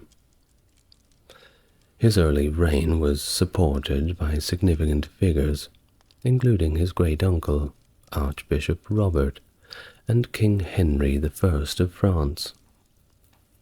This backing was crucial for maintaining the ducal policies initiated by his father, such as supporting the exiled English princes in 1036. However, Archbishop Robert's death in the March of 1037 precipitated a crisis, plunging Normandy into a period of anarchy that persisted for 10 long years, all the way into 1047. It was during this time William's guardianship changed hands several times due to the rather violent deaths of his protectors, including Alan of Brittany, Gilbert of Brion, and Turchitil. Even Osberne, another guardian, was murdered in William's own chamber. Well, these events just show the instability and danger of William's early rule, with his maternal uncle Walter at times having to conceal him among peasants to ensure his safety, a narrative which is admittedly possibly embellished by the chronicler Orderic Vitalis. William was reportedly raised alongside cousins, who later played pivotal roles in his reign, such as William Fitzosborne, Roger de Beaumont, and Roger of Montgomery. Despite these private wars and feuds among the Norman nobility, the ducal government maintained some semblance of control, with the backing of ecclesiastical hierarchy and continued support from Henry I. The rebellion in late 1046, led by Guy of Burgundy and supported by several Norman viscounts, marked a significant threat to William's rule. Fleeing an attempt on his life in Valognes, William sought refuge with King Henry. Together, in the early months of 1047, they returned to Normandy and achieved a crucial victory at the Battle of Valais-Dunes near Caen. This battle, while very important, was not solely won by William's efforts alone. King Henry's contribution was also significant. Regardless, following the victory, William firmly established his rule over Normandy and promoted the Truce of God, aiming to reduce warfare by limiting the days when fighting was allowed. This Battle of Valais-Dunes was a turning point, yet William's consolidation of power involved nearly continuous warfare from the years 1047 to 1054, and the challenges just kept coming, especially from the nobility, and they didn't stop hassling him until around 1060. After his father's death, though, William, still a child, succeeded to the duchy, and of course all of these troubles plagued him throughout his youth, though he did garner enough key support that was crucial for stabilizing his early reign. But this support did not help him maintain all of his father's policies, including support for the exiled princes in full. Of course, all of this was among a very destabilized Normandy. Not good for a young lad of 8 years old. Well, William's minority was marked by this series of never-ending guardianships, each ending in equal amounts of violence and betrayal. His survival and eventual rise to power were aided by the support of these remaining loyalists, but also his mother's family, including the Uncle Walter who protected him during the most perilous times. Now, throughout the 1050s, William faced ongoing conflicts with these neighboring nobles, and let's talk about them in detail. We have names like Geoffrey Martel of Anjou, and even King Henry, who oscillated between support and opposition.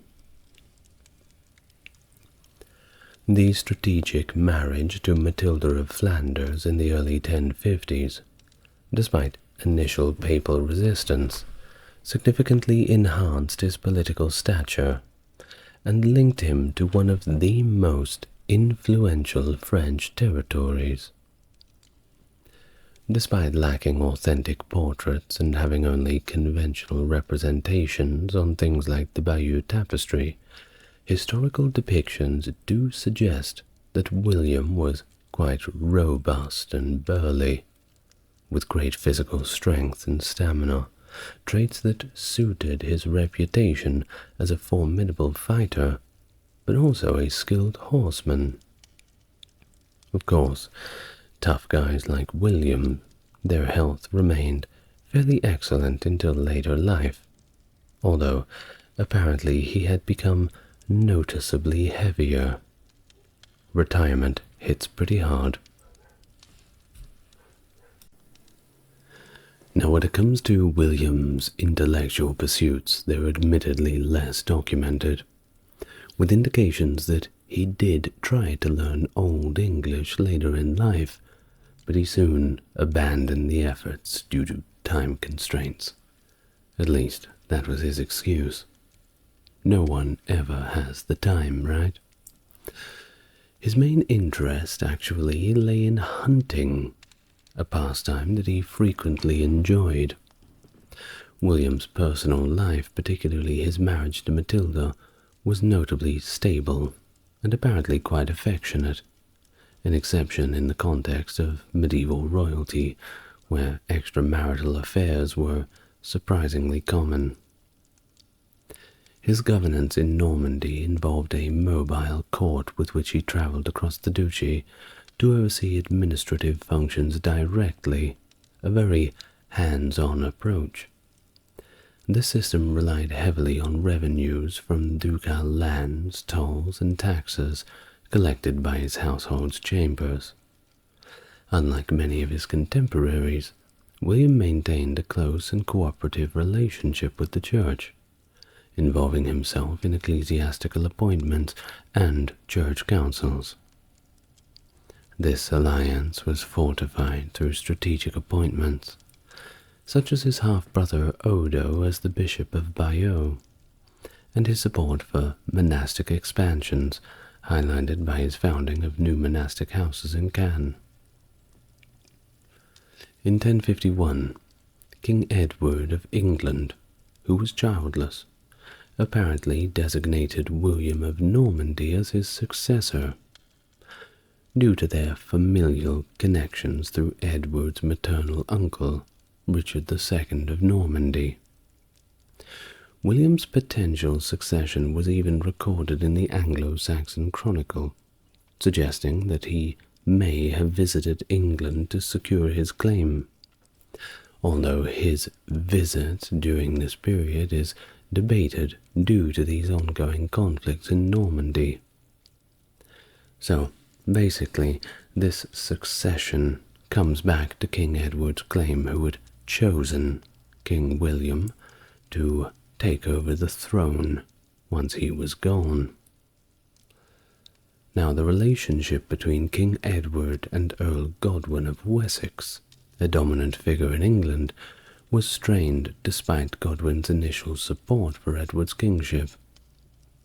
The tension escalated in 1051, leading to Godwin's temporary exile. During this absence, Edward extended the offer of William to the throne, a move coinciding with Godwin's return in 1052, which reinstated him and his family's power.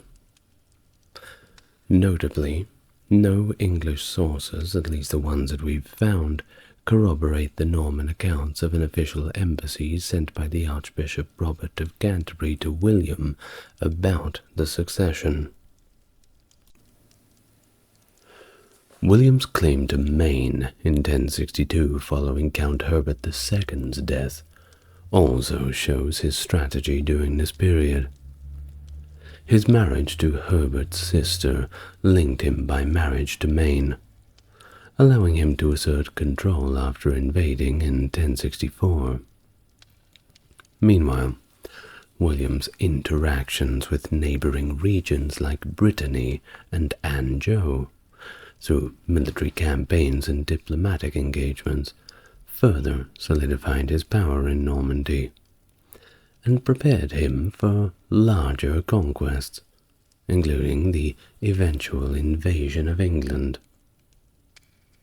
And back in England, the political landscape was also evolving, with the deaths of key figures like Earl Godwin, and the coming of Edward the Exile, a potential rival for the English throne. The political dynamic also continued to shift, particularly with the revolt against Tostig, Godwin's son, in Northumbria in 1065, which led Harold Godwinson's increasing prominence as a candidate for the throne after King Edward's death in the January of 1066. This succession crisis culminated with Harold's coronation, despite previous claims and promises that linked William to the English throne. Thus, Harold Godwinson was crowned on January the 6th, 1066, in the recently completed Westminster Abbey, built under Edward the Confessor in the Norman architectural style.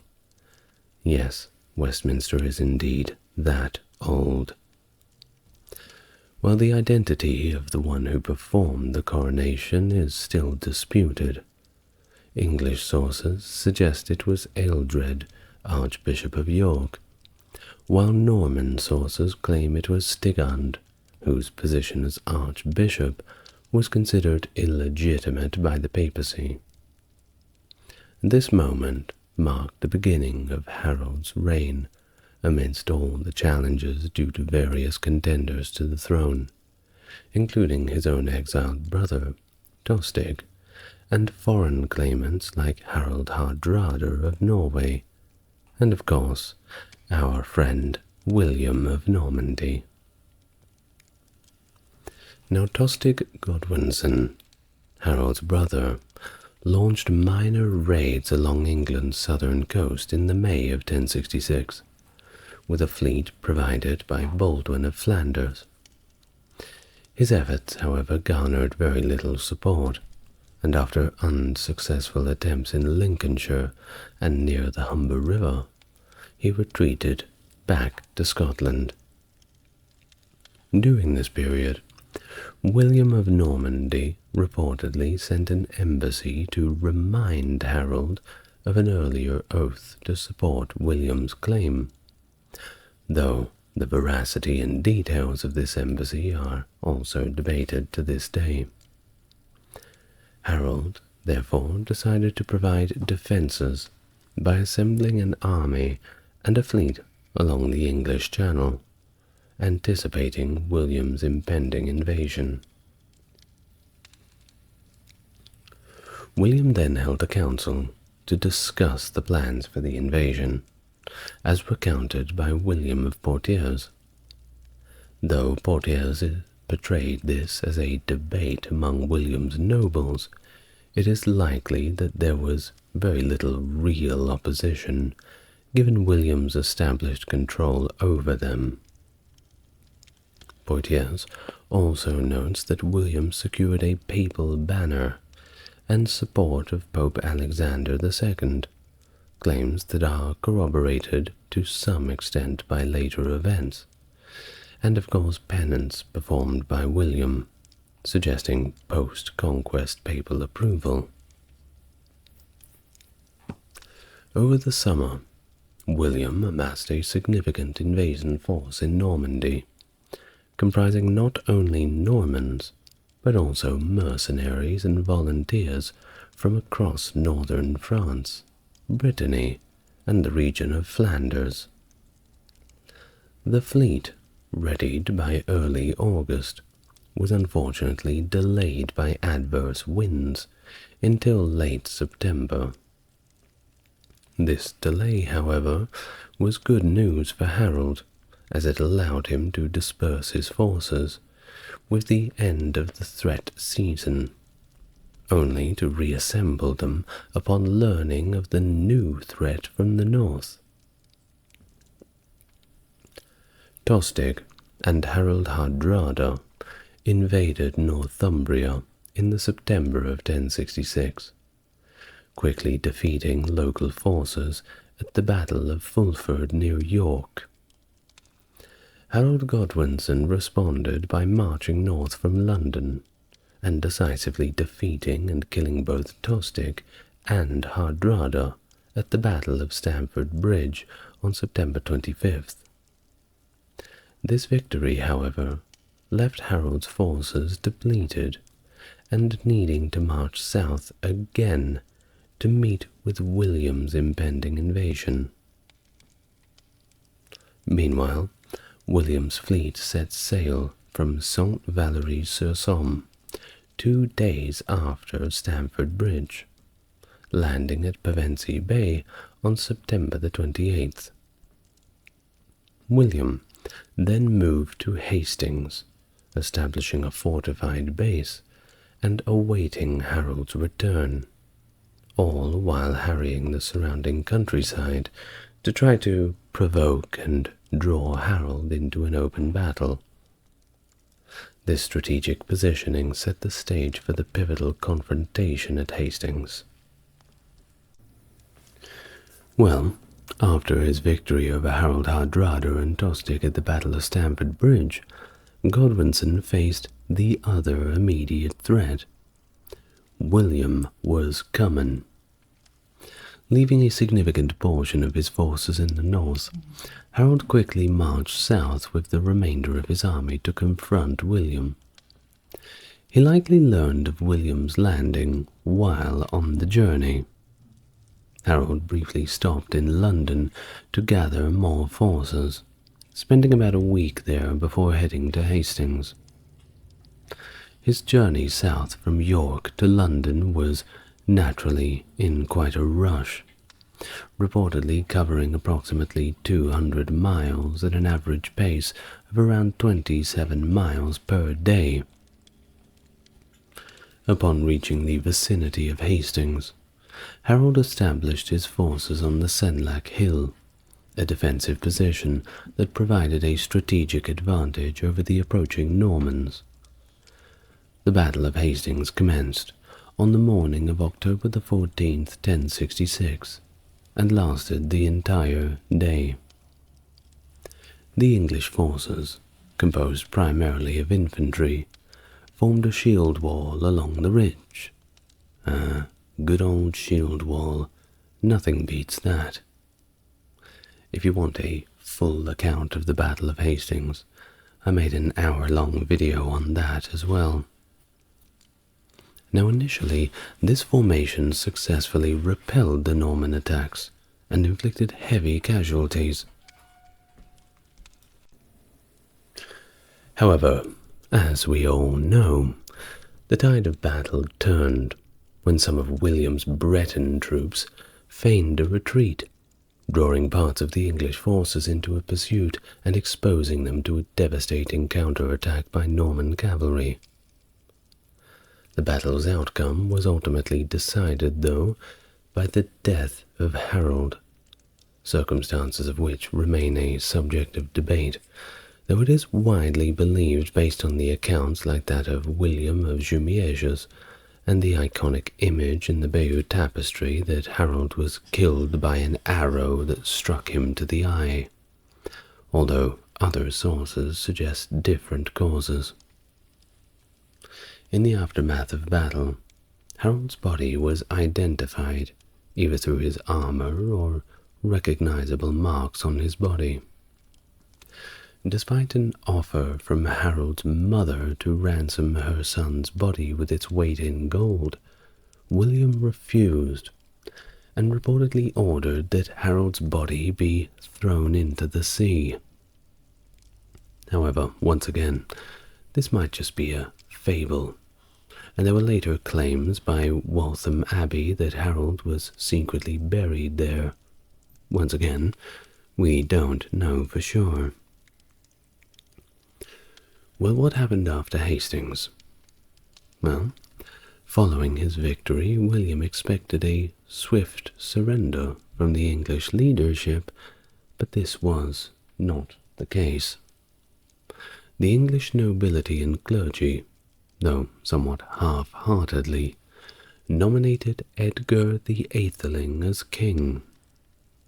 William then secured strategic locations in southern England, including Dover and Canterbury, and captured Winchester, which housed the royal treasury. His march towards London involved a wide encircling movement, coming from the south and the west, and culminated with the construction of a castle in London to consolidate his control. Finally, William crossed the Thames at Wallingford, where he received the submission of key English figures like Archbishop Stigand and Edgar the Atheling himself. William was then crowned King of England on Christmas Day 1077 at Westminster Abbey, marking the beginning of Norman rule in England. This swift and strategic series of actions following the Battle of Hastings showed William's effective leadership and marked the transition of power from Anglo-Saxon to Norman hands. Indeed, the end of an era. 2 years later, in 1068, Edwin and Morcar led a revolt, supported by Gospatric, the Earl of Northumbria, stemming from grievances that included the unfulfilled marriage promise between Edwin and one of William's daughters. Also, the growing power of William Fitzosborne in Herefordshire, which impinged on Edwin's influence in his own earldom. William responded by marching through Edwin's lands, where he constructed Warwick Castle. Despite Edwin and Morcar's submission, William continued his campaign, constructing additional castles at York, Nottingham, Lincoln, Huntingdon, and Cambridge, placing trusted allies such as William Peveril and Henry de Beaumont in charge of these strategic sites. After solidifying his control, William returned to Normandy by the end of the year 1068. In the early days of 1069, Edgar the Atheling rebelled and seized York. Although William recaptured York and built another castle, Edwin remained at large, and later allied with King Sweyn of Denmark, whose fleet launched major assaults on various English cities, which included York, Exeter, and Shrewsbury.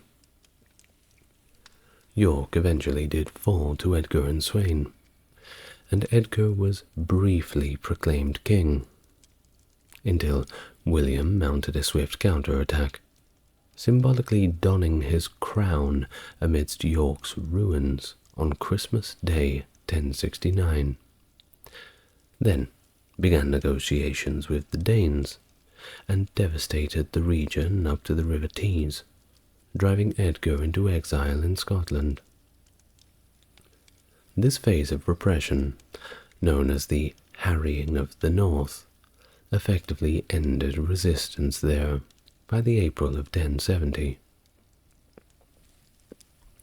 Now, onto some church affairs of this time, because there was a few notable events.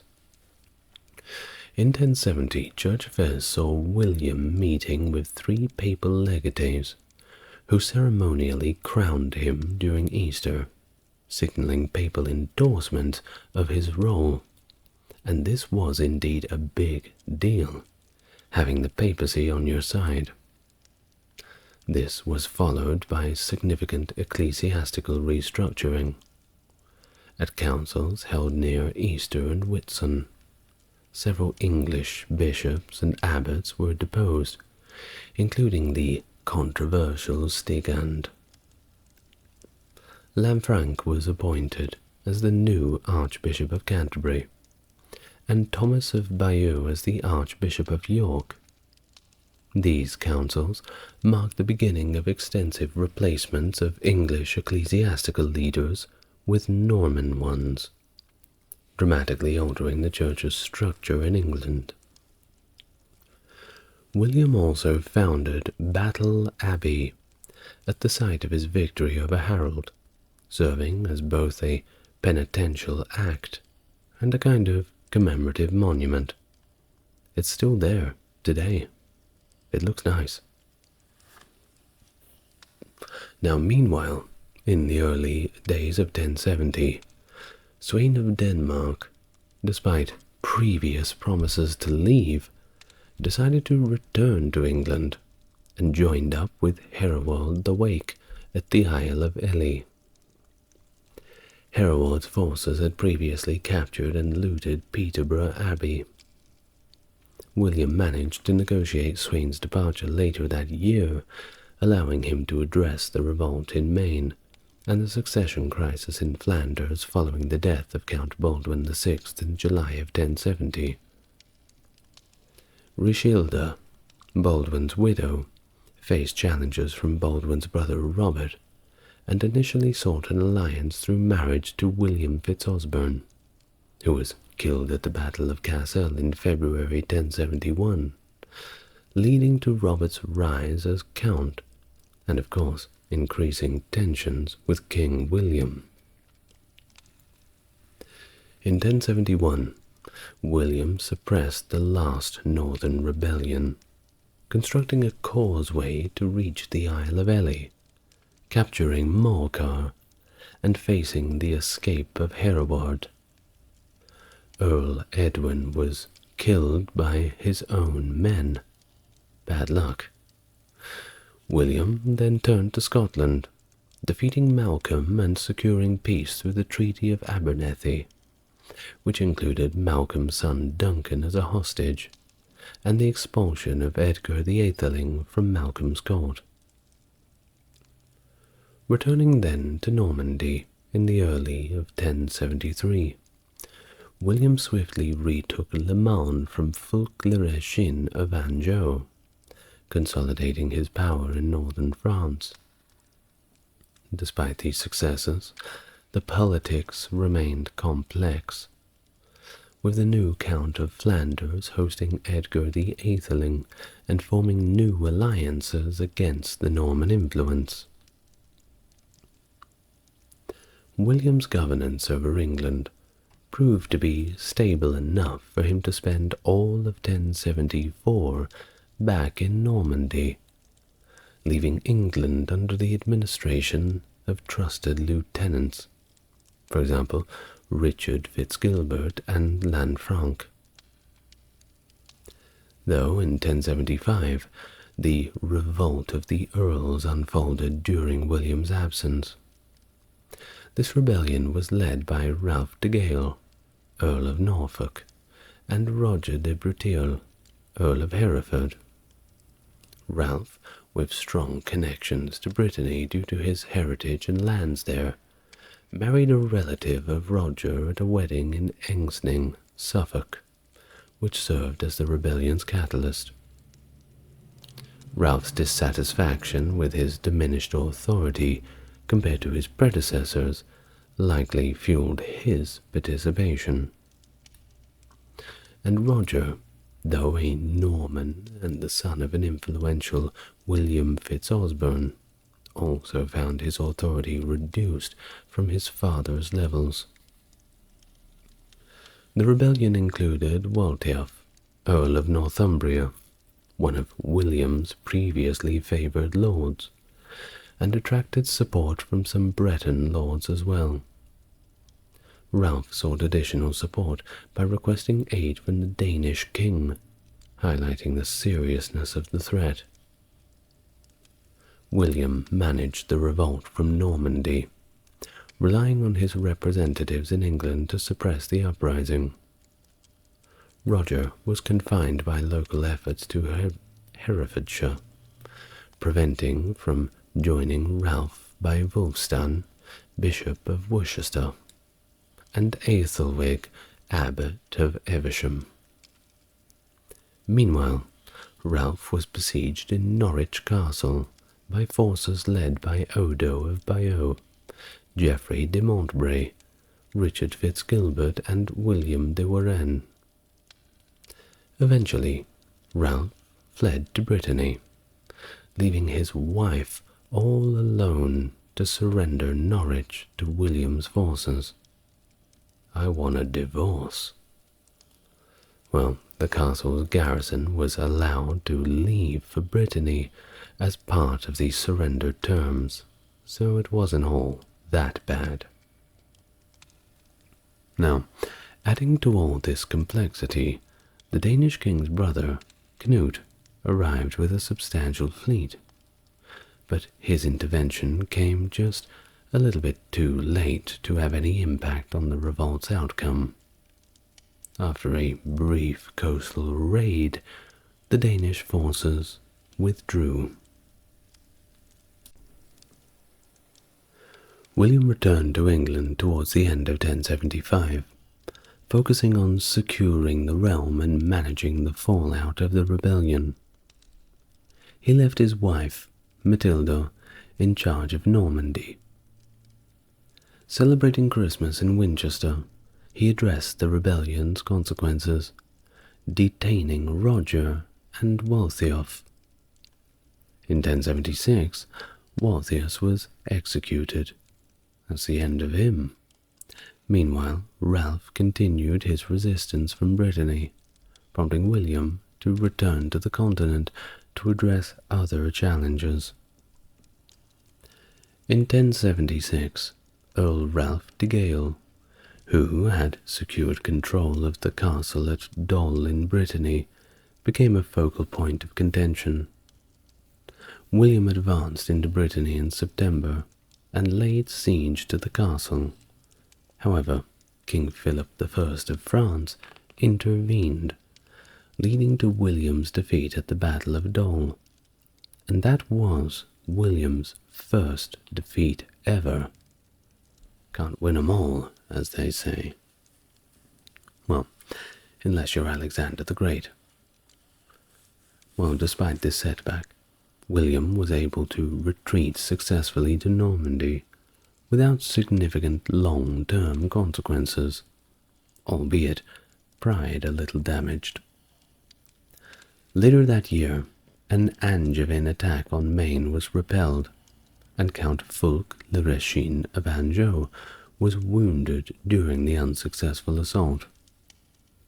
Another significant event occurred when Simon de Crepy, Count of Amiens, and a key ally of William, retired to a monastery and transferred his strategic county of the Vexin, a critical buffer between Normandy and the French royal land, to King Philip.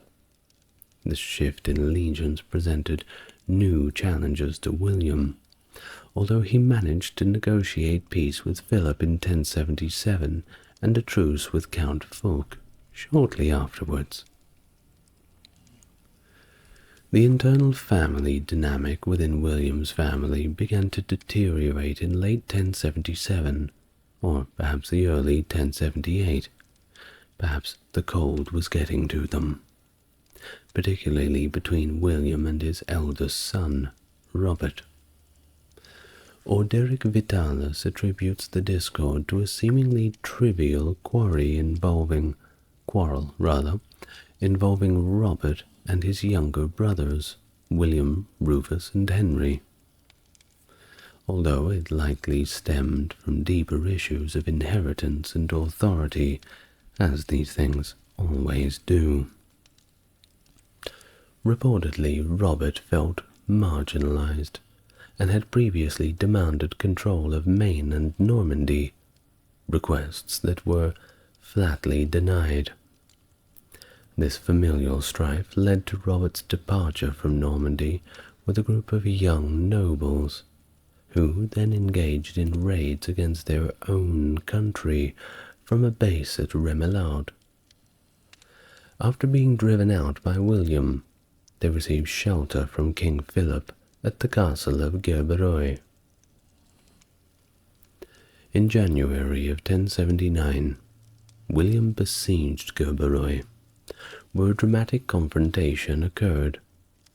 During a sortie, Robert unhorsed, and he nearly killed his father, only stopped by the intervention of an Englishman, Toki, son of Wigod, who died protecting the king. The siege was ultimately unsuccessful, and by April of 1080, a reconciliation was achieved between William and Robert, reaffirming Robert's status as his father's heir in Normandy. Meanwhile, news of William's difficulties on the continent reverberated in England, inciting further challenges. In the same year of 1079, King Malcolm of Scotland conducted a devastating raid into northern England, exploiting the perceived weakness of Norman authority. This was followed in the spring of 1080 by a Northumbrian rebellion against Walcher, Bishop of Durham and Earl of Northumbria, and that resulted in Walcher's death. William sent his half-brother Odo to suppress the uprising by any means necessary. Later that year, William's son, Robert, led a punitive expedition into Scotland, forcing King Malcolm to terms and constructing new fortifications at Newcastle upon Tyne. William then spent Christmas 1080 in Gloucester and Whitsun 1081 in Winchester, asserting his authority through ceremonial displays. It was during this period he also dealt with the papal request for fealty, which he rejected. In 1081, William conducted a campaign in Wales, reported by English sources as a military action, and by Welsh sources as simply a pilgrimage, likely aiming to consolidate Norman influence in the region. By the end of 1081, William returned to the continent to address disturbances in Maine, resulting in a negotiated settlement facilitated by a papal legatee. Between 1082 and 1084, the historical record regarding William's activities goes a little hazy. This generally indicates a period of relative quiet or unrecorded events, particularly given William's presence on the continent during this time, leaving a little less for the Anglo-Saxon chronicle to document. In 1082, William faced internal challenges, notably involving his half-brother Odo, the Bishop of Bayeux. The exact reasons for their conflict are a little bit of a mystery, as contemporary sources don't give us any detail of the cause. However, the chronicler Orderic Vitalis provides a later account, suggesting that Odo had harbored ambitions to become pope, and had even attempted to rally William's vassals for an invasion of southern Italy. Such actions represent a direct challenge to William's authority over his vassals, leading to Odo's arrest and subsequent confinement for the remainder of William's reign, though his lands were notably not seized. The following year, 1083, was marked by personal and political issues. William's son, Robert, initiated another rebellion, and this time he had support from the French king. Compounding these difficulties was the death of Queen Matilda on the 2nd of November 1083, a profound personal loss for William, who was known to have been particularly close to his wife. On 1084, tensions in Maine flared up again, with Hubert de Beaumont of Maine rebelling against William's authority. Hubert was besieged in his stronghold at Saint Suzanne. The siege extended over 2 long years, after which Hubert reconciled with William and was restored to favor, illustrating the ongoing unrest and William's effort to maintain control over his unstable territories. Now, during much of 1084, William's exact whereabouts remain little uncertain, though he was documented in Normandy during Easter of that year. He may have travelled to England earlier to oversee the collection of the Danegeld. That's a tax levied to kind of fund defences against this potential invasion by King Knut of Denmark. The threat of Danish invasion loomed throughout 1085 into 1086, but the danger receded with Knut's death in July, alleviating the immediate threats to William's realm. Well, his strategy for consolidating his control over England prominently included the construction of numerous fortifications. The most iconic of these was the White Tower, the central keep of the Tower of London, which epitomized the Norman ability to fortify their presence in key locations. Initially, these castles were primarily earth and timber constructions, which were later rebuilt or replaced with more durable stone. Much better to withstand sieges, but also the passage of time. The Norman approach to military organization marked a significant shift from Anglo-Saxon practices.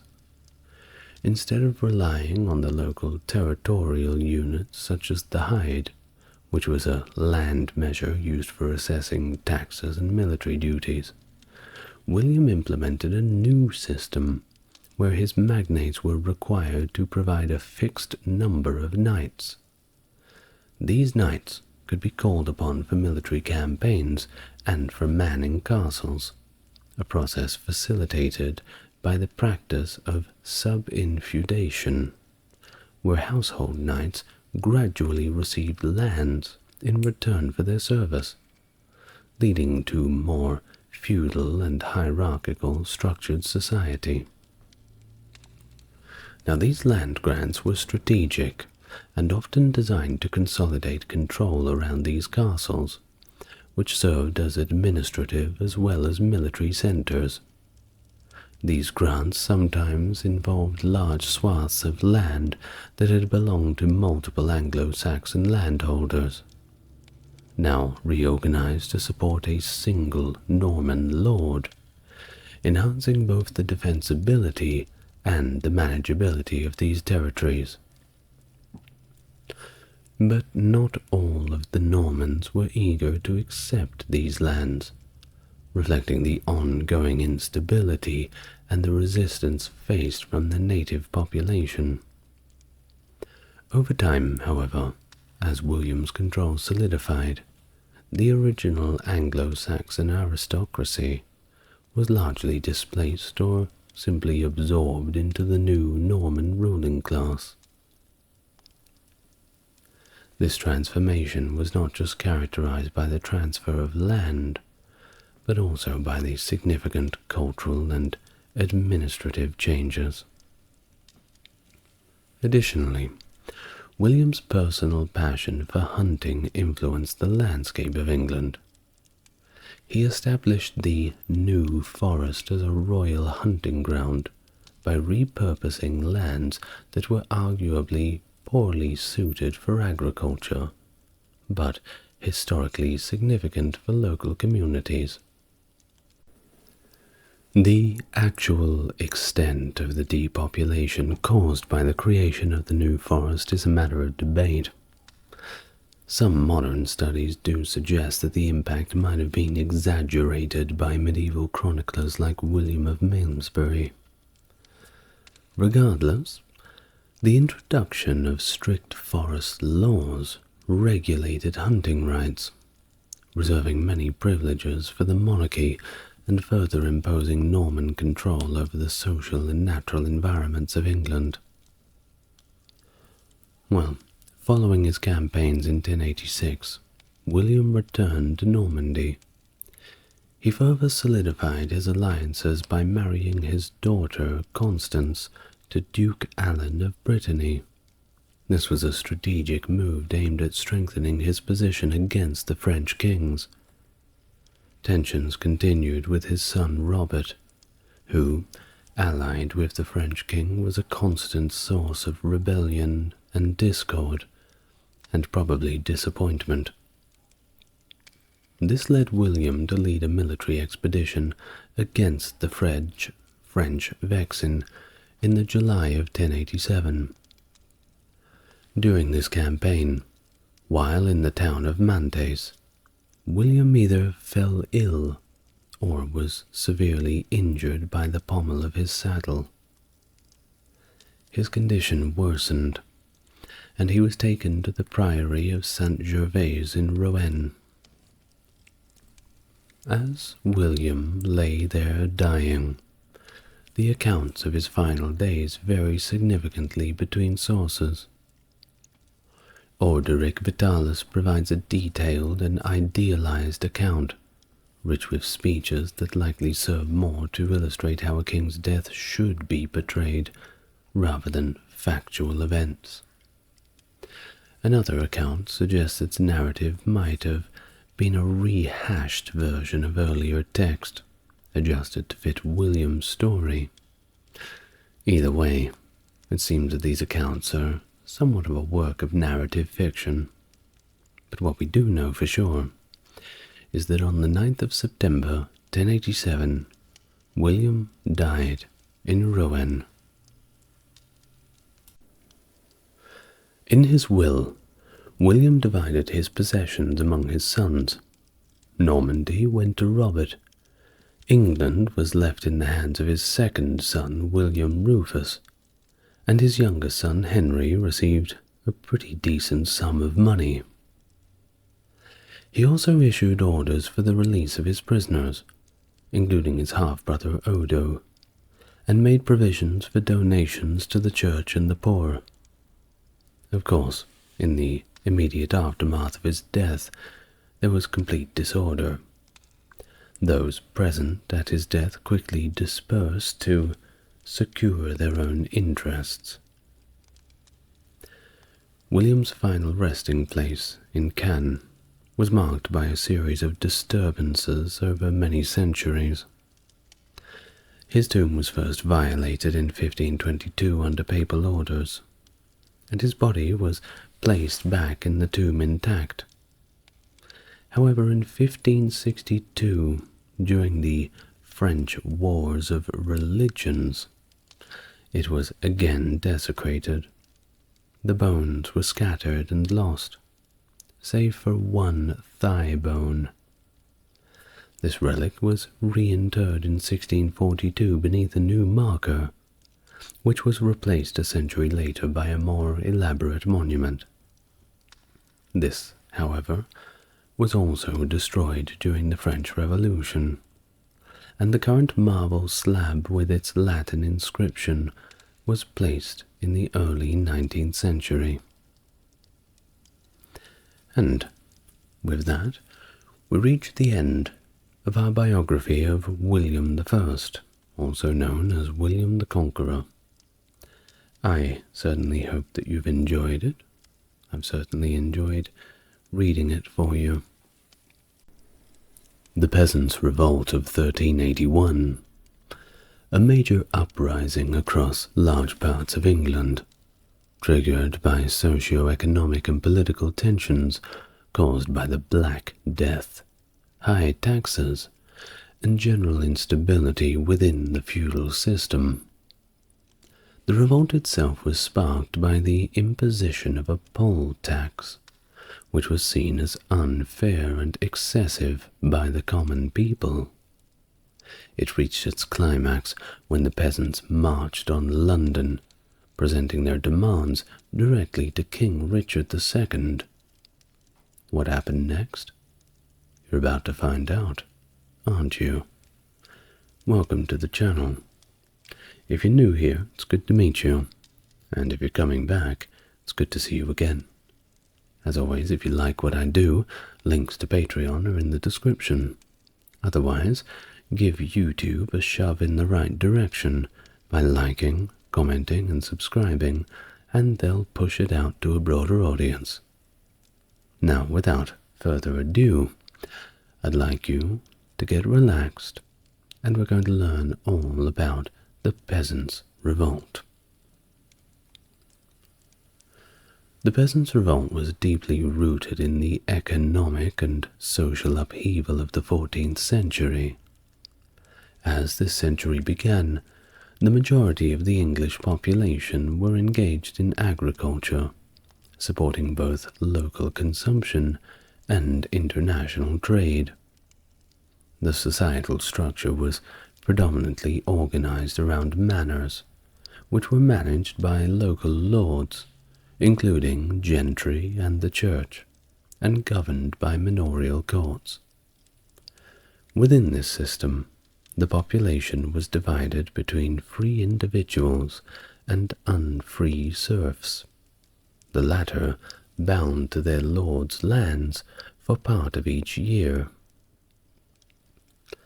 Though things got a little bit different when the Black Death arrived in 1348, which killed an estimated 50% of the population.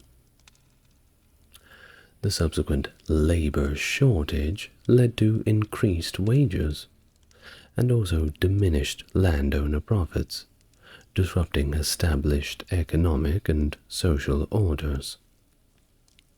The government responded with legislation, namely the Ordinance of Labourers in 1349 and the Statute of Labourers in 1351, which aimed to cap wages at pre-plague levels and penalized labor mobility, but enforcement was biased and primarily targeted laborers. Well, you can imagine that after the Black Plague, with so many jobs available and not many people to fill them, people could generally choose where they wanted to go. The script had flipped. And if one peasant heard that another manor was offering a slightly higher wage because they simply could not find people to work, then they would simply move and keep moving to find a better deal, trading their labor and time to the highest bidder. Sounds fair, doesn't it? But was there somebody you forgot to ask? Well, before you make any extra money, it's best that you clear it up with the government and see if they think it's okay. Well, spoiler alert, back in 1349, they did not think it was okay. So, the peasants found themselves back on their pre-plague wages. You see, these regulations, that Ordinance of Labourers and Statute of Labourers, combined with the local gentry enforcing the laws, certainly managed to heighten tensions. Let's put it that way. Over the next few decades, the peasantry began to experience an increase in economic opportunities. Some moved into specialized roles, or shifted between employers, leveraging the high demand for laborers. Of course, they couldn't enforce the law everywhere. Well, despite the legal barriers, many serfs simply left their manors in search for better opportunities. And they found it. It was pretty easy to find employment elsewhere, even though it was illegal. But who else are they going to find to till the fields? Well, by the 1380s, despite the government intervention, wages had risen significantly, and it increased the purchasing power of rural labourers by about 40%. In response to these economic gains, Parliament enacted sumptuary laws in 1363 to restrict the consumption of luxury goods to the elite, though these were largely unenforceable. I mean, people weren't going to be turning away sales from people whose money was as good as anybody else's, class notwithstanding. However, the labour laws remained strictly enforced, contributing to the growing discontent that would eventually lead to the peasants' revolt. This revolt was not just a spontaneous outburst, but a culmination of decades of economic pressure, restrictive legislation, and class tension. The conduct of the 100 Years' War was a significant factor contributing to the peasants' revolt. The war, initiated by Edward III in 1377 to assert his claims to the French throne, placed a continuous financial strain on England. Despite early victories, the conflict dragged on and on inconclusively, leading to increased military and financial pressures, especially evident by the 1370s. The maintenance of English forces in Calais and Brest was particularly costly, consuming vast sums annually. But upon Edward's death in 1377, his grandson, Richard II, ascended the throne, albeit only at the age of 10. His regency government, led by influential figures like John of Gaunt, grappled with the ongoing financial demands of the war.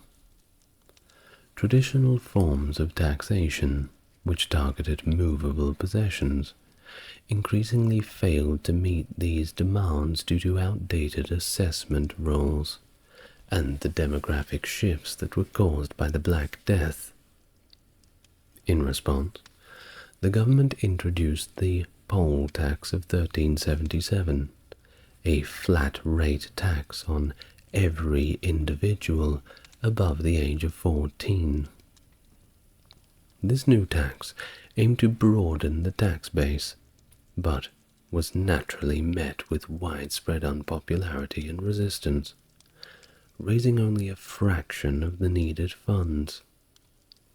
Subsequent attempts to levy additional funds through the poll tax in 1379 and 1380 faced similar challenges, with rampant evasion and diminishing returns exacerbating the crown's fiscal woes. The situation reached a crisis point in the year 1380, when Parliament convened to address this dire financial state, marked by a failing war effort, collapsing international trade, and the looming threat of sovereign default. The Commons, though sympathetic to the young king, were increasingly critical of the royal council's management of funds and suspected corruption. Despite these concerns, a third poll tax was enacted, requiring even more from the populace, at a time where they didn't have anything to give. While the implementation of this third tax, which was particularly aggressive in its collection, heightened tensions significantly. Royal commissioners were dispatched with extraordinary powers to enforce compliance, deeply intruding into local communities, especially in the southeast of England. This heavy-handed approach, combined with ongoing financial strain and social unrest, set the stage for an explosion as the populace reached its breaking point under the weight of incessant taxation and administrative and government overreach. Really makes you think. The decades leading up to 1381 were marked by significant social unrest, particularly in London, a hotbed of discontent due to various issues. The city at this time was troubled by the expansion of the royal legal system, especially in the Marshalsea Court in Southwark, which encroached on the judicial authority traditionally held by city officials.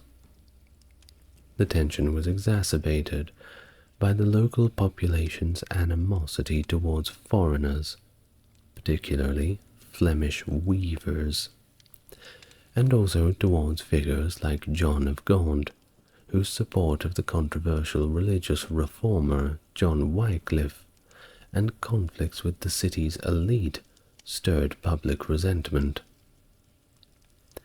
The city elite themselves were embroiled in a fierce internal struggle for power, contributing to a volatile and divided ruling class in the year 1381.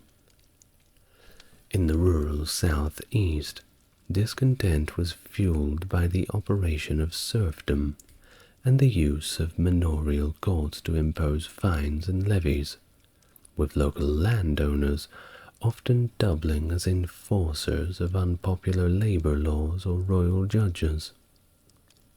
This led to a decline in community participation in local government, acts of defiance against court orders, and even outright physical assaults on legal officials.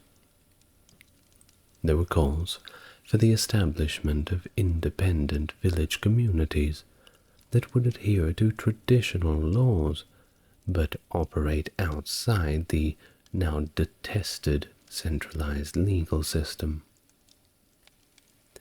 Literary figures like William Langland and John Gower reflected societal concerns in their works, warning against the moral and social decline and the potential for revolt. There was a growing fear among the elites about the loyalty of rural workers, especially in the context of a potential French invasion, with concerns that these workers might side with the enemy. This period also saw significant legislation that targeted migrants and expanding conspiracy and treason laws to include domestic servants and wives betraying their masters or husbands. By the 1370s, a moral panic about the loyalty and intentions of newly arrived workers and servants in towns had taken root. The tension eventually escalated into open protest with the Great Rumour of 1377, where rural workers in the southeast and southwest organized themselves, refusing to work for their lords and claiming exemptions based on the Domesday Book. Despite these claims being dismissed by the courts and the king, the dissent grew, leading to increased urban tensions. John of Gaunt's near public lynching in the middle of London, protests across northern England, and uprisings in cities like York where the mayor was ousted highlight the widespread nature of the unrest. In 1380, disturbances continued with tax riots and further protests in western towns like Shrewsbury and Bridgewater. The situation reached a critical point in early 1381, foreshadowed by a great storm in May that many interpreted as an ominous sign of impending upheaval. Thus, the revolt of 1381 began in earnest in Essex, when John Bampton arrived in Brentwood on the 30th of May to investigate the non-payment of the recently imposed tax. Bampton, a member of Parliament and Justice of the Peace, with strong royal connections, summoned representatives from the villages of Corringham, Fobbing, and Stanford-le-Hope to account for their tax shortfalls on the 1st of June. The villagers, organized and armed with whatever they could get their hands on, resisted Bampton's interrogations. Thomas Baker of Fobbing declared that his village had paid their taxes and refused further payment. Attempts by Bampton and his sergeants to arrest Baker led to a violent outbreak, which forced Bampton to flee to London. In the chaos, 3 of Bampton's clerks and several compliant Brentwood jurors were killed. Robert Belknap, the Chief Justice of the Court of the Common Pleas, was then tasked with arresting and dealing with the rebels. News of the revolt began to spread quickly across Essex.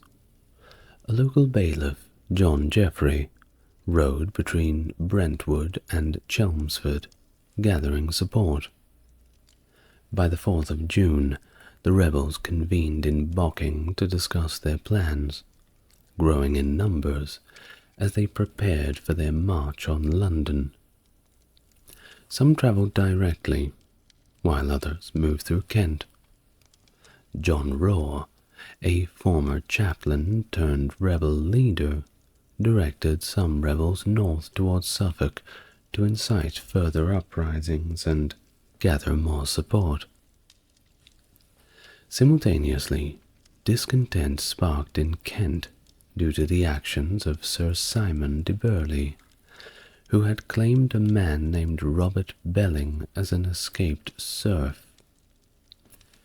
Despite attempts to resolve the issue through compensation, Belling was imprisoned in Rochester Castle.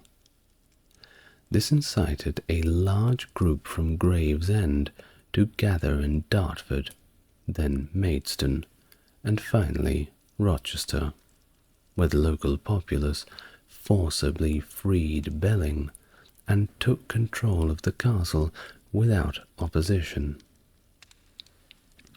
As some Kentish rebels dispersed, others rallied under Wat Tyler, chosen as their leader during a significant assembly in Maidstone on June the 7th. Tyler, a formidable archer with military experience in France, proved a charismatic and capable leader, quickly shaping the revolt's political direction.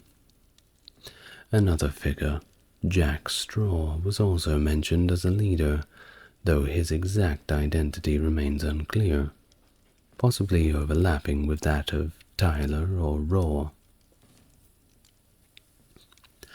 Tyler then led the rebels to Canterbury, where they entered without resistance on the 10th of June.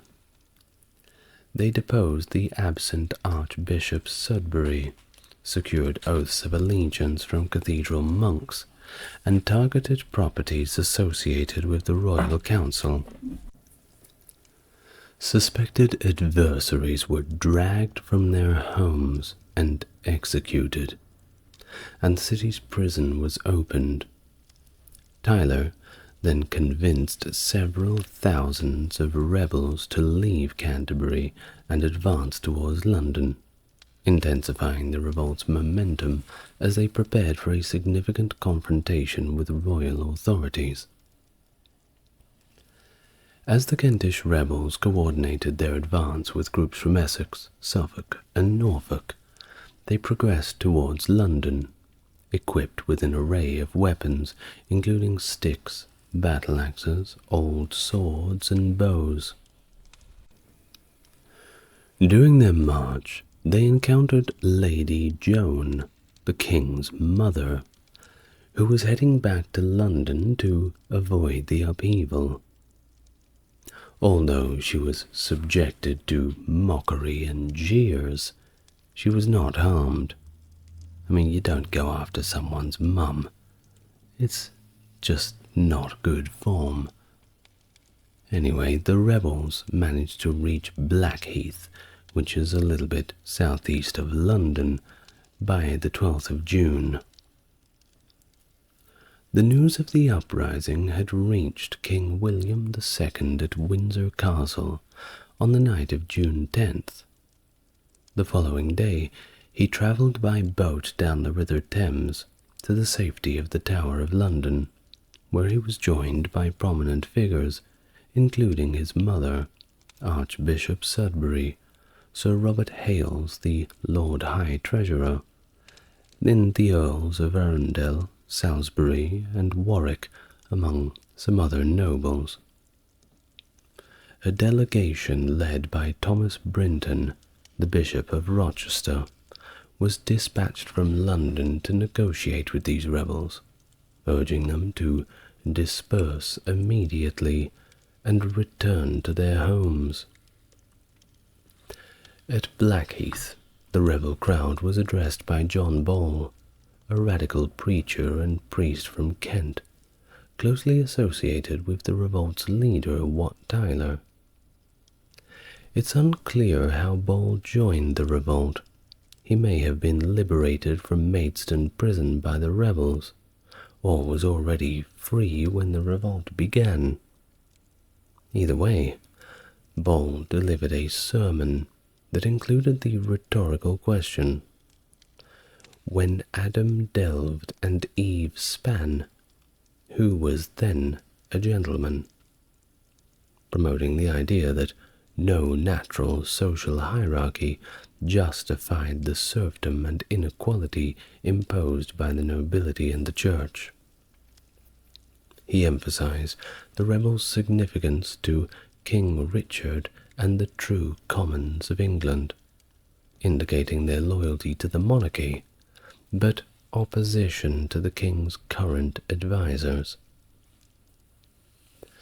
The rebels were unpersuaded by the Bishop of Rochester's plea to disband, and instead prepared to march directly on London. Within the Tower of London itself, discussions ensued about how to possibly manage this rebellion. The king was severely undermanned, having only the Tower's garrison, his bodyguards, and at most a few hundred soldiers at his disposal. Most seasoned military commanders were abroad, and significant forces were stationed in northern England, poised against potential Scottish aggression. English law further complicated the situation, stipulating that only the king himself could lawfully summon local militias, or execute rebels, leaving local lords somewhat hesitant to suppress the uprisings without royal backing and command. Given the unsuccessful negotiations at Blackheath, it was decided that King Richard II should simply go and meet the rebels himself. On the 13th of June, guarded by soldiers on 4 barges, he sailed from the Tower to Greenwich on the southern bank of the Thames to meet with the rebels.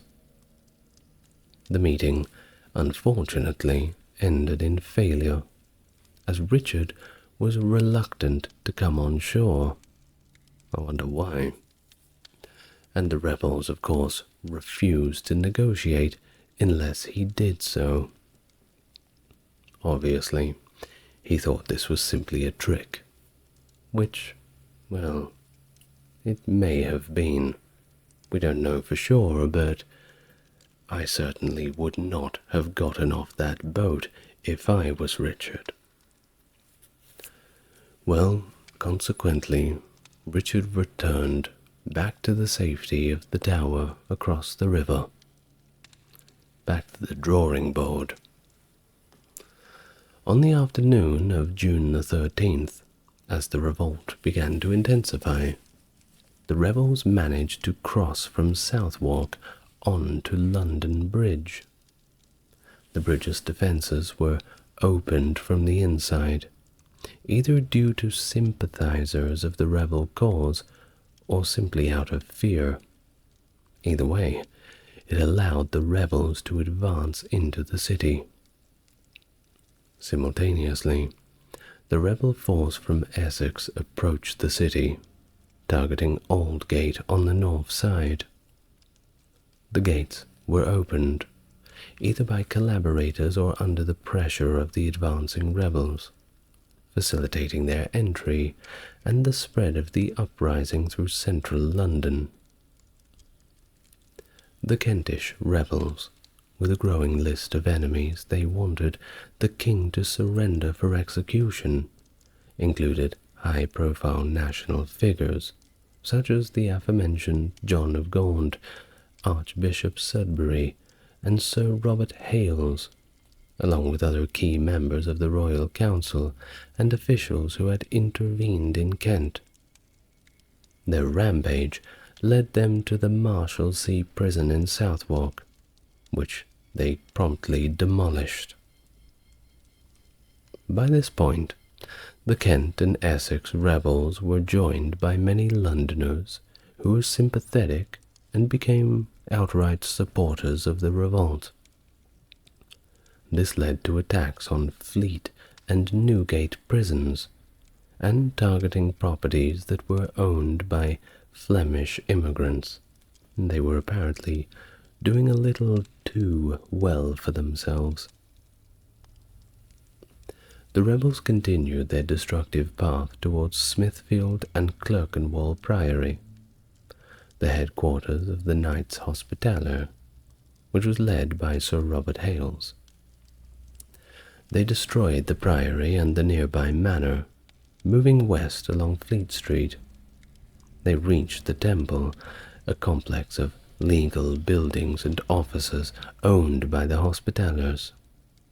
The rebels then destroyed legal documents and buildings, burning everything in the streets.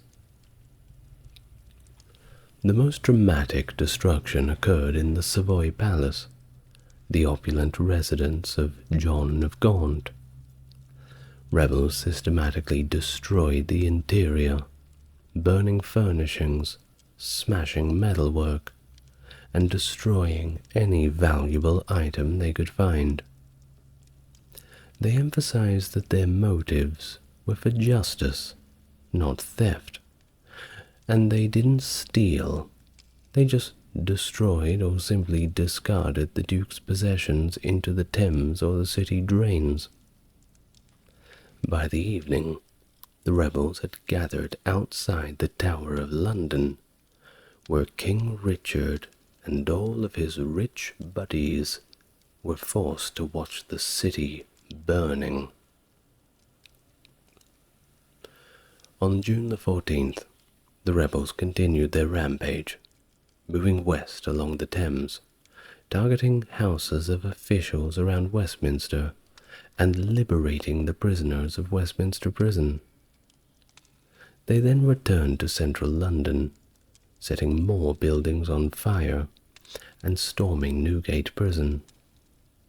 Their hunt for Flemings continued aggressively. Those with Flemish accents were particularly targeted and killed, including the royal advisor, Richard Lyon.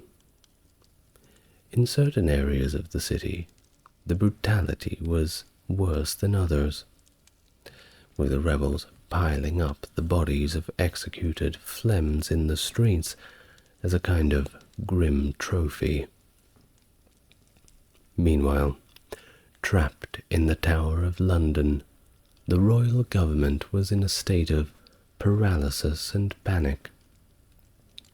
Earlier that morning, Richard left the Tower to negotiate with the rebels at Mile End in East London, accompanied only by a small bodyguard.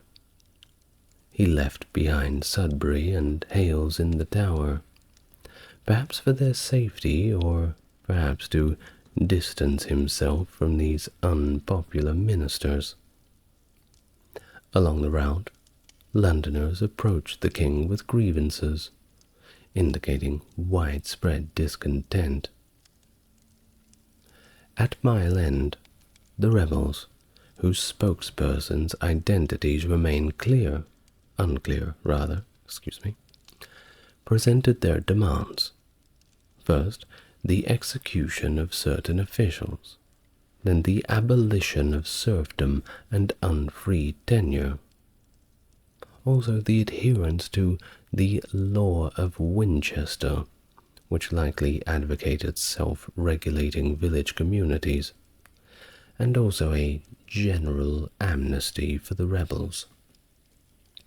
King Richard responded by issuing charters that announced the abolition of serfdom, which began to be circulated around the country, although he refused to surrender any officials for execution.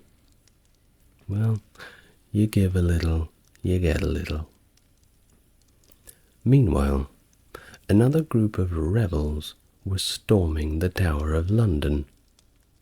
The gates had rather sillily been left open. That's right, in a time like this.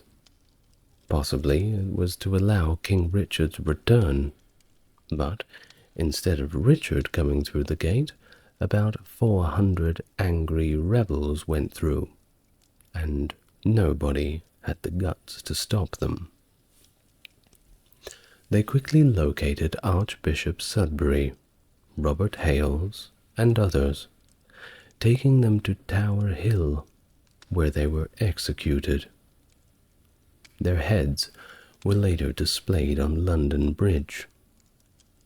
Also, inside the tower, the rebels encountered John of Gaunt's son, the future Henry IV, who narrowly escaped execution thanks to the intervention of John Ferror, a royal guard. The rebels also encountered Lady Joan, the king's mother, and John Holland, Richard's sister, Joan Holland rather. But after once again jeering and mocking them, they let them go unharmed. It seems that executing women is a bridge too far. Well, what a day it was in London, and following this day's chaos, King Richard did not return to the Tower, but instead went to the Great Wardrobe in Blackfriars. There he appointed Richard Fitzalan, Earl of Arundel, as the new Chancellor, replacing Sudbury. He then began strategizing to regain control over the situation.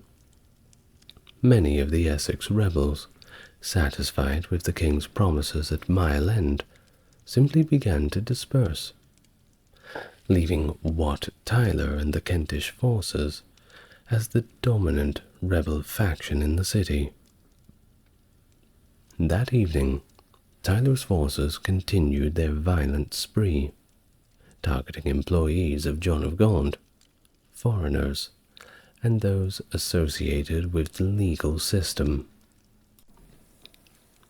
On June the 15th, amidst the ongoing unrest, Richard II and the remaining discontented rebels agreed to meet at Smithfield, which is just outside of London city walls. The city was still in a state of chaos, with various groups of rebels moving independently.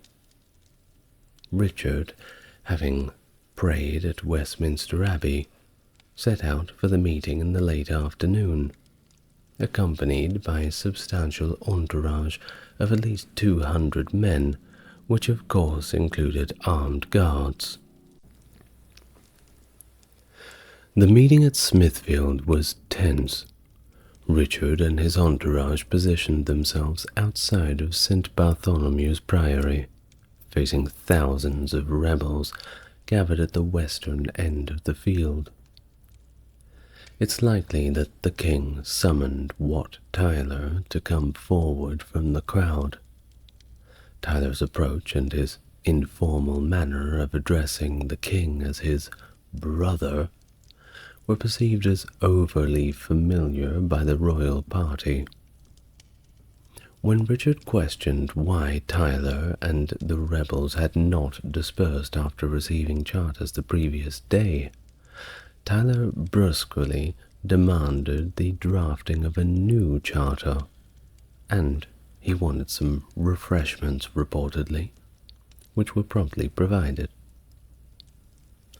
An altercation then ensued between Tyler and some of the king's servants. William Walworth, the Lord Mayor of London, intervened as Tyler made threatening gestures towards the king.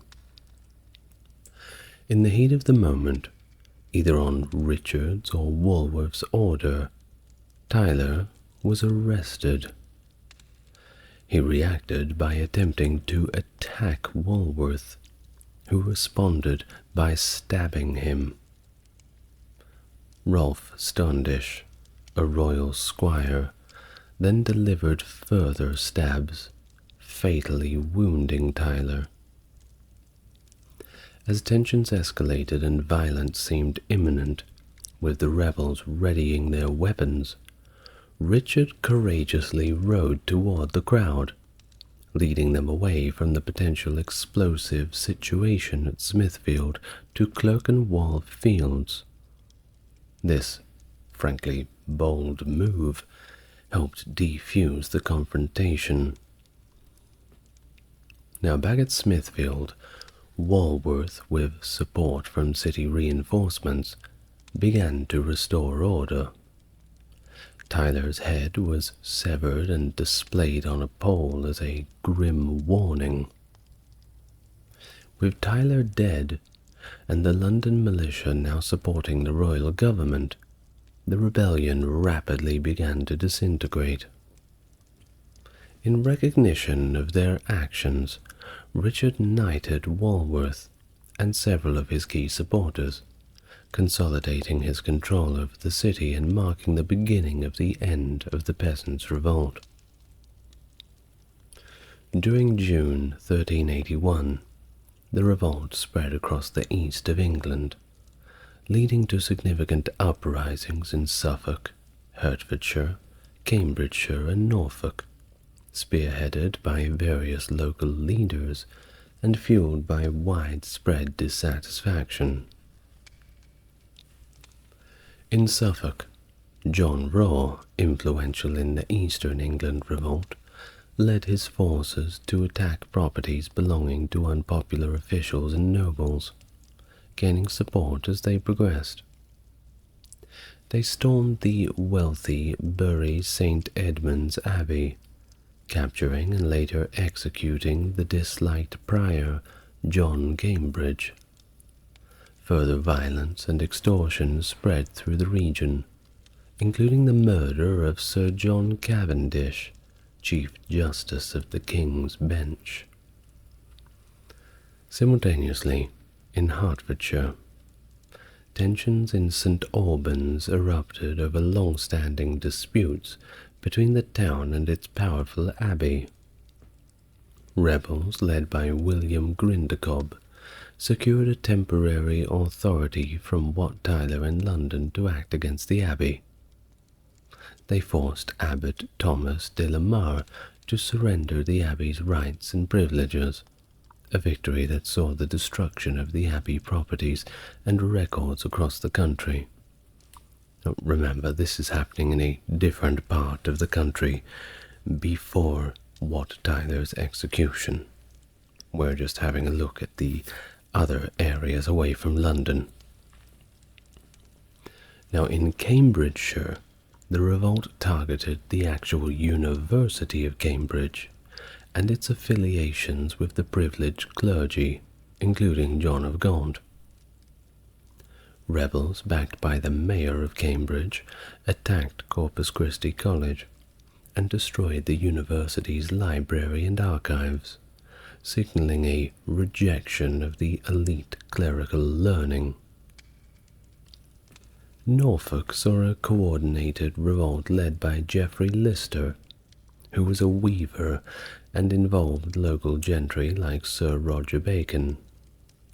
The rebels assembled outside Norwich, killed Sir Robert Sale, who tried to defend the city, and then looted the city upon gaining entry.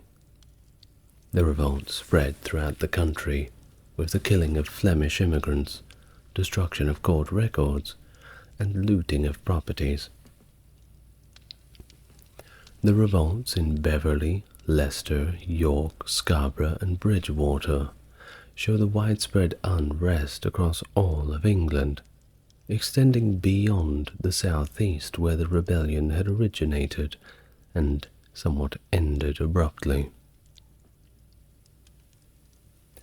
Well, out in Beverley, tensions between the mercantile elite and the poorer townspeople escalated into violence, leading to a takeover of the town administered by the rebels. This upheaval culminated in arbitration through Archbishop Alexander Neville, highlighting the involvement of high-ranking clergy in attempts to mediate the conflicts. Leicester then prepared itself for an anticipated attack due to its association with John of Gaunt, a prominent target of the rebels. However, luckily for them, the attack never came. It just simply didn't happen. It shows the chaotic nature of the revolt and the spread of rumors that often outpaced actual events. York, on the other hand, experienced significant violence, with attacks on religious institutions and properties. The city saw a brief takeover by armed men under John de Gisborne, indicating that the rebellion's influence reached far into the north and disrupted local governance. Scarborough's response to the news from the south included riots against the ruling elite, characterized by rebels wearing distinctive attire to signify their participation of the revolt. The attack led to the temporary disposition of local officials, and a tax collector nearly got lynched. Lucky for him, he got away. But it's hard to feel bad for tax collectors. Now in Bridgewater, the revolt led by Thomas Ingleby and Adam Bruges saw attacks on religious houses and local gentry, showing the rebels' disdain for not only ecclesiastical but secular authorities, anybody who embodied these social and economic structures that they opposed. Well, either way, the suppression of the peasants' revolt was swift and harsh, involving a range of legal and military responses across England. Key figures in the royal government and local nobility rapidly mobilized to restore order, often using force and conducting summary executions. Sir Robert Knowles and Sir Nicholas Brembre, along with other royal appointees, were crucial in reasserting control in the capital and beyond. Henry Despenser, the Bishop of Norwich, took an exceptionally active role, personally leading forces to suppress the revolt in East Anglia. His actions, though effective, were later criticized for their legality and severity. But then again, any means necessary. Thomas of Woodstock and Robert Tressilian were given special commissions to oversee trials across England, utilizing a variety of legal charges to prosecute the rebels. The legal proceedings often relied on dubious methods and heavy-handed tactics. In fact, their actions included a large number of executions that showed little mercy on those involved in the uprising, even if they were only involved by association. Not to mention the widespread use of informants and denunciations, which spread fear among the populace. In fact, at least 1,500 people were executed or killed in battle by November following the revolt. The legal aftermath continued on for years. Some cases even dragged on till 1387. Notable rebel leaders like Jack Straw and John Ball were captured and executed, along with many others who played significant roles in the revolt. The execution of John Ball in St. Albans and the trial of John Roar in London show the royal government's determination to make examples of the leaders. Well, what happened after the revolt? Well, the English government and Parliament took steps to re-establish normal governance, and address underlying issues that had led to the unrest. As much as you can sort out these issues with a heavy hand, it's still wise to maybe see how it happened in the beginning and address the root causes.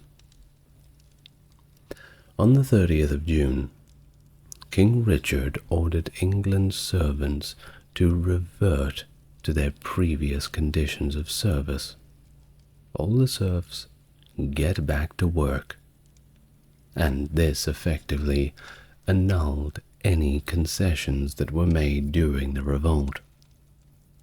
By the 2nd of July, the royal charters that had been signed under duress during the uprising were formally revoked, completely putting everyone back to square one. Effectively, I hate to say it, but it was a big waste of time. In November, Parliament convened to deliberate on the year's events and how to address the resultant challenges. The revolt was attributed to the misconduct of royal officials who were accused of aggressive greed and heavy-handedness. The Commons reaffirmed support for the existing labour laws, but they did call for changes within the Royal Council, which Richard agreed to implement.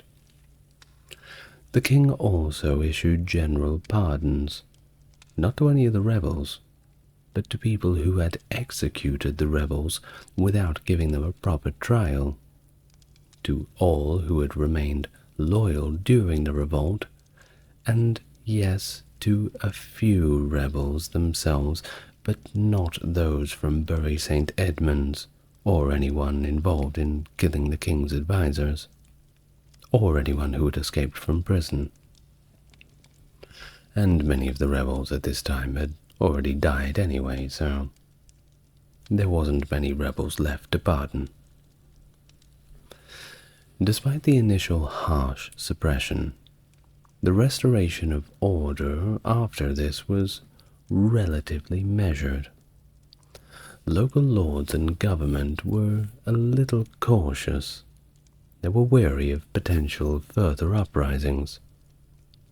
Legal reprisals against peasants were largely confined to the courts after this, avoiding direct retribution. Nonetheless, you can't keep a good man down. Low-level unrest persisted in the following years, with incidents in Norfolk in September 1382, and actually a plot against the Sheriff of Devon in March 1383. Significantly, Parliament abandoned the poll tax and refrained from any major fiscal reforms that could provoke further discontent. So that is a small victory. Instead, though, it resolved to reduce military efforts on the continent, leading to a scaling back of England's foreign policy ambitions and more of a push towards peace negotiations. Economically, the institution of serfdom began a decline that was more due to economic forces than the political outcomes of the revolt. The labour market's dynamic shifted again and again as rural wages continued to rise, leading to many lords to either sell serfs' freedoms or convert traditional land tenures to leasehold arrangements. By the 15th century, serfdom had effectively disappeared in England, marking a significant socio-economic transformation initiated in part by the Peasants' Revolt of 1381. But those who were facing the immediate aftermath of this and were unfortunately executed or thrown in prison, well, they perhaps did not see it that way. Well, the rebels of the revolt were portrayed by contemporary chroniclers using a broad, derogatory Latin terms such as serviles rustici, servile genus, and rusticias, which depict them as rural serfs.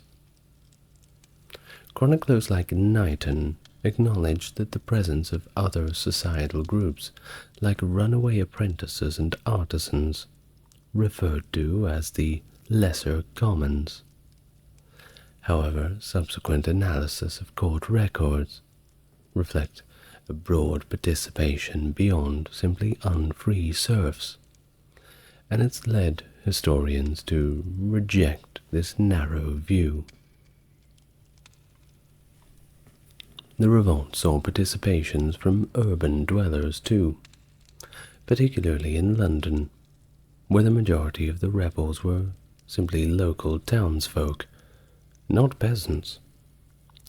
In some cases, such as York and Bury St. Edmunds, the urban poor joined forces with the rural rebels, and blurred the line between the urban and rural discontent. This collaboration was less pronounced in places like Canterbury, where the post-Black Death influx of villagers into towns made distinguishing urban and rural communities pretty much irrelevant. Notably, many of the rebels were literate. That's right, they could read, contradicting the perception of universal illiteracy.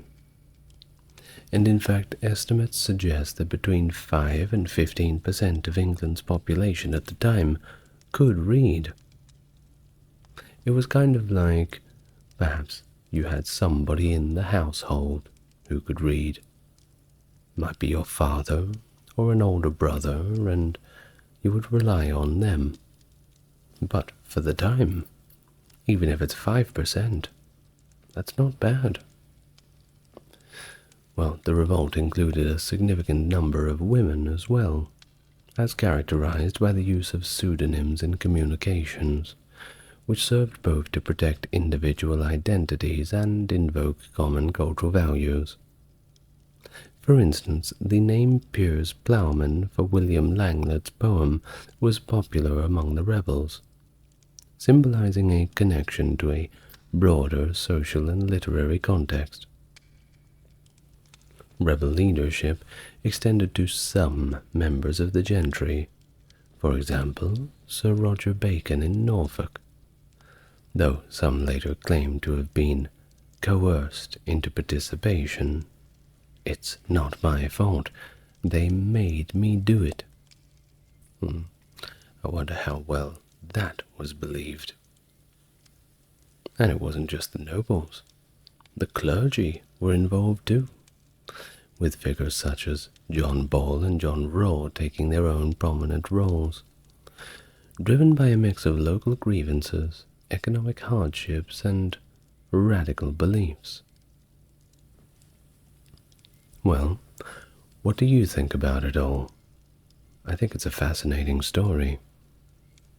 You will find many people in the early days of the socialist and communist writers talking about this as an early form of a worker uprising. And I'd say they were right. Well, I, for one, will be paying as little taxes as possible. Thank you very much for listening. I would like to thank my top-tier patron subscribers, that is Susan, JC, Stark Factory, and Jeffrey. If you would like to make a contribution to the channel, you know what to do. The Waldensians, a pre-Reformation Christian movement founded in the 12th century by Peter Waldo, and one of the earliest proponents of religious reform in medieval Europe. Originating in Lyon, France, they sought to return to the simplicity and poverty of earlier Christianity, advocating for a personal piety and the preaching of the gospel in vernacular languages, which was a radical departure from the norms of the Catholic Church at the time. And despite facing severe persecution and even excommunication, the Waldensians persevered in their beliefs, maintaining their communities in the remote valleys of the Alps. Hello and welcome back. Is it your first time here? If it is, it's good to meet you, and if you're coming back, how's it going? It's good to see you once again. Now, if you like what I do and want to support the channel, link to the Patreon's in the description. Otherwise, we are pushing for 6,000 subscribers. So how about you click the subscribe and like button on the video to help push it out to a bigger audience for me. Now, without further ado, please take a deep breath and make yourself comfortable, because we're going to learn all about the Waldensians. Most of our modern understanding of the Waldensians comes primarily from sources within the Roman Catholic Church, which is, ironically, the same institution that so readily labeled them as heretics. But they do that to everyone, don't they? Now, this reliance on church records poses us a few challenges due to the sparse and often disconnected nature of these documents, which may reflect a bias against the Waldensians. Key sources on Waldensian beliefs include the Profession of Faith of Valdo of Leon in 1180, Liber Anti-Heresis by Durando Dosca, written around 1187 to 1200, and the Rescriptum from the Bergamo Conference in 1218. Other significant earlier documents include Stefano d'Anse's will from 1187, the Manastatio Hereses Albigensium et Lugensium around 1206 to 1208, sorry about the Latin, and the anonymous Chronicle of Lyon around 1220. Additional insights come from the writings of Reinerius Sarco, a former Cathar who converted to Catholicism and died in 1259. His works, particularly the Summa de Catharsis on the Cathars and the Poor of Lyon, published in 1254, are critical for understanding the early perceptions and accusations against the Waldensians by the Catholic Church. Now, why would the Catholic Church have a problem with the Waldensians? Well, pretty much for the same reasons they had a problem with the Cathars and other smaller heresies. You see, the Catholic Church had made an orthodoxy for Western European Christianity, and as far as they were concerned at the time, you were only allowed to have one. Now, as much as, yes, this can be argued as a power move on their behalf, which it probably 100% was, there's also an argument to be made that the standardization of the way that Christianity was for the purpose of not leading people away from what they believed would get them into heaven. Basically, if you would want to put it in a simple way, the only people who had the authority to dictate church matters and theology, scripture, was the church itself. And there were strict guidelines, because if you were going to tell everybody that this is the way to get into heaven, you want to make sure that everybody is on the exact same page, without any discrepancies. So that was the main justification for the lack of flexibility in theological differentiation. So, what does make them different, the Waldensians? Well, just to warm you up a little bit before we go into a lot of detail, Here are a few of their main doctrines that kind of speak to them theologically and culturally as a people. The atoning death and justifying righteousness of Christ. They emphasize the redemptive death of Christ and his role in justifying sinners. Okay, that's normal.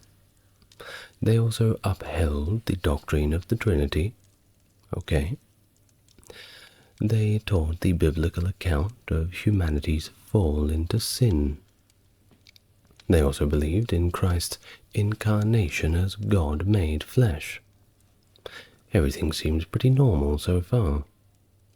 Well, here's a bit of a sticking point for the Catholics. The Waldensians completely denied the concept of purgatory. In fact, they rejected it so outrightly that they labeled it an invention of the Antichrist. Now, if you are going to label it the invention of the Antichrist, you're going to have to ask, well, who invented it? And the first person you look at is the Catholic Church.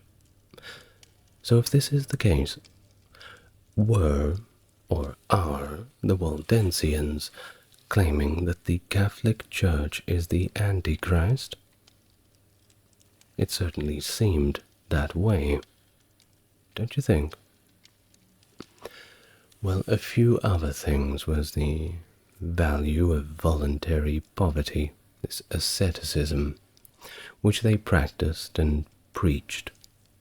Also the universal priesthood of believers, another sticking point, which was a possibility, but we're not entirely sure, that they held to a belief of the universal priesthood of all believers, asserting that all good men are priests. Well, this is also another issue when you have someone or a group such as the Catholic Church that want to have the monopoly on theological matters. The doctrinal stance also included the rejection of several mainstream Christian practices of the time as follows. They believed that temporal offices and dignities were inappropriate for gospel preachers. They viewed relics as simply ordinary bones, not warranting any special veneration. They criticized the practice of pilgrimage as simply a waste of money.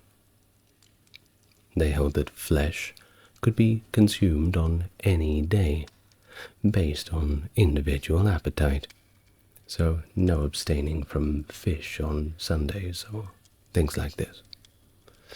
They regarded holy water as completely the same thing as rainwater, and argued that prayer was equally valid whether offered in a church or in their homes. They also spoke out openly against the Catholic Church, which they described as the harlot of the apocalypse, and of course viewed the papacy as the Antichrist of Rome. So you can see how they were making lots and lots of friends with the Papal States, of course. These beliefs are partially documented in The Noble Lesson, which was written in the Occitan language. While originally thought to have been written between 1190 and 1240, evidence suggests that it dates from the early 15th century. The poem is preserved in 4 manuscripts, 2 of which are located at the University of Cambridge, one at the Trinity College in Dublin, and another in Geneva. But wait, I would like you to keep in mind one thing. Generally, when you go out to persecute a minority of people, whether it be for racial or religious or any kind of reason, you generally want to make them look as horrible as possible. Now, since a lot of our sources do come from accounts from Roman eyes and accounts from the Catholic Church themselves, we have to be somewhat open to a little bit of critical thought perhaps the ideas of the Waldensians were not so extreme. Perhaps this was a little bit of a way of justifying a widespread persecution against them.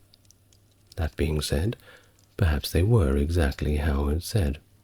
But once again, please engage in a little critical thinking before we move on. When a claim is made, you always have to look at the vested interests of the person making the claim. Now, that being said, the Waldensians shared certain doctrines with the Catholic Church, but they diverged significantly in their approach to sacraments and church practices. Initially, they upheld the real presence of Christ in the Eucharist and recognized the need for priests to perform Mass. The real presence of Christ in the Eucharist, by the way, effectively, from my understanding, you know how they say, "This is my blood," and they drink the wine, "This is my body," and they eat the crackers. I believe it's called transmutation, that effectively, once the crackers go into your mouth, it effectively turns into the actual body of Christ. And once the wine goes into your mouth, it turns into the actual blood of Christ. Now, apart from being a little bit gross, that's effectively what a lot of the older Christian and Catholic sects believe.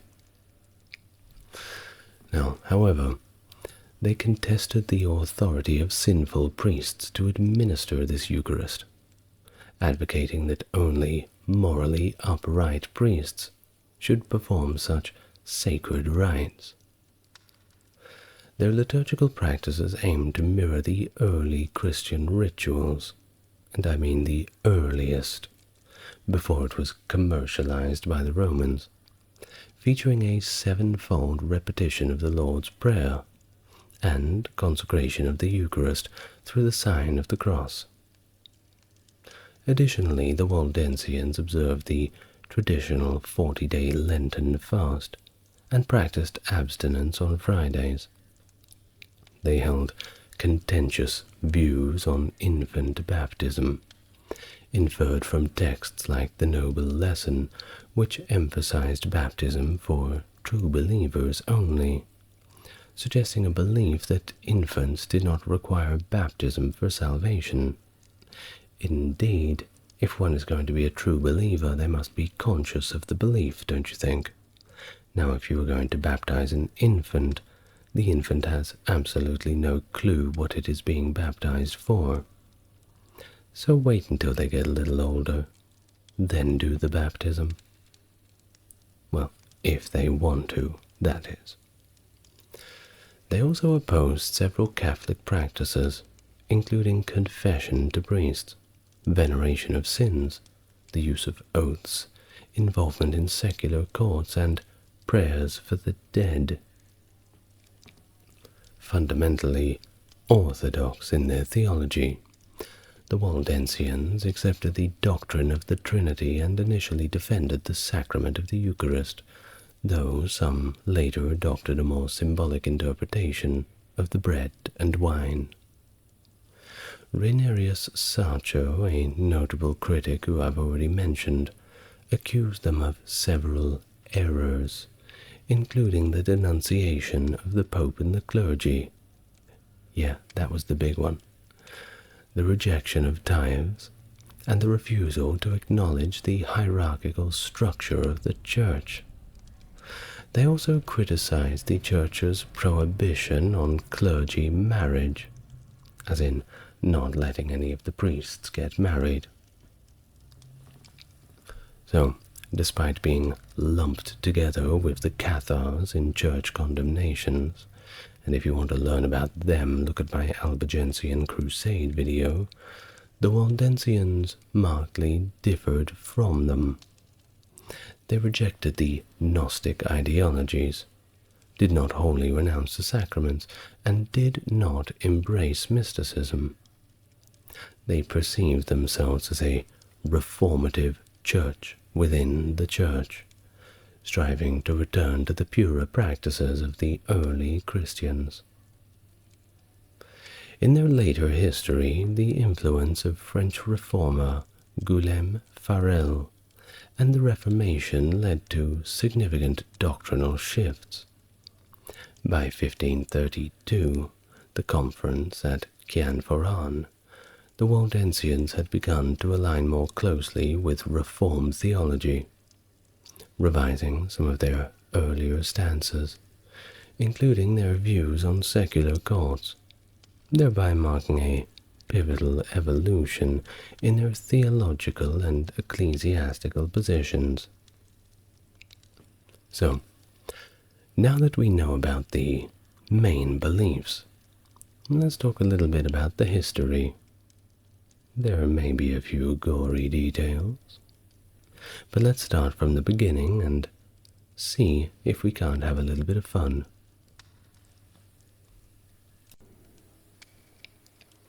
Now, according to tradition, Peter Waldo gave up his wealth to focus on preaching, inspiring similar actions among the other Catholic clergy, and as a result, early on his movement became known as the Poor of Lyon and the Poor of Lombardy. Emerging in the 12th century, there are indications that the Waldensians may have existed well before Peter Waldo's time, potentially as early as 1100. At the Third Council of the Lateran in 1167, Pope Alexander III described the Waldensians as an ancient nuisance. Reinerius Sacho, a 13th century inquisitor, commented on the group's long history, suggesting they date back to the times of Pope Sylvester, or even the Apostles. That may explain the love for early Christian practices. 17th century Waldensian pastor Henry Arnaud claimed that the Waldensians descended from Italian refugees who, following St. Paul's evangelism, fled to the mountains, preserving and passing down the gospel through generations. From its inception, the Waldensian movement emphasized lay preaching, voluntary poverty, and strict biblical adherence.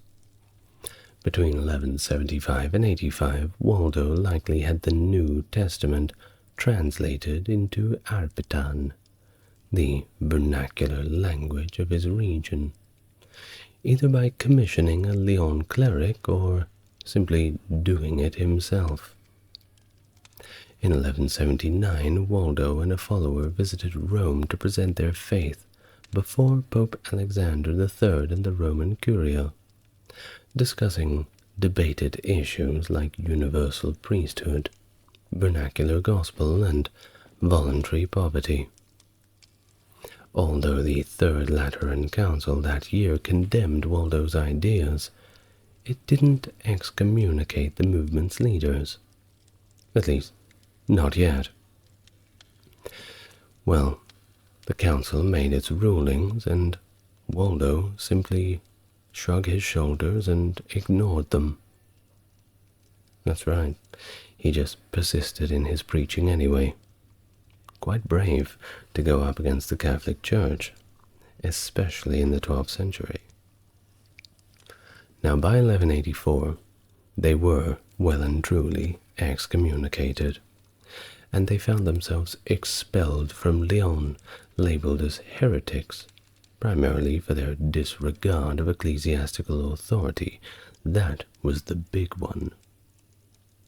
They continued their ministry covertly, with preachers known as barbas traveling secretly between towns for worship and confession. Waldo's death is believed to have occurred in the early 13th century, possibly in Germany, and he was never apprehended, and believe me, they were looking for him.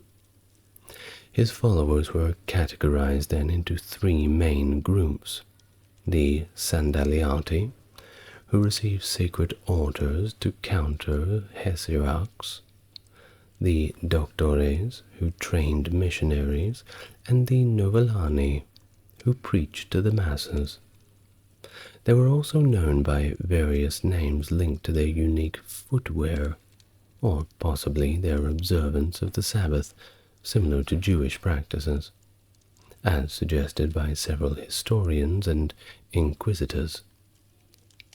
Some also speculated that the Waldensians' practices were connected to earlier figures like Claudius of Turin and Berengar of Tours, though modern scholarship generally dismisses these claims of ancient origins.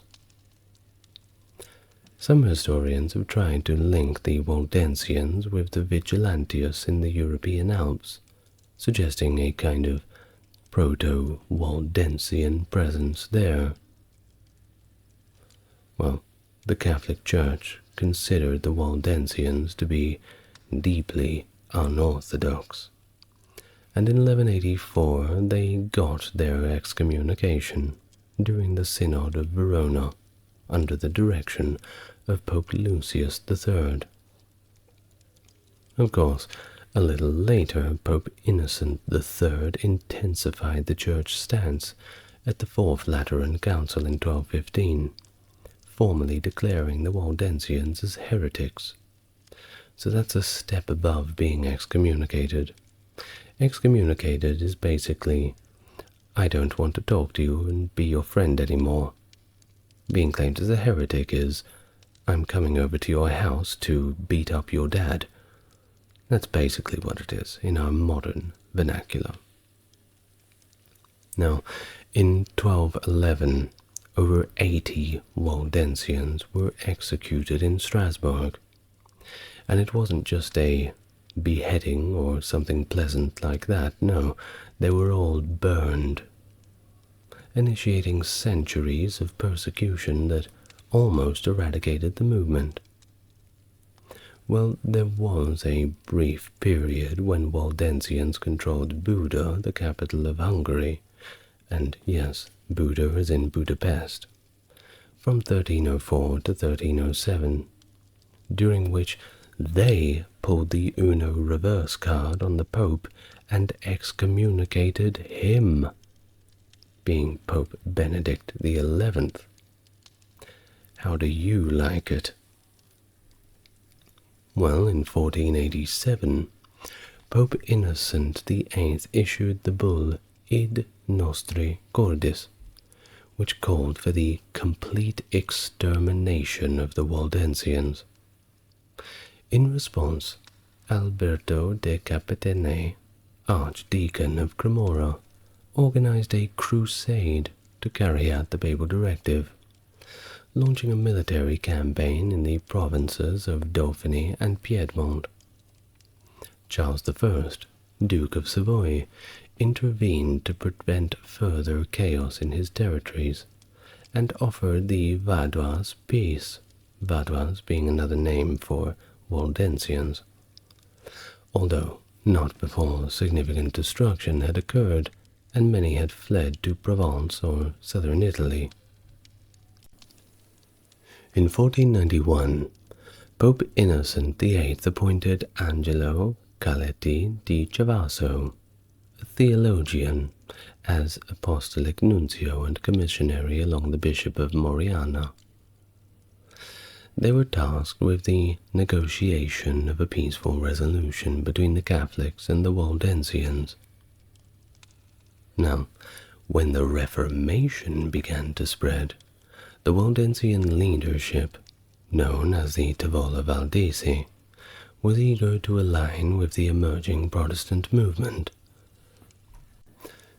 Thus, in 1526, they gathered in Laos, a town in the Chisholm Valley, and resolved to send representatives to learn more about this new religious wave.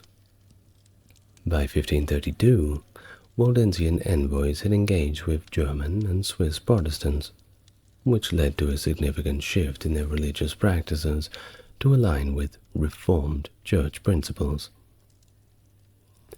During a pivotal assembly in Chanvaran on the 12th of October 1532, William Farel and Anthony Saunier Emissaries from the Swiss and French Reformed churches encouraged the Waldensians to join the Reformation and abandon their outdated and clandestine practices. At this meeting, a confession of faith reflected the Reformed doctrines was adopted, and it was agreed that they would now conduct their worship openly in French. Significantly, the Waldensians contributed to the dissemination of Protestant texts. The French Bible, translated by Pierre Robert Olevetan and published in Neuchâtel in 1535, included contributions from John Calvin and was partially based on a New Testament previously translated into the Waldensian vernacular. To support his publication, Waldensian churches collectively raised 1,500 gold crowns. The Massacre of Merindol of 1545. Outside their historical stronghold in Piedmont, the Waldensians assimilated into local Protestant congregations in Bohemia, France, and Germany after they emerged from isolation. However, this visibility brought accusations of sedition, prompting the French king to issue the Arrêt de Merindol on January 1st, 1545. An army was assembled against the Waldensians in Provence, led by Jean Maynard d'Oppede, the first president of the Parliament of Provence, and Antoine Escalon des Amiens, a military commander returning with 2,000 veterans from the Italian wars, known as the Bandes de Piedmont. The subsequent massacre of Merindol resulted in the death of hundreds of thousands, with several villages completely destroyed. The Treaty of June 5th, 1561, extended amnesty to the Protestants of the valleys, offering liberty of conscience and the freedom to worship. This also allowed prisoners to be finally released and returned home. Well, despite this treaty, the Vaudois, as the Waldensians were called, along with other French Protestants, endured hardships during the French Wars of Religion from 1562 to 1598, and yes, before you comment, I will be making a full video on that debacle. Now, by 1631, Protestant scholars began to recognize the Waldensians as precursors to the Reformation, similar to the followers of John Wycliffe and Jan Hus, who were also persecuted by religious authorities. Although the Waldensian Church received certain rights and freedoms under the Edict of Nantes by the French King Henry IV in 1598, not the English king, persecution intensified again in the 17th century. The Duke of Savoy's attempted extermination of the Waldensians in 1655 forced many to flee, leading to their dispersion across Europe and even to the Western Hemisphere. In the January of 1655, the Duke of Savoy issued an ultimatum to the Waldensians: attend Mass, or relocate to the upper valleys of their homeland within 20 days, during which they were to sell their lands. Given the harshness of winter, this directive seemed designed to coerce the Waldensians into converting to Catholicism, trying to back them into a corner, either be Catholic or freeze to death. Tough choice. Contrary to the Duke's expectations, the majority of the Waldensians chose to abandon their lower valley homes and move to the more remote upper valleys. Historical accounts describe their arduous journey. Elderly men, women, children, and the sick who traversed icy waters and treacherous frozen landscapes to find refuge among their fellow believers, who received them with open arms, despite their own poverty, and that is an odyssey of brave people. Give them a bit of credit for sure.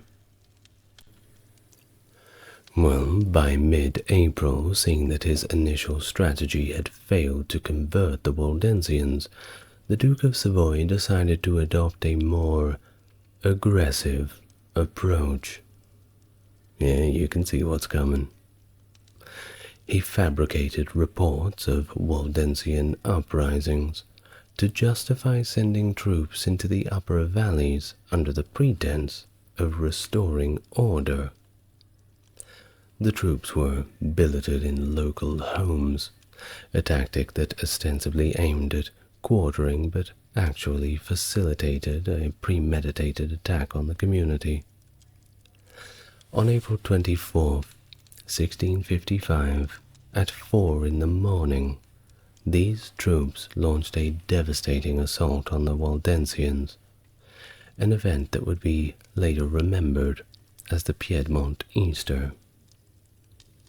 The brutality of the massacre was extreme and unprovoked, involving looting, assault, torture, and murder. According to contemporary accounts, including one by Peter Liege, the atrocities included throwing children against rocks, burning the elderly alive, dismemberment, flaying, that's when you skin somebody, and other gruesome acts of violence and humiliation. The estimated death toll of this atrocity was around 1,700. Well, it didn't go unnoticed. The barbarity of the massacre provoked widespread outrage across Europe, drawing condemnation and prompting support from Protestant leaders.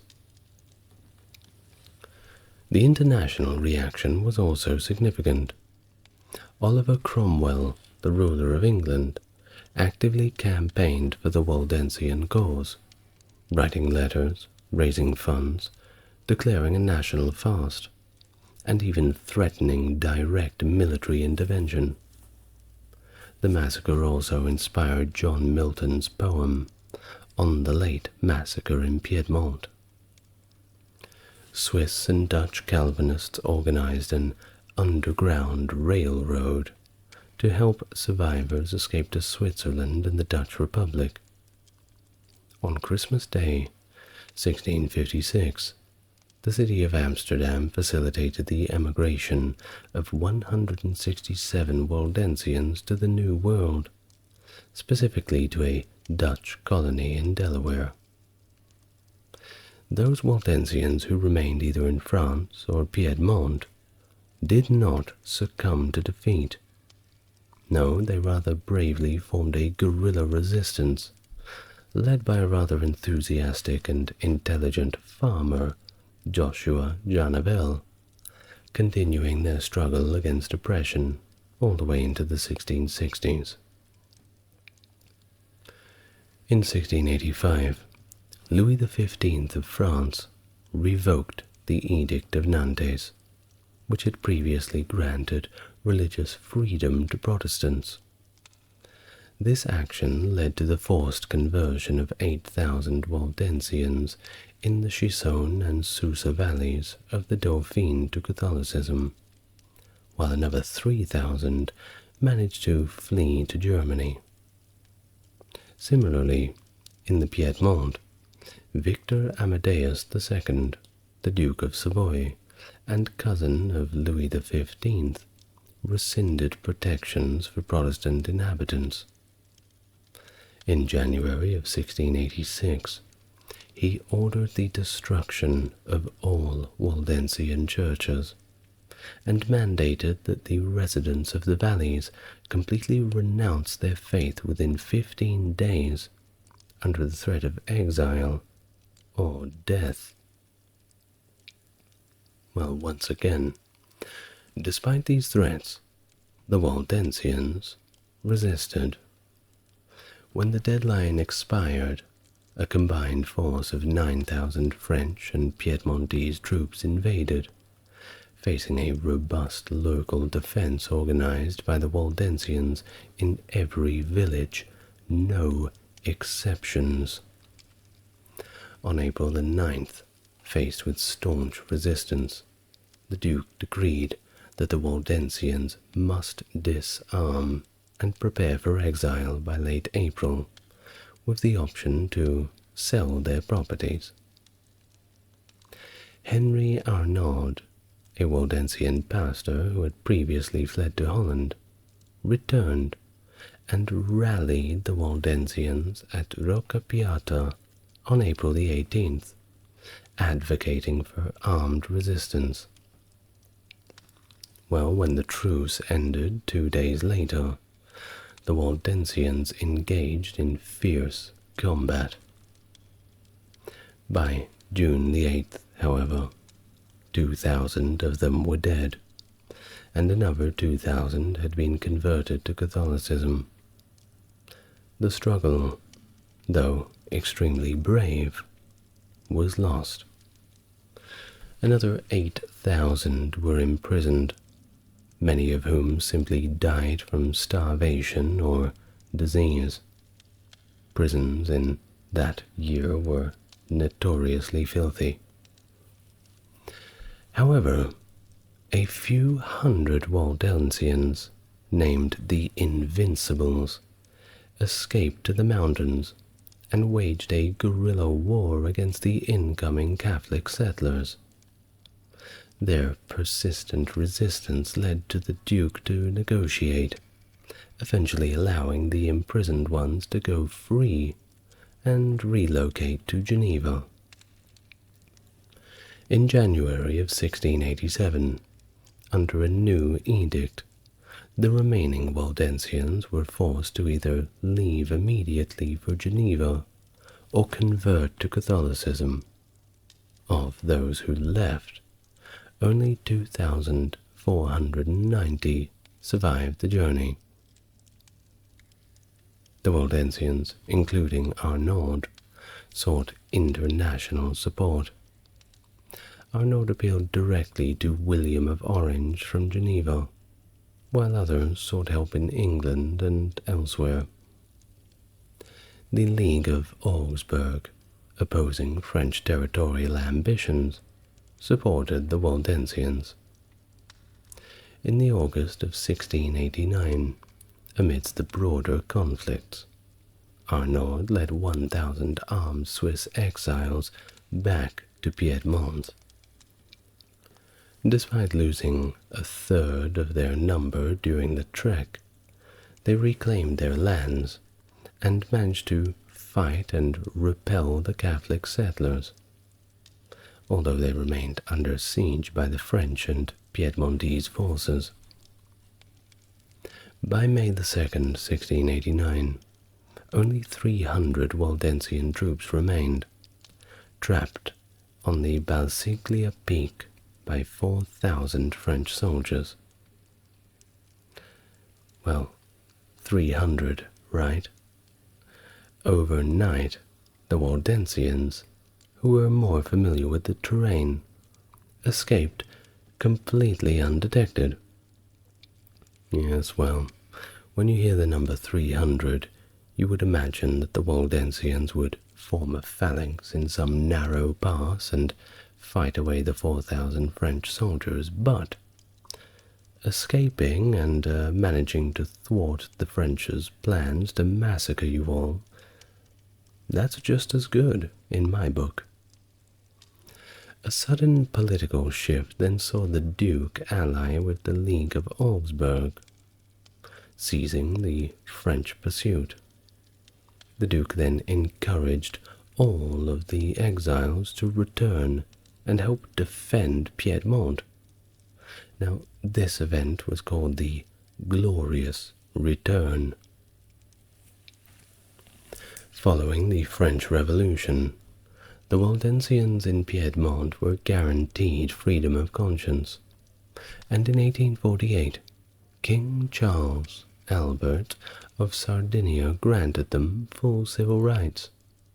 With these newfound liberties, the Waldensians began to spread beyond their traditional valleys.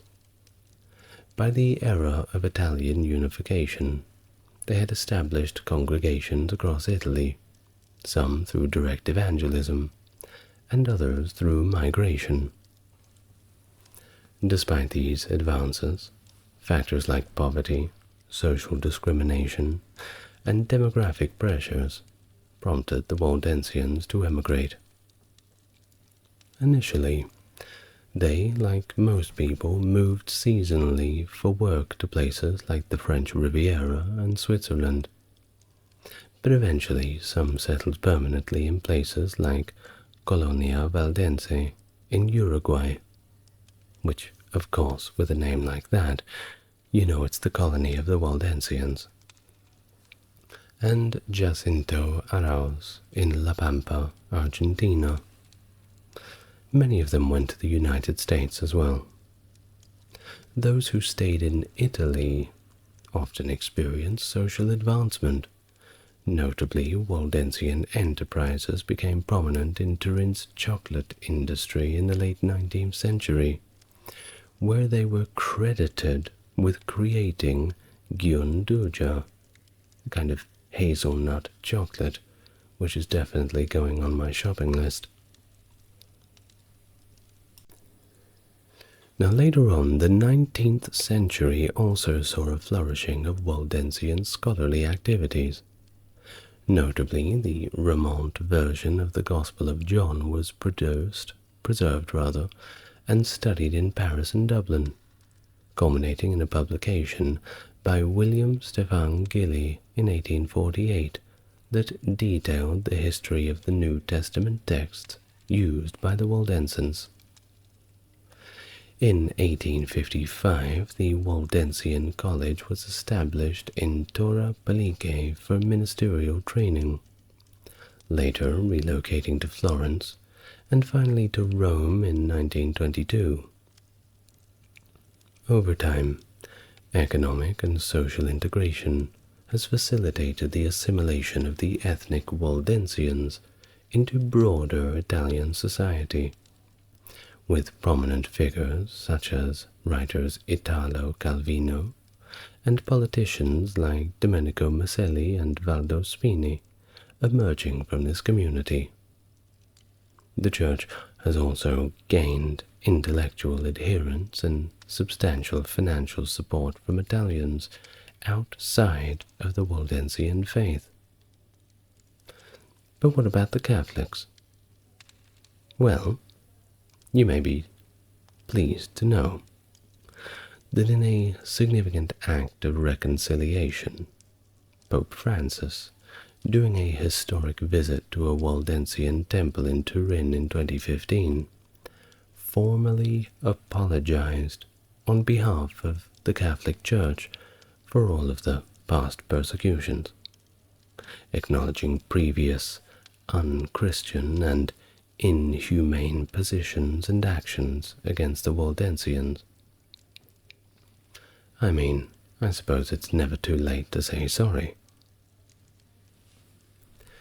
Well, the modern Waldensian Church identifies as a Protestant denomination within the Reformed tradition, originally shaped by reformers like Huldrych Zwingli and John Calvin. Its foundational doctrine is the Confession of Faith, formulated in 1655, drawing heavily from the Reformed Confessions of 1559. The Church practices only two sacraments, being baptism and the Lord's Supper. The highest authority in the Church is the annual synod, while local congregational matters are overseen by a consistory, led by the presiding pastor. In terms of historical influence, the Waldensians have left their mark on various religious movements, including the Wicca prophets, who supported believers' baptism. They also impacted the Bohemian Reformation, notably influencing Peter Chelski's early in his life, with Waldensian congregations present in his region. Conversely, some Hussite factions, like those led by Jacob of Miles, rejected the Waldensian doctrines. There have been historical claims suggesting that the Waldensians were originally taught by Paul the Apostle during his purported travels to Spain and Piedmont, maintaining their apostolic faith of poverty and piety, even as the Catholic Church indulged in excesses from the time of Emperor Constantine. However, these accounts have been largely dismissed. Well, thank you very much for joining me again today. A history on the Waldensians, I bet you didn't see that coming. Well, you know that I like to cover all sorts of topics on this channel, and we are having all sorts of fun exploring all of these things, from the very well-known to the little bit more mysterious. There's plenty more to come. I'm not slowing down. The Wars of the Roses, a series of dynastic conflicts in England between the houses of Lancaster and York, both branches of the royal Plantagenet family. A war that unfolded between the years of 1455 and 1487. The name, the War of the Roses, comes from the emblems associated with the two rival houses, being the red rose for Lancaster and the white rose for York. The struggle was ignited by both political and economic issues, leadership disputes, and the quest for control over the throne of England, peaking with battles like Towton, which was among the bloodiest fought on English soil. The wars concluded with the ascent of Henry Tudor, that being Henry VII, at the Battle of Bosworth Field, which effectively ended Plantagenet rule and marked the beginning of the Tudor dynasty. Hello and welcome to the channel. If you're new here, it's good to meet you. If you're coming back, welcome to another one. As always, if you like what I do, there's a Patreon link in the description. Otherwise, trying to hit 6k subs, and we're quite close. A like, comment, and subscribe will certainly help me get there. Now, with that out of the way, let's begin. First, a deep breath, and make yourself comfortable. Let's start from the very beginning.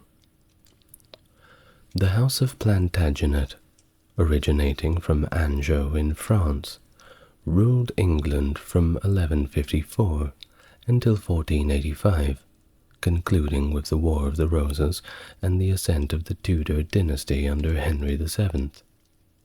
This period marked a significant transformation in England's governance and national identity, propelled by conflicts with the French, Scots, Welsh, and Irish, and of course the formalization of English as the primary language.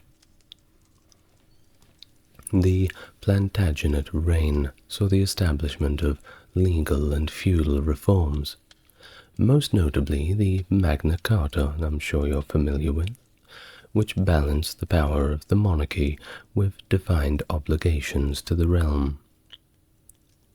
These reforms contributed to the emergence of a rather complex justice system and a budding sense of English nationhood.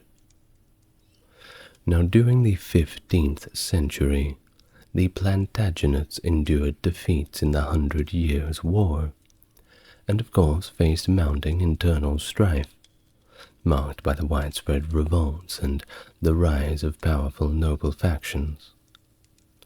The internal discord culminated in our very topic for today, this War of the Roses, which pitted the two houses, Lancaster and York, against one another.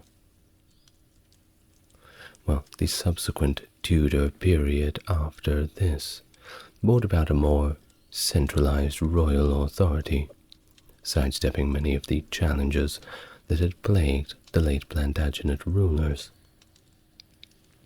So, speaking of these issues, we arrive to an issue itself, being Edward III. One of the notable Plantagenet kings. He had several sons who played significant roles in the nobility and the historical narrative of England. His creation of dukedoms for his sons introduced a new class of nobility that held substantial political and military power that was independent of the crown. This move laid the groundwork for what would become known as bastard feudalism, where nobles maintained private armies and could exert significant influence or opposition to the monarch. The term bastard feudalism, coined in the late 19th century, describes the evolution from traditional feudal levies to a system where nobles maintained loyalty through personal retainers rather than through feudal obligations. It was this shift that allowed nobles like John of Gaunt and later figures such as Richard of York and Warwick the Kingmaker to amass significant military and political power, challenging the authority of monarchs like Richard II and Henry VI. The House of Lancaster's claim to the throne was primarily through the aforementioned John of Gaunt, deriving legitimacy from a preference for the male line of succession. In contrast, the House of York's claim was rooted in descent from both the male and female lines, tying back to Lionel, Duke of Clarence. This divergence in claims fueled the rivalries and conflicts that characterized the Wars of the Roses, illustrating the complexity of lineage, feudal loyalty, and power in late medieval England. So, effectively to sum up, the creation of these dukedoms, while giving a little bit of people a bit of how can we put it, putting their mind at ease, giving them a little bit of power and sending them on their way to a different part of the country, it came back to bite them, as they all thought that they were the ones to take the throne. And, well, disputes in these sorts of matters begin a lot more wars than religions do, in my opinion. Just like when a relative dies and there's an argument over the will. It's pretty much the same thing on a larger scale. Now, the question of succession following the death of Edward III in 1377 significantly contributed to the conflicts. Edward III was preceded by his eldest sons, that being Edward the Black Prince and Lionel of Antwerp, creating uncertainty over who was truly the rightful heir. Edward's grandson, Richard II, ascended to the throne as a child amidst this uncertainty, leading to a reign marked by regency and unrest. Edward's third son, John of Gaunt, and his descendants through the male line were initially favored in the line of succession over the descendants of Lionel of Antwerp, though who were through the female line. This set the stage for more dynastic disputes. Now, Richard II, his rule began under the influence of regencies dominated by his uncles, particularly John of Gaunt. His reign saw significant challenges, including the Peasants' Revolt of 1381, which I just completed a full video on if you're interested. Also, his approach to governance was characterized by a shift towards absolute monarchy, which alienated the aristocracy and led to repeated conflicts with Parliament. Richard's aesthetic and peace-oriented policies contrasted sharply with the militaristic and administrative styles of his predecessors. His peace negotiations with France, which would have positioned England as a lesser power, were unpopular and rejected by the Parliament. His marriage to Isabella of Valois was part of these peace efforts, but did little to secure his position. Oh, and I should mention that Isabella was 6 years old at the time when she was married off to Richard II. There is a rather disturbing painting of this event. Ugh. Anyway, in 1399, the confiscation of the lands of John of Gaunt's exiled son, Henry Bolingbroke, following Gaunt's death, triggered Bolingbroke's return from exile, and ultimately led to Richard's deposition. Bolingbroke's ascent to the throne as Henry IV marked the beginning of the Lancastrian dynasty. Well, Richard II's reign didn't last for too long. It ended in controversy and a little bit of tragedy, with his likely death in captivity. His policies and the manner of execution have been debated by historians, with some suggesting a possible personality disorder influencing his later actions. Of course, I'm going to make a full video on Richard II, which will be interesting, to say the least, so look forward to that. But either way, his legacy, heavily shaped by Shakespeare's portrayal and subsequent historical interpretation, remains complex, to say the least.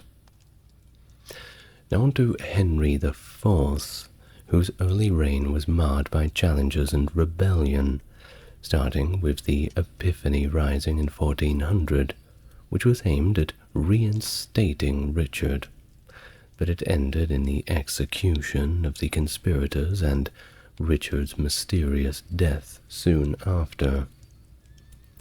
Well, in Wales, Owain Glyndwr spearheaded a significant rebellion that persisted beyond Henry's reign, only concluding in 1415.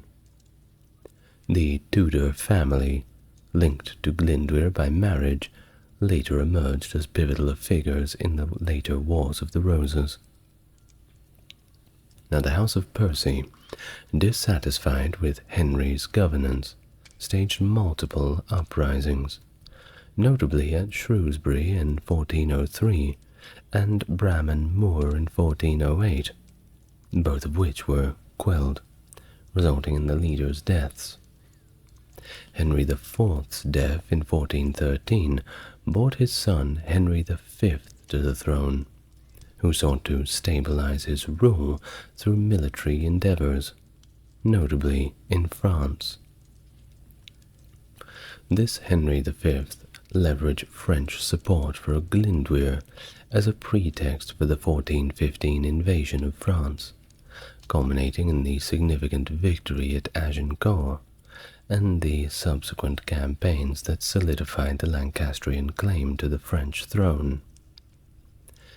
The Treaty of Troyes in 1420 marked a high point, designating Henry as the heir to the French throne through his marriage to Catherine of Valois.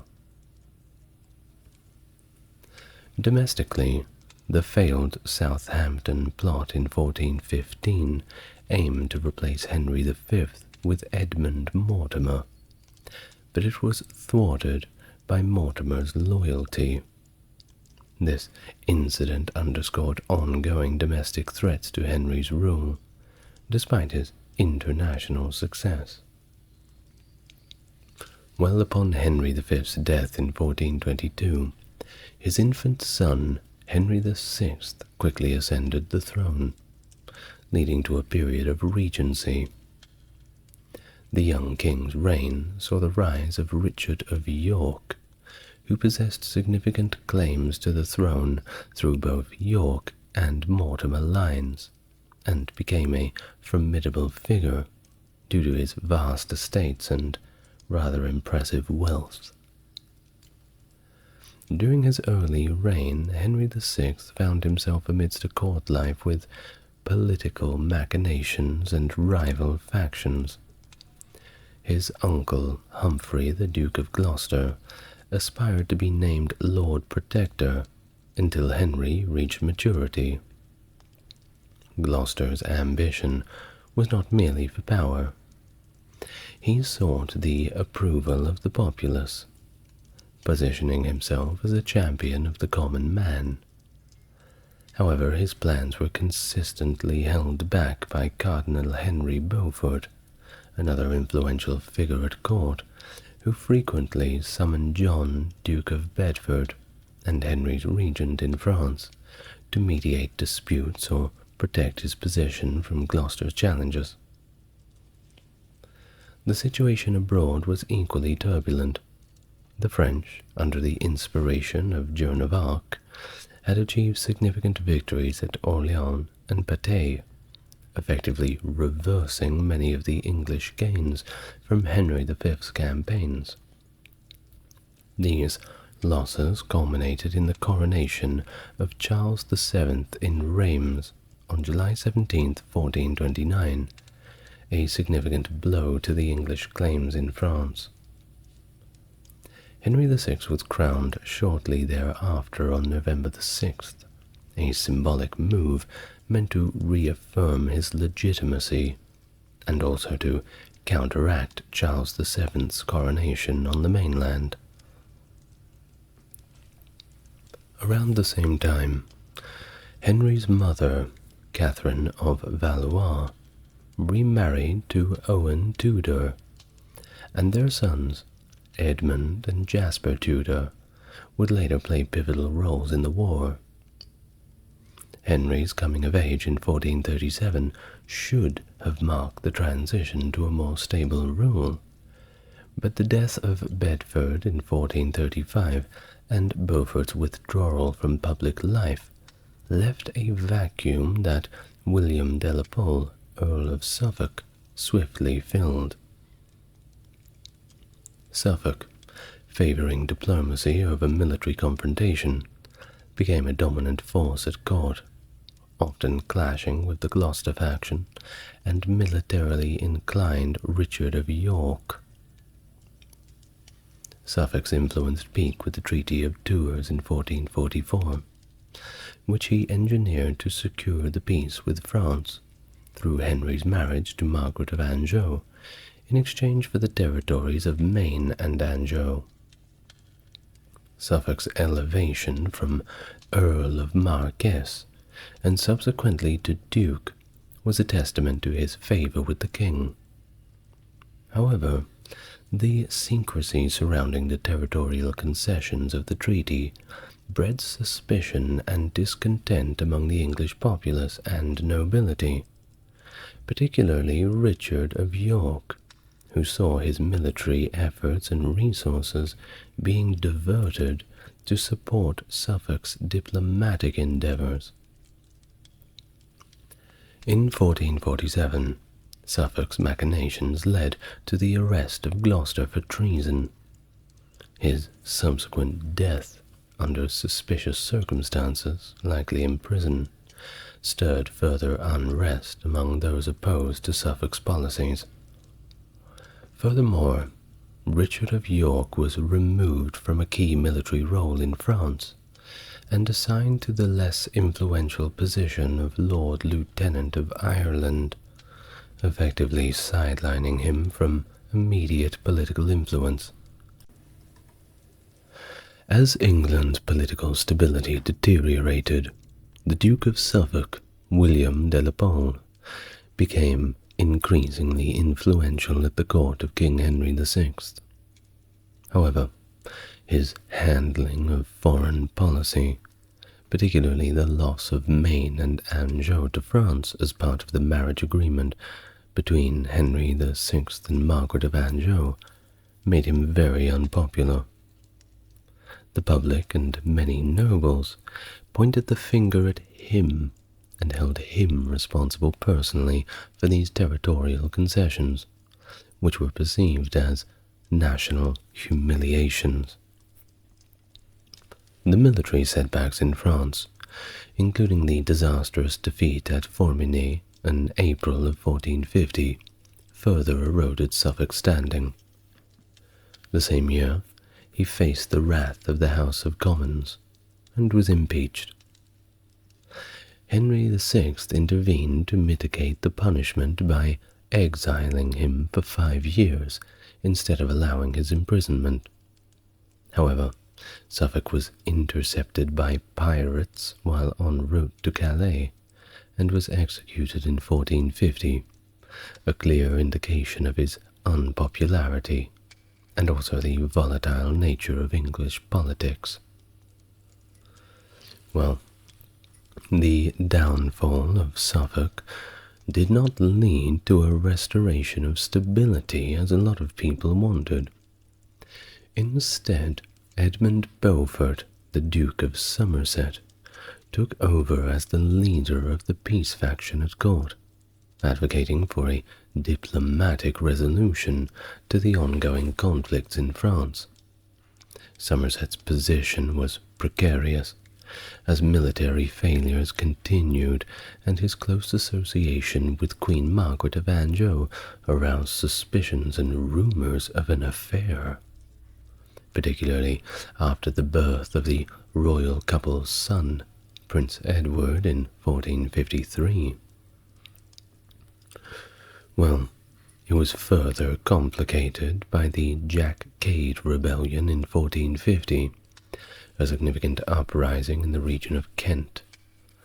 The rebels, led by the rebellion's namesake, Jack Cade, issued the Complaint of the Poor Commons of Kent, accusing the government of corruption and mismanagement. Although the rebellion was suppressed, its underlying causes and grievances lingered and were later adopted by Richard, the Duke of York, as part of his critique against the government's failures. Richard of York's return from Ireland and his subsequent imprisonment highlighted the deep divisions within the English nobility. These tensions were exacerbated by Henry's apparent mental health issues, which led to periods of incapacity and ineffective leadership. Could you imagine having a ruler with mental health issues that led to periods of ineffective leadership? How could they let that happen? Well, this instability culminated in the First Battle of St. Albans in 1455, a direct confrontation between the Yorkists and the Royalist forces led by Somerset. And this, 23 minutes into the video indeed, marks the beginning of the Wars of the Roses. Yes, it was quite a wind-up to that, I know, but it's important to set the background. Well, Henry VI's recovery from his mental breakdown in 1455 temporarily shifted the balance of power back to his loyalists, leading to the release and the restoration of Somerset and the exile of Richard of York. However, the political and military situation remained as volatile as before, with ongoing feuds, such as those between the Nevilles and the Percys, further complicating the governance of the country. In the intricate weave of the 15th century politics, the Yorkist leaders, Richard Neville, the Earl of Warwick, and Richard, the Duke of York, managed to capture Henry VI during this aforementioned Battle of St. Albans, setting a decisive course for a new war. This victory not only secured Henry VI as a pawn in their political maneuverings, but also led to significant casualties among their Lancastrian adversaries, including the influential Edmund Beaufort, 2nd Duke of Somerset, and Henry Percy, the 2nd Earl of Northumberland. The death of these key figures allowed York to be reinstated as the Lord Protector, signifying a temporary Yorkist ascendancy in English politics. Warwick's command over the strategically vital port of Calais further fortified the Yorkist position. This control provided him not only with a military stronghold, but also with the ability to conduct naval raids, which, while contentious, underscored his naval skill and only served to add to his reputation. Despite Queen Margaret of Anjou's attempts to curb his influence, Warwick's successful anti-piracy measures and his unauthorized naval attacks against Castilian and Hanseatic forces underscored his defiance of royal authority, which actually enhanced his stature greatly within Yorkist circles. However, there was a shift in 1456, when Henry VI resumed his personal rule, diminishing York and Warwick's influence. This period of relative stability was short-lived, as the ongoing feud between the Neville and Percy families flared up again. The situation was further complicated by Warwick's provocative actions in 1458, which included attacks on foreign fleets, leading to his and York's summons to London to answer for their actions. Fearing imprisonment, or perhaps worse, they consolidated their forces and prepared for a conflict. The tension culminated in the Battle of Blore Heath in 1459, where Yorkist forces, under the command of the Earl of Salisbury, secured a victory against a larger Lancastrian force. This victory was pivotal, reaffirming Yorkist military capabilities despite the growing Lancastrian opposition, which had been actively recruiting and arming under Queen Margaret's direction. The Yorkist leaders' decision to flee to Calais in the face of a reinvigorated Lancastrian campaign led by Queen Margaret marked a strategic retreat, but it also set the stage for a significant Yorkist counteroffensive. The control of Calais played a crucial role in maintaining Yorkist strategic options, enabling them to gather resources and plan their return to England with a more strengthened military force. Now, by late 1460, Warwick, Salisbury, and Edward of March, later King Edward IV, had returned to England, quickly gathering support and capturing Henry VI at the Battle of Northampton. The victory provided the Yorkists with another opportunity to assert control over the government. The subsequent political maneuverings saw York making a bold claim to the throne, which, while initially shocking to the Assembly, led to the Act of Accord.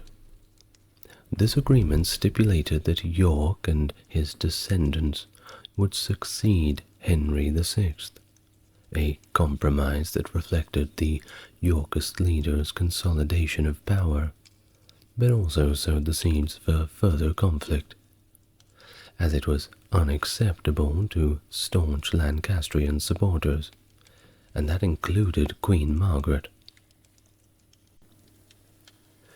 The death of Richard of York marked a pivotal moment in the Wars of the Roses, dramatically altering the Yorkist leadership and also their strategy. Queen Margaret, alongside the Lancastrian supporters such as Henry Holland, the third Duke of Exeter, and Jasper Tudor, rallied troops in Wales and the West Country, securing additional military support from Scotland and France in exchange for territorial concessions, a testament to the international dimension of the conflict. Richard of York's decision to leave the safety of Sandal Castle and engage the Lancastrians was the event that directly led to his death, and significant Yorkist losses at the Battle of Wakefield on 30th of September 1460. This defeat not only resulted in York's death, but also the capture and execution of his allies, including his son, the Earl of Rutland, and the influential Earl of Salisbury.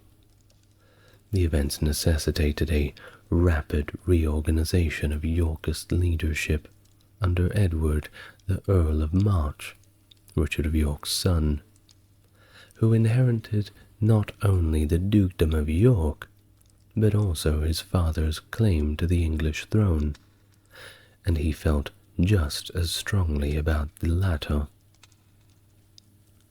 Now, in early 1461, Edward decisively defeated the Lancastrian forces at Mortimer's Cross, leveraging celestial phenomena to boost troop morale and adopting the sun in splendor as his heraldic symbol. Despite his victory, the Lancastrians achieved a strategic advantage with their success at the Second Battle of St. Albans, releasing King Henry VI and reasserting his rule. The dynamic shifted quickly, however, as Edward VI was proclaimed king in London, an indication of his popularity and also the city's rejection of the Lancastrian claim. His physical presence and charismatic leadership contrasted sharply with Henry VI's perceived weakness, helping Edward solidify his position even more.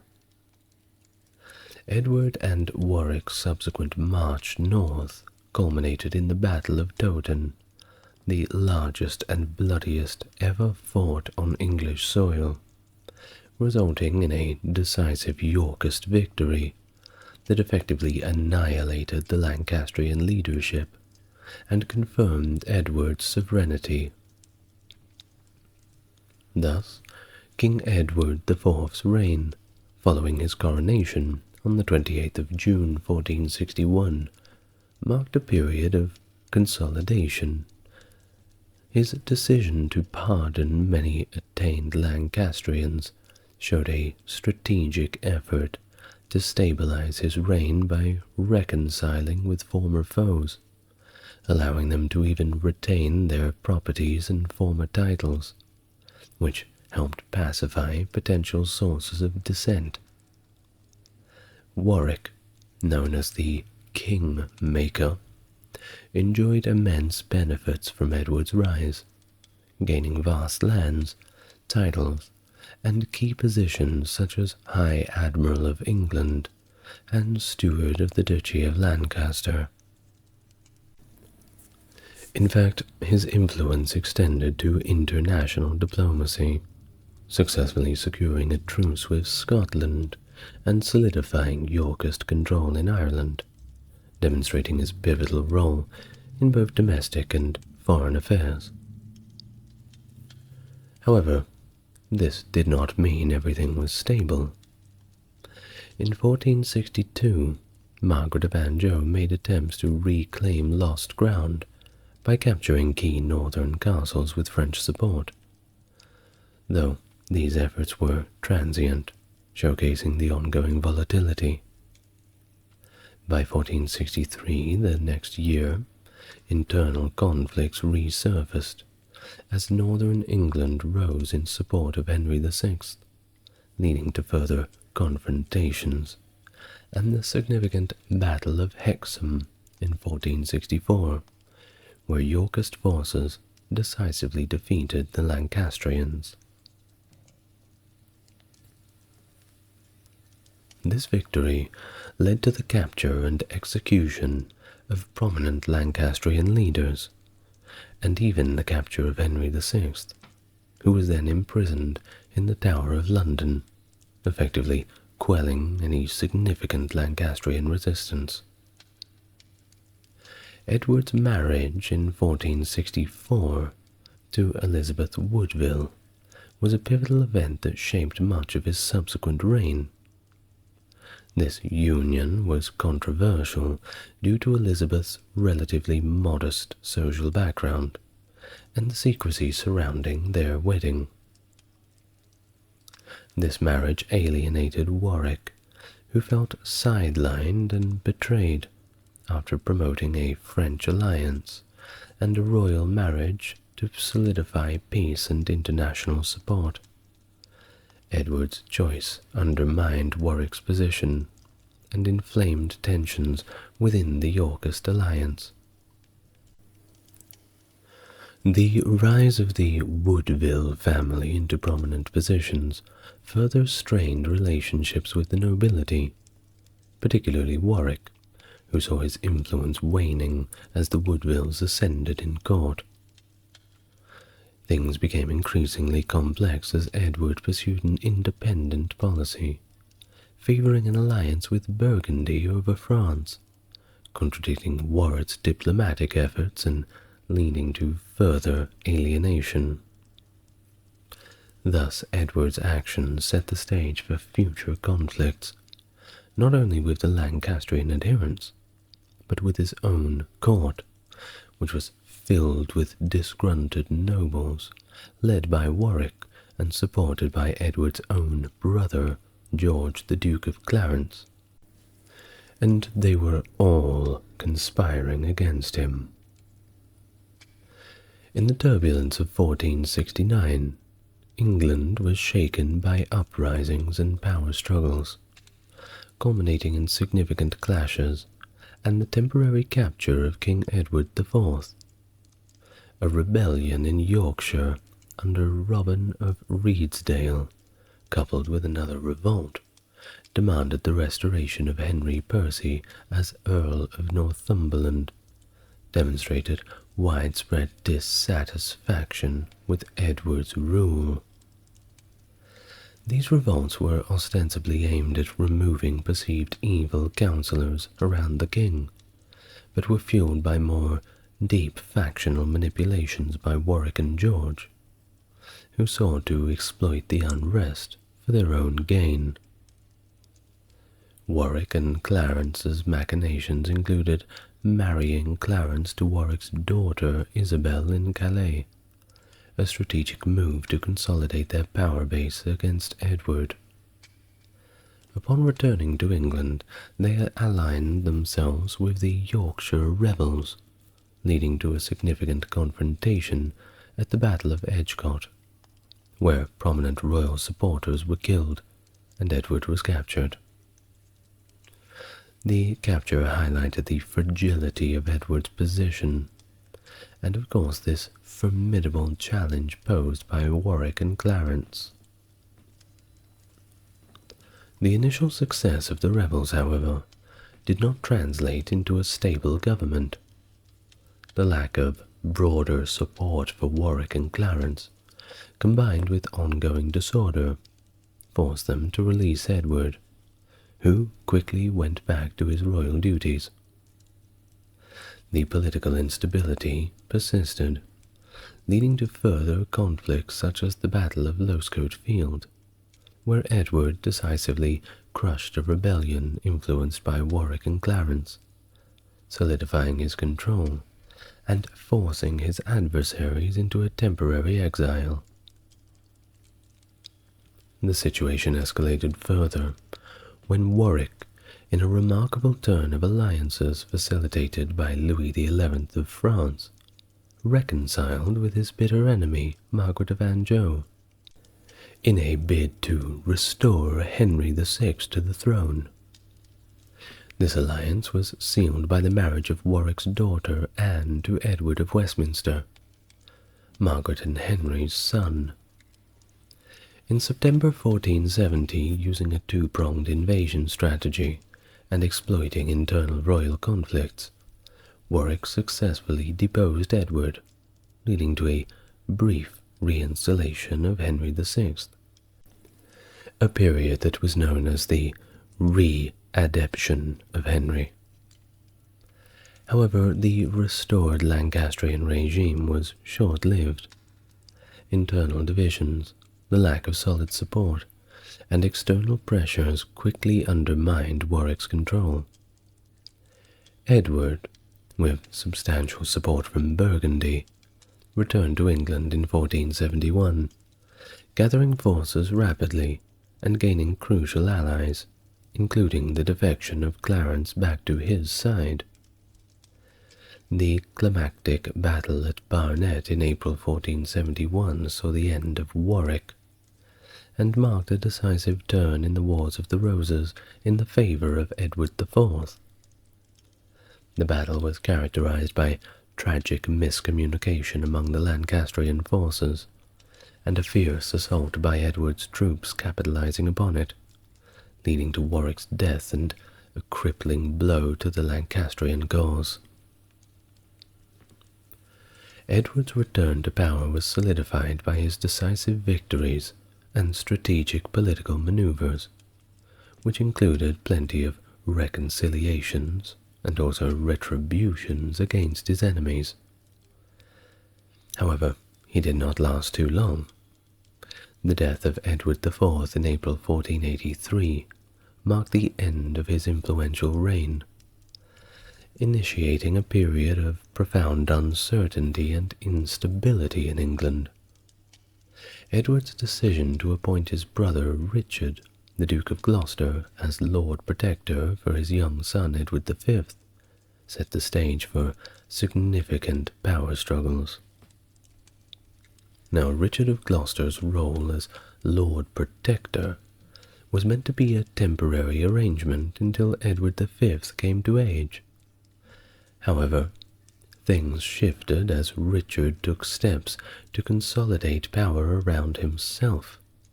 Who could have seen that coming? Within a short period, Richard moved to isolate his young nephews and arrest their loyal supporters.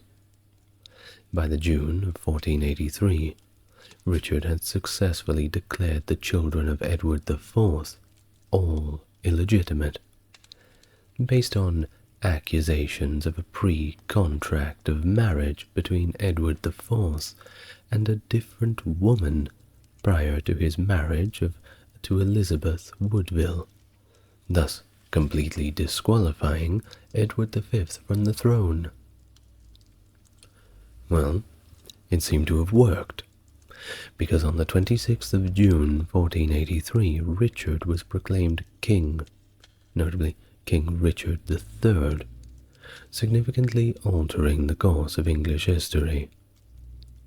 The rapid change in governance led to widespread speculation and discontent among various factions within the realm. The mystery regarding the fate of Edward IV's sons, known historically as the Princes in the Tower, fueled further discontent, as they disappeared under mysterious circumstances. The country effectively made a collective eyebrow raise, and they were widely believed to have been murdered. Now, Richard III's reign faced immediate challenges, including invasions and rebellions, which was the style at the time. Notably, Henry Tudor, the Lancastrian claimant with a rather tenuous claim to the throne, that being said, gathered support in France and launched an invasion in 1485. The culmination of these conflicts occurred at the Battle of Bosworth Field on the 22nd of August 1485, where Richard III was actually killed. Well, this was the top moment of the Wars of the Roses, and we'll talk about it in a little bit more detail. Now, Henry VII worked to consolidate his power and heal the divisions caused by decades of civil war. He married Elizabeth of York, the daughter of Edward IV, thus uniting the houses of Lancaster and York, marking the beginning of a relatively stable period in English history. Of course, this all had to come crashing down. The conspiracy against Richard III rapidly gained momentum, supported by both disenfranchised Yorkists and those with Lancastrian sympathies, who saw Henry Tudor a viable alternative to the controversial Richard. Of course, he wasn't as controversial as Richard II with his 6-year-old wife, but ugh. Anyway, the discontent was fueled by the mystery surrounding the fate of the princes in the Tower, Richard's nephews, which cast a long shadow over his reign for rather obvious reasons. The disappearance of Edward V and Richard of Shrewsbury provided a focal point for opposition, as it embodied the fears and suspicions many held about Richard's methods and intentions. Now, as we've said, Henry Tudor's claim to the throne was tenuous at best, but his promise to marry Elizabeth of York, the daughter of Edward IV, offered a potential unification of the warring houses of York and Lancaster. This alliance was intended to reconcile the divide that had led to decades of civil war, offering a new vision for a stable and united England. Elizabeth Woodville's backing of Henry Tudor, despite her previous allegiance to the House of York under Edward IV, was more of a strategic move. It reflected the pragmatic shifts in loyalty that characterized the turbulent politics of the time, and highlighted the adaptability of political figures who were only seeking to survive, but if they could, thrive amid the shifting allegiances and fortunes of the Wars of the Roses. The Duke of Buckingham, once a staunch supporter of Richard III, played a pivotal role in the growing conspiracy due to personal grievances and ambitions that were not satisfied under Richard's reign. His defection to the Tudor cause was significant, as it not only deprived Richard of a key ally, but also lent substantial legitimacy to the rebellion. Things were not looking good for Richie. Now, the convergence of these disaffected parties under the banner of Henry Tudor underscored the broad base of the opposition to Richard, and set the stage for the climactic conflict at the Bosworth Field.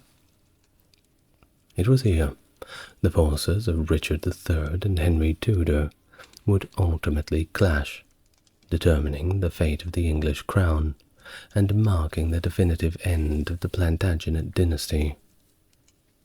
The Battle of Bosworth Field not only ended Richard III's brief reign, but also marked a decisive turning point in English history, signaling the final conclusion of the Wars of the Roses and the emergence of the Tudor dynasty.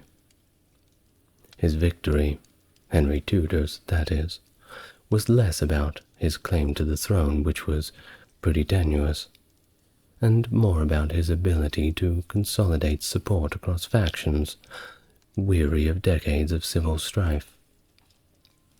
Also, generally, people were just a little bit sick of fighting each other, I think, and they didn't really care which side won, as long as they could just go back to having normal lives. Well, at least, that's what I assume the common people would be thinking. War definitely takes a toll on you.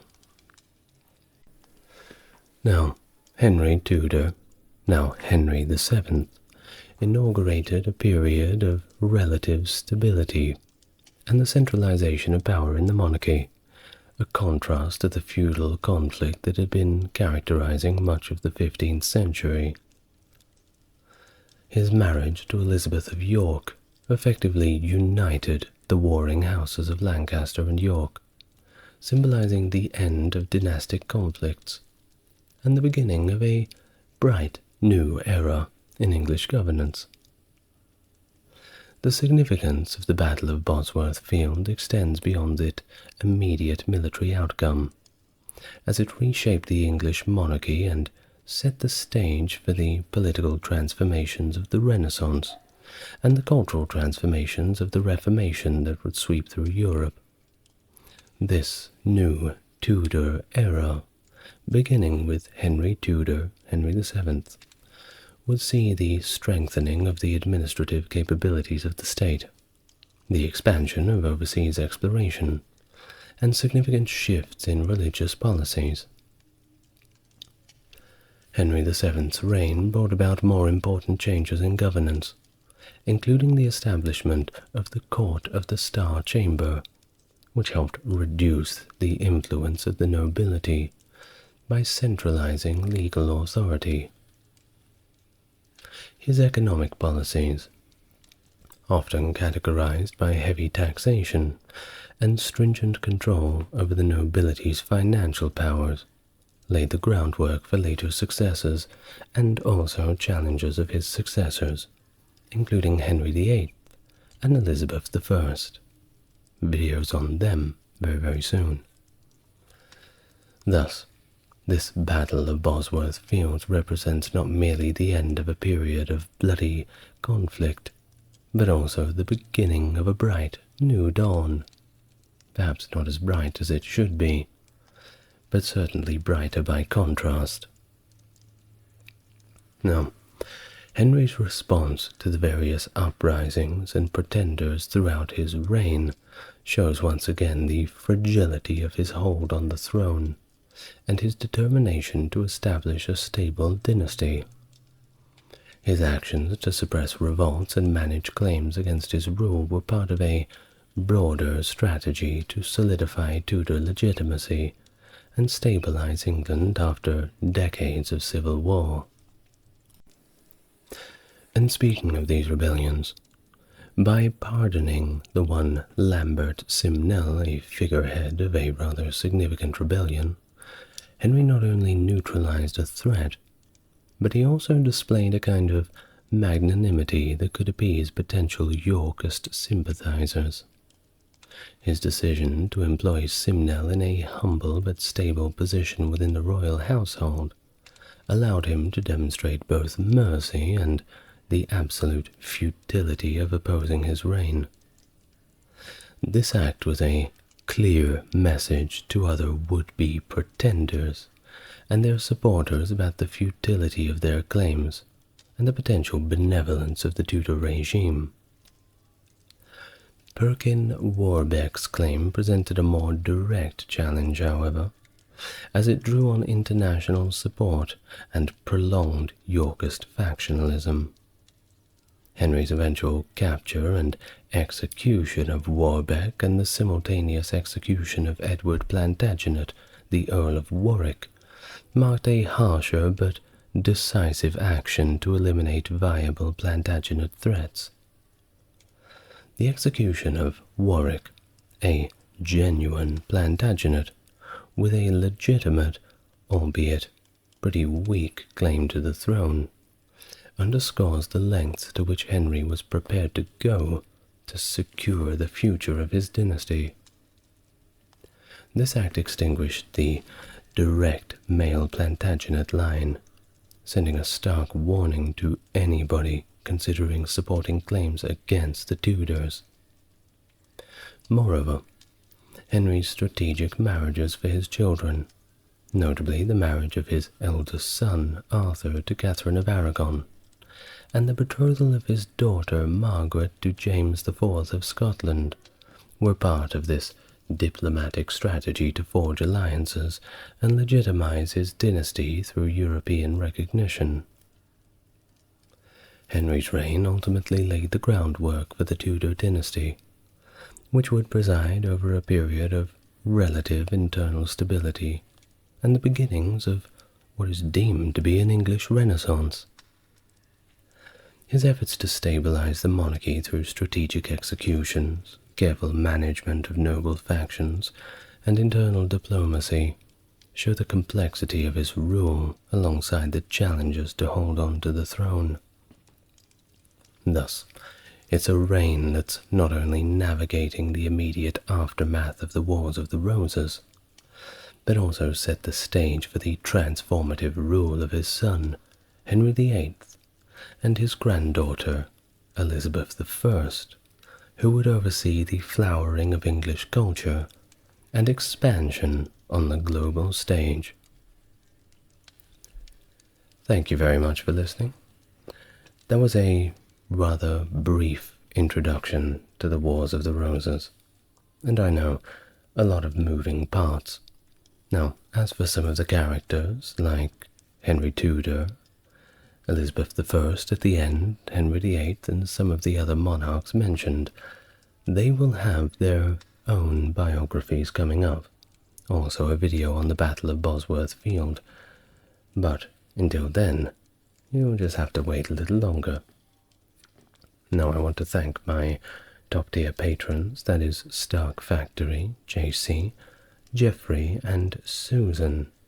Thank you very much. You must have heard of Joan of Arc, the peasant girl who became a national heroine and a saint of the Catholic Church.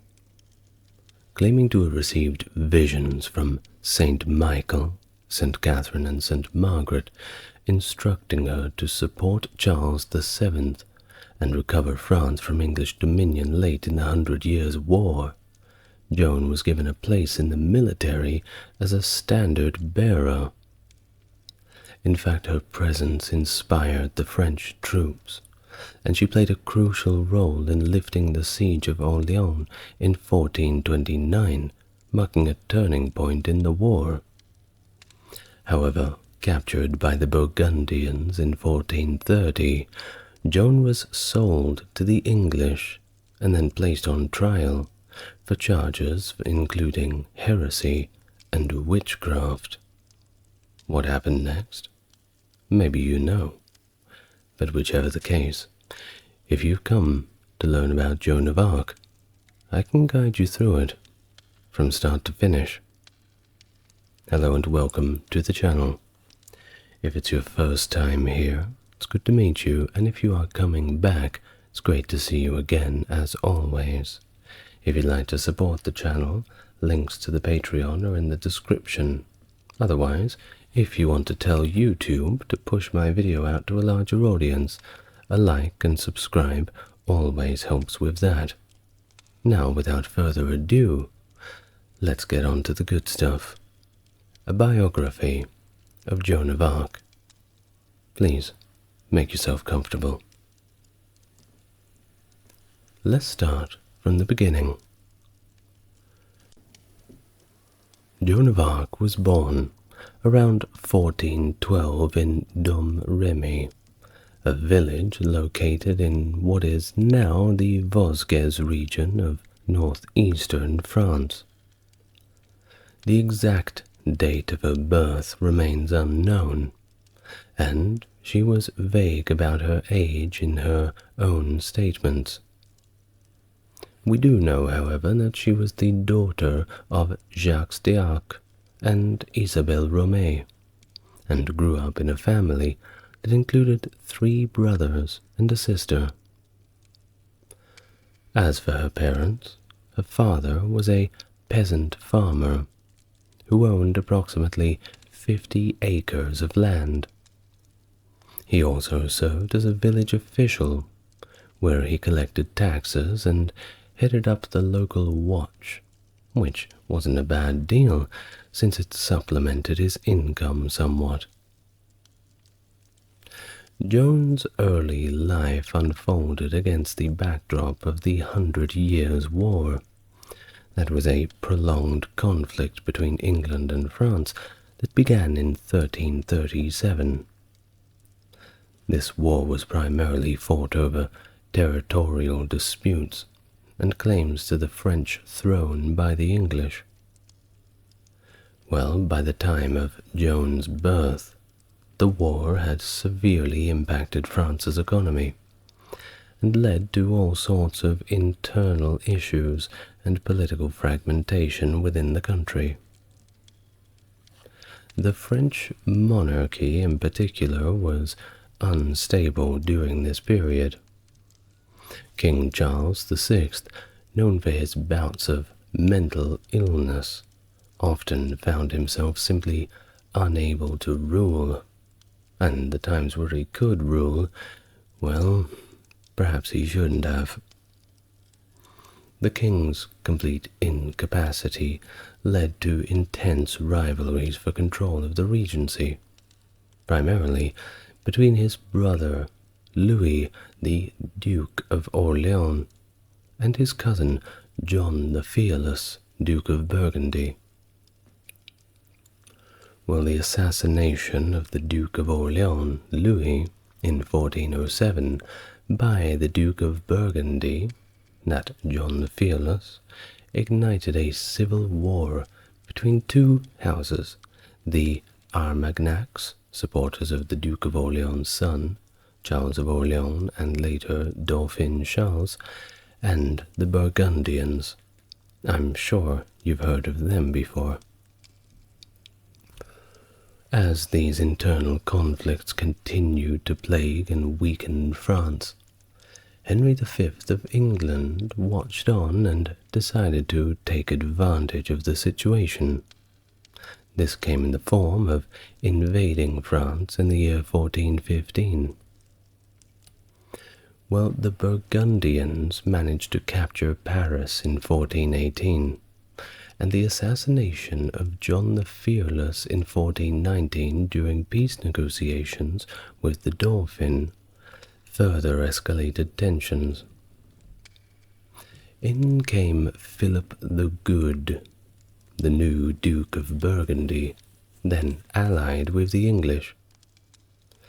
The political chaos deepened when Charles VI, influenced by accusations against the Dauphin as a murderer and spurred on by his wife Isabeau of Bavaria, disinherited the Dauphin through the Treaty of Troyes.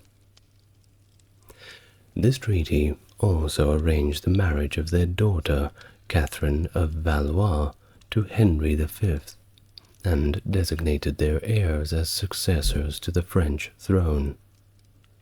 You can see how things are getting a little bit complex, a lot of moving parts and different characters. Well, I'm afraid to tell you it only gets worse. In 1422, the deaths of both Henry V and Charles VI left the French throne contested between the infant Henry VI of England, who was obviously way too young to rule, but declared heir by the Treaty of Troyes, and Dauphin Charles VII, who continued to claim his right to the throne despite the treaty and allegations regarding his legitimacy. This ongoing dispute, of course, set the stage for Joan of Arc's later involvement in the war and her support for Charles VII's cause. Now, back to Joan of Arc. Now we've set the scene. Of course, as I had mentioned, born in 1412 in Domremy in northeastern France. She was, of course, deeply affected by the ongoing war, just like everybody else. It's never a good time to grow up during a full-scale conflict. Her parents, Jacques d'Arc and Isabelle Romay, were both peasant farmers, and she helped out as any normal peasant daughter or son would, with household chores, field work, and tending animals. It was a very normal upbringing for Joan. Domremy, in particular, was located at the Duchy of Bar and was surrounded by pro-Burgundian territories. Yet the village remained staunchly loyal to the Armagnac cause, which supported the French crown against English and Burgundian opposition. The region experienced direct impacts of the war in 1425. Domremy was subjected to a rather brutal raid, catalyzing local sentiment against the English presence in France. It was around this time that Joan, who was then only at the age of 13, began experiencing rather peculiar visions. And it wasn't a one-off. These were happening quite a lot. Well, what was she dreaming of? Or rather, what were her visions showing her? By her words, she was visited by figures like Saint Michael, accompanied by angels and other saints, appearing to her and urging her to support the French crown. These visions included Saints Catherine and also Margaret, both revered as defenders of the faithful and models of virtue. Joan's spiritual experiences became widely known and talked about in her village. She began to be a household name, and she gained a reputation for piety and determination. Amidst a backdrop of prophecy and regional folklore, which hinted that a maiden would save France, Joan felt that perhaps it was her time to act.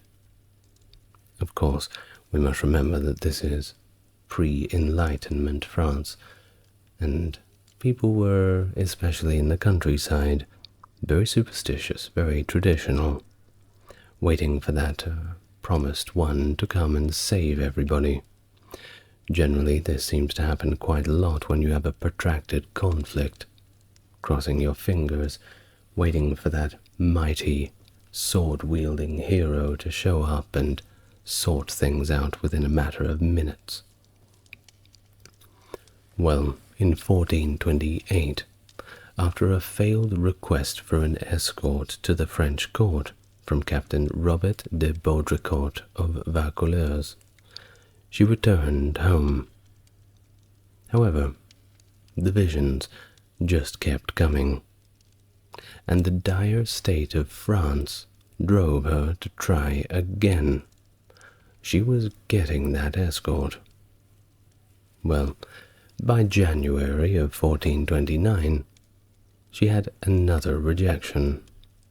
But she finally managed to win Baudricourt's support, thanks to the backing of local supporters Jean de Metz and Bertrand de Poligny. Oh, by the way, if anybody's listening to my French pronunciation, I do apologize in advance.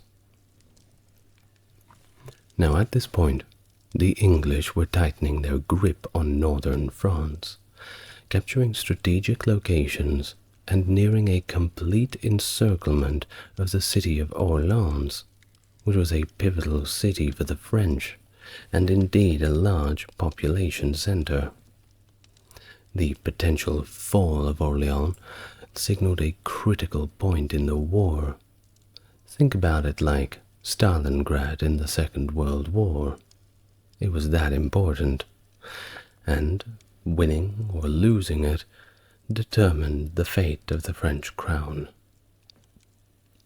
Joan's insistence that she had a divine mission to support Charles VII, the uncrowned Dauphin, gained urgency.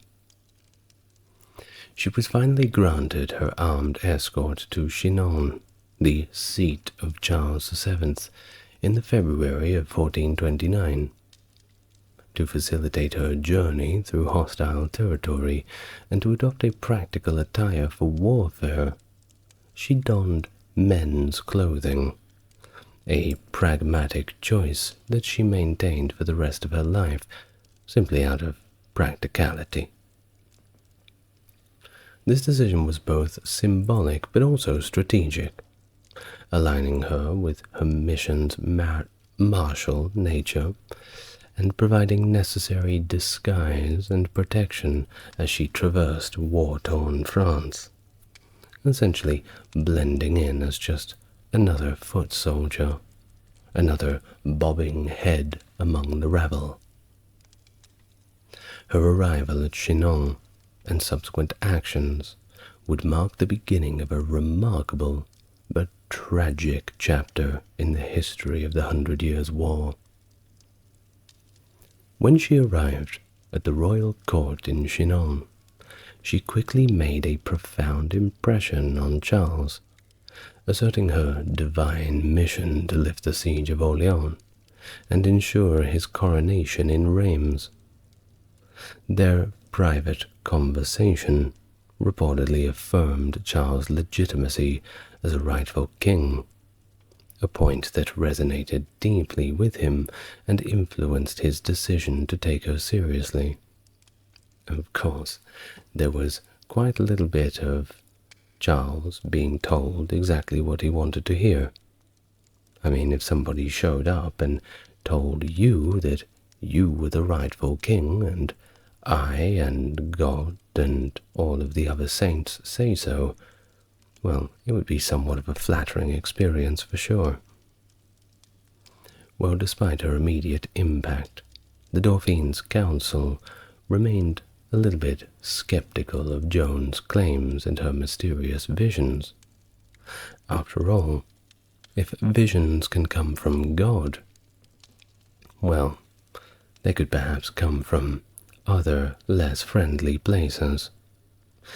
Certainly a few eyebrows raise when one says they're being contacted by angels and God and all the rest, even back in those days, and even if it was confirming to their bias. Well, to validate her claims and make a general assessment of her character, it was decided that they would send Joan to Poitiers, where she would undergo a rigorous examination by a panel of expert theologians. Well, when she got there, they subjected her to some pretty rigorous testing, almost like a job interview, except the job was the savior of the entire country. They did conclude that she was indeed devout and morally sound, deciding that her participation in the siege of Orleans could perhaps serve as a divine test. After all, they were a little desperate at the time, and if they were wielding a weapon sent down by God, well, what's the worst that could happen? They may as well try. Furthermore, there were less pleasant examinations. For example, her virginity was inspected by a group of women, albeit at Tours, leading to Charles' mother-in-law, Yolande of Aragon, to confirm her purity. Well, this was a pretty vital aspect, given the religious and cultural significance of virginity at the time. You may be somewhat shocked to know that very recently, I believe they've stopped it now, but the Indonesian military for female applicants also had a test for virginity. Somewhat of a breach of privacy, I believe. Well, feeling reassured by these investigations, Charles arranged for Joan to be outfitted with a set of armor and facilitated the creation of a banner under her own specifications, as well as procuring the reputedly holy sword from Sainte Catherine de Fierbois. Not a bad weapon, These actions not only equipped Joan physically, but also symbolically reinforced her role as a divinely guided warrior, solidifying her identity as Joan the Maiden, kind of like a holy hand grenade sort of thing, a weapon sent from God, wielded by the French. This certainly had a good effect on morale. At the time of Joan's integration into the royal cause, the military situation for Charles and the Armagnacs was dire, but not without hope. Although the English and their Burgundian allies had tightened their grip on northern France, internal disagreements among the enemy and strategic indecisiveness provided a bit of an opportunity. The Armagnacs, despite being demoralized by the prolonged conflict and the recent death of several important commanders, found a new vigor in Joan's arrival. Her unwavering confidence and insisting assertions of divine backing seemed to breathe new life into the French resistance. Her involvement transformed the ongoing conflict from a normal run-of-the-mill territorial dispute into a full-on religious war, elevating the stakes and rallying the French troops around a figure believed to be chosen by God. Before moving to lift the siege of Orleans, Joan sent a bold letter to the Duke of Bedford, the English regent of France, declaring her divine mission to reclaim the French territory. Joan's arrival in Orleans marked a decisive turn in the siege, and of course in the broader scope of the 100 Years' War. She joined the forces at Orleans on April 29th of 1429, and quickly became a symbolic figure of hope and resilience for the beleaguered French troops. Although she held no official military command, and was not involved in strategic planning at all, her presence was very inspirational, and she did often advise on tactical decisions. Well upon her arrival, Joan met with Jean de Dunois, known as the Bastard of Orleans, the military commander of the city. Despite initial skepticism about her role, she quickly proved instrumental. On May the 4th, during the assault on the Bastille de Saint-Loup, Joan, upon hearing of the ongoing battle, rushed to the scene, her banner fluttering in the wind. Her arrival bolstered the morale of the French troops, who rallied and succeeded in capturing the fortress. Her influence grew as she continued to participate actively in the operations. On May the 6th, after capturing the deserted fort of Saint-Jean-le-Blanc, Joan urged the French commanders to press the attack against the English fortifications at Les Augustins, which they subsequently captured. Her insistence on maintaining the offensive momentum was critical. The next day, during the attack on the strategic English stronghold of Les Tourelles, Joan was injured, but returned to the battlefield to inspire the final charge, which, of course, resulted in a critical victory. Thus, the siege of Orleans was lifted on May the 8th, and a cheer rang out among the French troops, now with boosted morale. Joan's role in the victory at Orleans fulfilled her promise made at Poitiers that she would show a sign of divine support by lifting the siege. Her success not only reinforced her divine mission in the eyes of the French, but also garnered support of prominent figures like Jacques Gelou, the Archbishop of Embrun, and respected theologian Jean Gerson, who both wrote in her favor. Conversely, the English perceived Joan's unexpected effectiveness as evidence of diabolical influence. After the victory at Orleans, Joan of Arc and the Armagnac forces led by John II, Duke of Alençon, pursued a strategic northern campaign to clear the bridge towns along the Loire River. This was essential to secure a safe passage for Charles VII on his way to Reims for his coronation. The campaign began with the siege of Jargeau, where, despite Joan's call for the English to surrender, they resisted, leading to a direct assault initiated by Joan and her troops on June the 12th.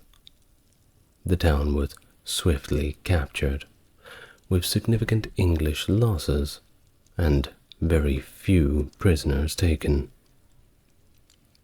Continuing their momentum, Joan and Alençon's forces moved to Mons-sur-Loire. They captured the town's bridge on the 15th of June, forcing the English garrison to retreat to a nearby castle. Most of the Armagnac army then advanced to Beaugency, laying siege to the castle there. Unbeknownst to them, an English relief force led by Sir John Falstaff was approaching from Paris to aid the besieged English troops. However, before Falstaff could arrive, the English garrison at Beaugency surrendered, completely unaware of the approaching reinforcements. The main English force, now joined by the troops from Mons, retreated towards Paris. Joan urged the Armagnac forces to pursue, leading to the Battle of Patay on the very same afternoon. The English had planned an ambush, with archers positioned for a surprise attack. However, the Armagnac vanguard detected and disrupted the English positions, leading to a comprehensive rout. The battle was another significant defeat for the English, with many of their leaders captured, and Sir John Falstaff narrowly escaping with a few of his most loyal troops. Joan, who arrived as the battle was concluding, had been instrumental in advocating for the aggressive pursuit that led to this victory. This series of rapid successes significantly bolstered Charles's position, enabling his coronation journey to Reims, and it certainly put a lot of confidence in the French, who at this point were very much convinced indeed they were dealing with a messenger of God. Well, following the decisive victory at Patay, the French forces, influenced by Joan of Arc's insistence, opted to prioritize the coronation of Charles over military engagement where the English held Normandy. On June 29th, the army departed for Jeanne of Reims, encountering minimal resistance during their march. The strategic town of Auxerre yielded after 3 days of negotiations on July the 3rd, and other towns quickly realigned with the Armagnac cause as the army advanced. The only significant resistance came from Troyes, which housed a fairly modest garrison of English and Burgundian troops. Well, after a few days of fruitless negotiations, Joan initiated preparations for an assault by ordering the moat to be filled and positioning up artillery. This proactive stance led to Troyes capitulating, fearing an imminent attack. It's very difficult to remain calm when you look over the walls and they're building the trebuchets. Reims, the traditional site for the coronation of French kings, opened its gates to Charles and his entourage on the 16th of July, 1429. The following day, Charles VII was formally crowned, with Joan of Arc present, recognized in a prominent position during the ceremony. Joan saw the successful coronation as the fulfillment of her divinely ordained mission. Post-coronation, efforts to secure a peaceful transition of Paris from Burgundian to Armagnac control began. A 15-day truce was negotiated with Philip the Good, the Duke of Burgundy, who indicated he might facilitate transfer to Paris. Well, at the truce's conclusion, the Duke reneged on this commitment. Joan and the Duke of Alençon advocated for a swift march on Paris, but the royal court was divided, partly due to ongoing peace negotiations with the Burgundians, leading to a delayed advance. As the Armagnac army moved towards Paris, they encountered very little fights along the way, and many towns simply surrendered peacefully. On the 15th of August, near Montepilloy, the French forces encountered the English, led by the Duke of Bedford. Joan attempted to provoke an English attack by positioning herself visibly in front of their defences, but the English, they didn't take the bait and held their position, leading to a stalemate that ended with their withdrawal the following day. Thus, the assault on Paris commenced a few weeks later, on September the 8th. During the attack, Joan suffered a wound from a crossbow bolt, but in true fashion, she simply remained on the battlefield until nightfall. Despite suffering significant casualties, the Armagnacs were ordered by Charles to cease the assault the next day, much to Joan's displeasure. The failed attempt to capture Paris marked a moment of decline in Joan's influence at court. Her straightforward, confrontational style clashed with the court's preference for diplomatic solutions, particularly in negotiations with Burgundy.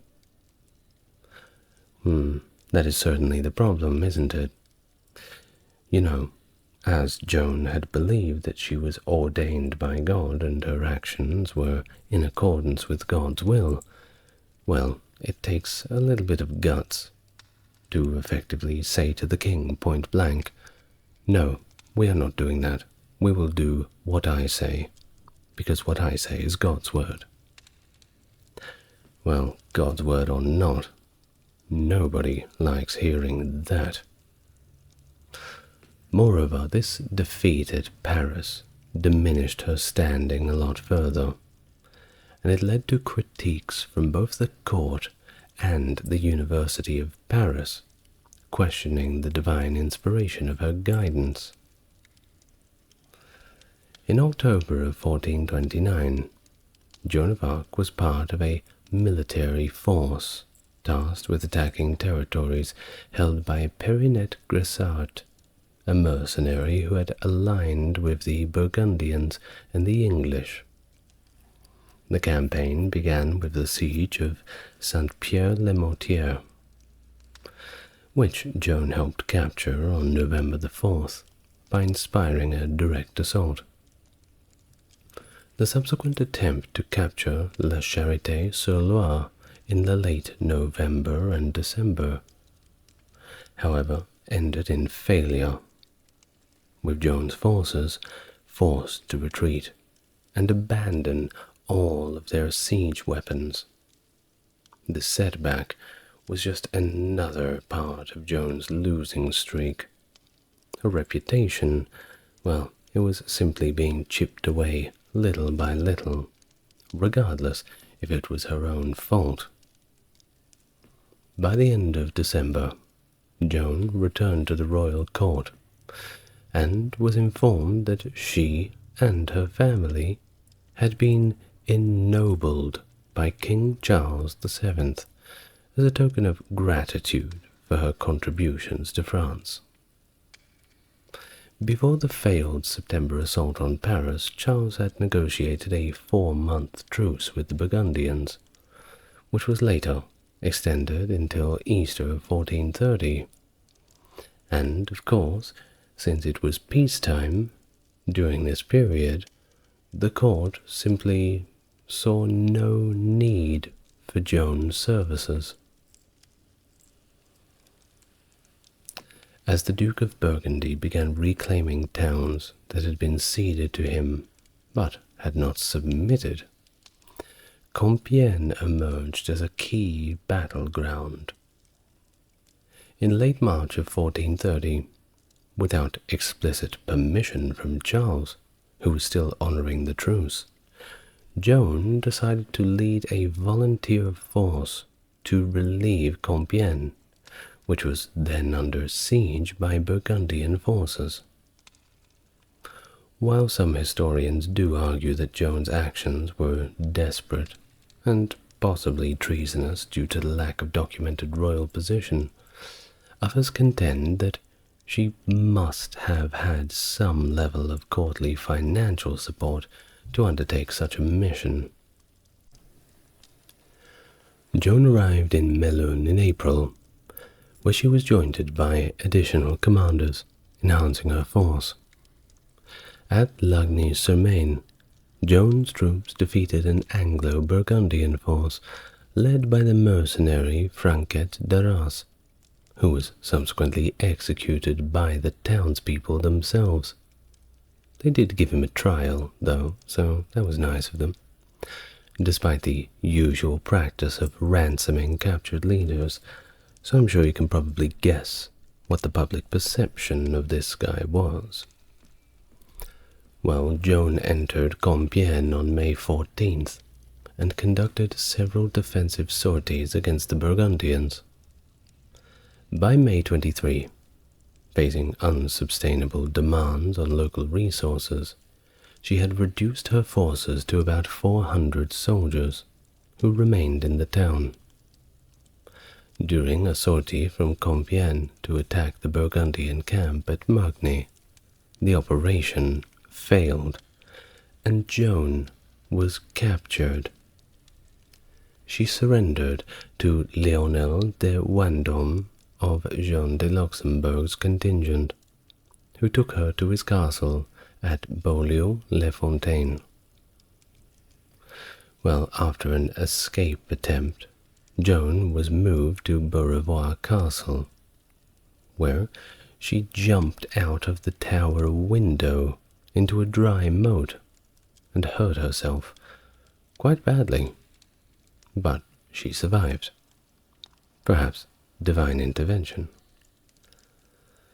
In November, she was transferred to the Burgundian-controlled town of Arras.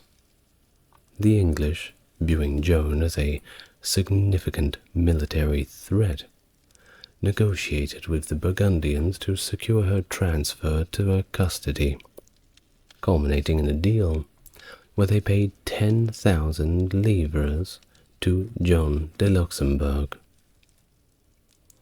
John was then moved to Rouen, the English stronghold in France. Despite the high profile of her capture, there is no evidence that Charles VII made any effort at all to negotiate her release from English custody. Need to choose better friends, I think.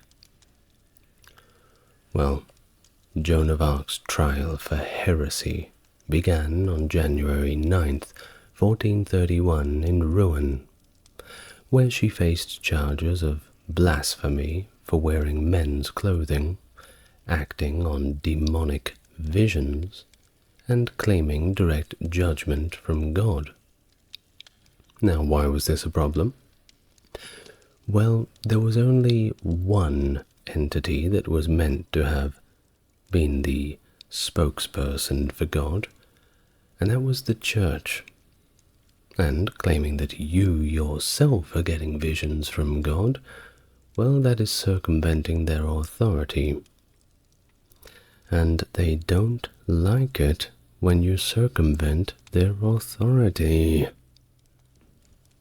Now, the trial, although conducted by an ecclesiastical court, was heavily influenced by political motives, primarily to delegitimize Joan's divine claims that supported Charles' legitimacy as the King of France. Bishop Pierre Cauchon of Beauvais, a pro-English and pro-Burgundian partisan, presided over the trial with significant financial backing from the English, including payments to key figures in the court. The court was predominantly composed of clergy associated with the University of Paris, many of whom were pro-English and pro-Burgundian. Despite attempts to adhere to inquisitorial procedures, the trial was fraught with legal and procedural irregularities. Joan was held in a secular prison, guarded by English soldiers, instead of being in ecclesiastical custody. She was not provided legal counsel, and the charges were not properly articulated from the beginning. Joan skillfully navigated the complex theological interrogations, however, managing to maintain her composure and prudence in her responses. She famously at one point circumvented a theological trap when asked if she knew if she was in God's grace, a question that was designed to elicit a heretical response. Joan's answer was thusly that if she was not in God's grace, she certainly hoped that God would put her there, and if she was in God's grace, she certainly hoped to remain so. Well, this answer rather impressed the court, reportedly, and of course avoided self-incrimination. Bit of a politician's answer, though. Despite the rigorous interrogation and the threat of torture, which was ultimately not employed due to a majority decision against it by the assessors, Joan initially stood by her convictions. However, under immense pressure, and after being shown the instruments of torture, Joan capitulated. And if you've seen what the torture instruments look like, well, I'm sure you can't blame her. On May 24th, 1431, during a public condemnation ceremony, she agreed to sign an abjuration document, renouncing her claims, agreeing not to wear men's clothing, and promising not to bear arms. This document was read aloud to her, so everyone could hear, and there were many witnesses, and then she signed her name, agreeing to the terms. Now, the signature of this document was meant to save her from execution by burning, as it was a sign of her submission to the Church's authority. However, it didn't quite go that way. This act of submission was a strategic move by her captors to undermine her influence and the divine authority that she claimed to possess.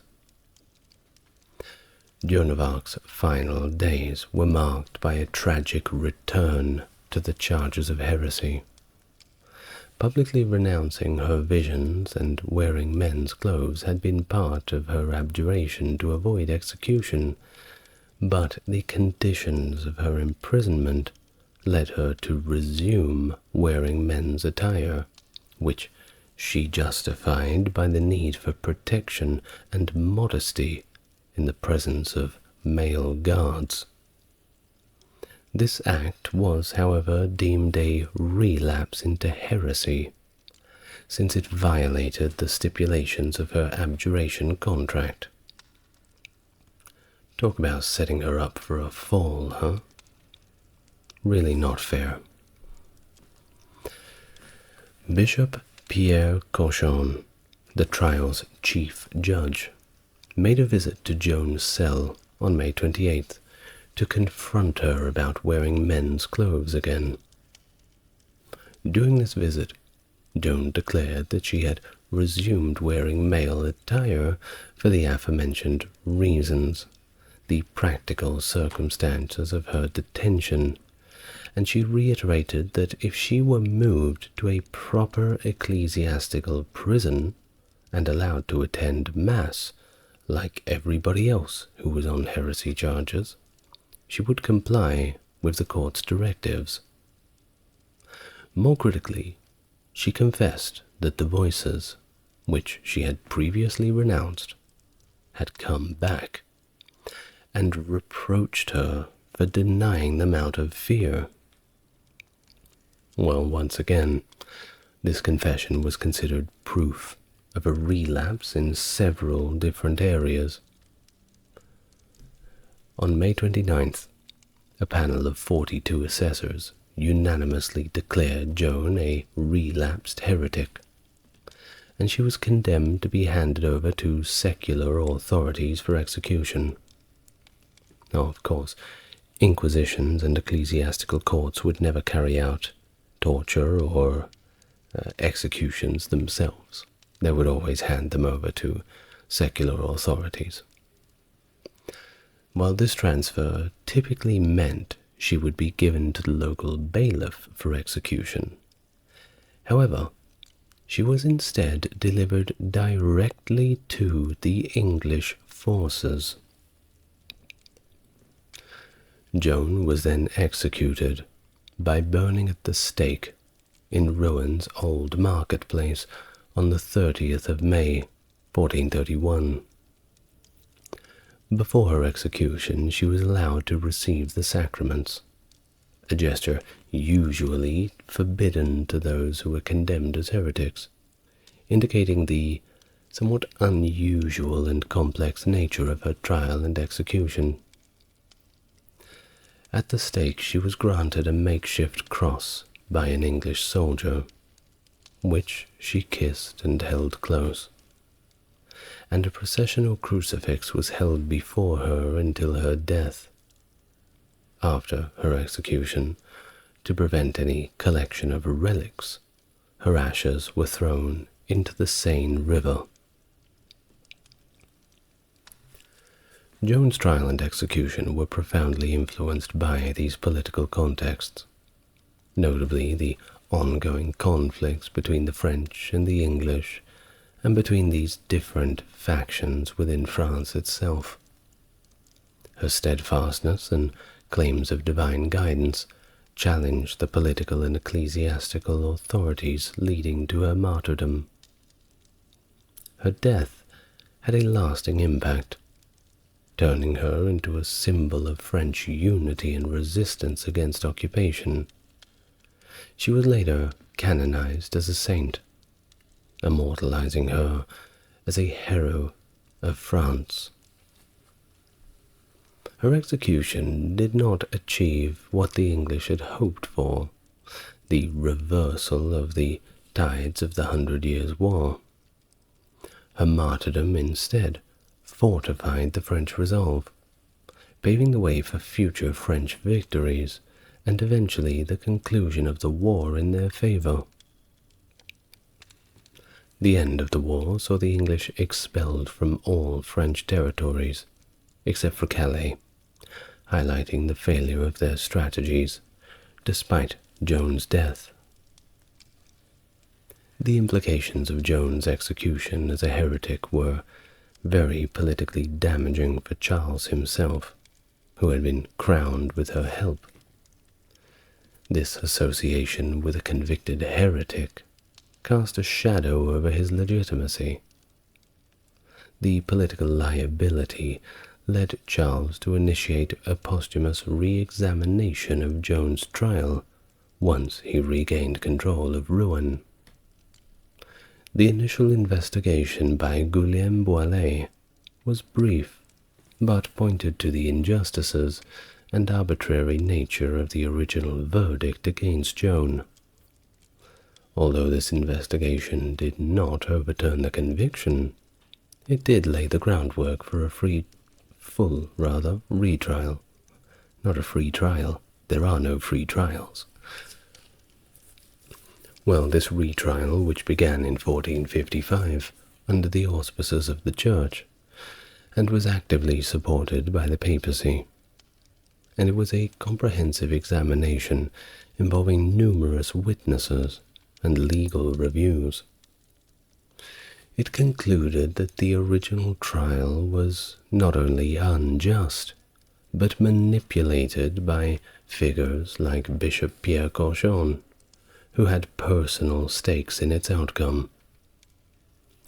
The rehabilitation trial declared Joan's innocence and her martyrdom, nullifying the charges and the abjuration document she had been coerced into signing. The retrial was not merely a legal formality, but a public vindication of Joan's character and mission, which had been endorsed by the divine visions. It corrected the historical record and restored honor to Joan and her family. The trial also symbolically rehabilitated her reputation by tearing up the charges and erecting a cross at the site of her execution. Her multifaceted legacy is as a historical, religious, and cultural icon whose life has been variously interpreted through a myriad of lenses over the centuries.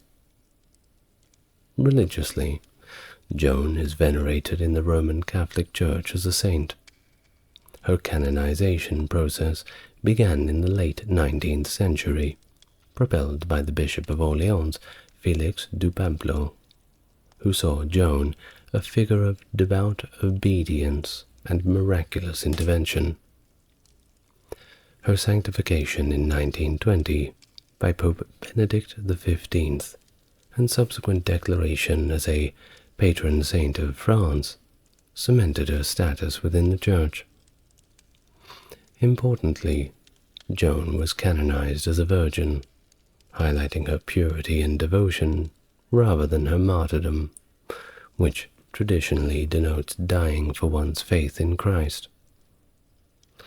This distinction underscores her role as a divinely guided virgin who led her nation without compromising her spiritual integrity. Of course, Joan's legacy extends beyond simply Christian reverence. Her life challenges traditional gender roles, as she took on the mantle of military leadership typically reserved for men, while maintaining her femininity and commitment to her spiritual beliefs. And that's got to count for something, don't you think? Well, her universal appeal lies in that embodiment of qualities that transcend cultural and religious boundaries. Hers was a life of faith, courage, and the pursuit of justice. Well, thank you very much for listening.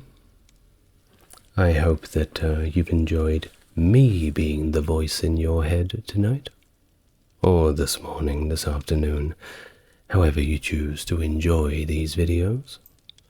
My goodness, we have passed 4,000 subscribers.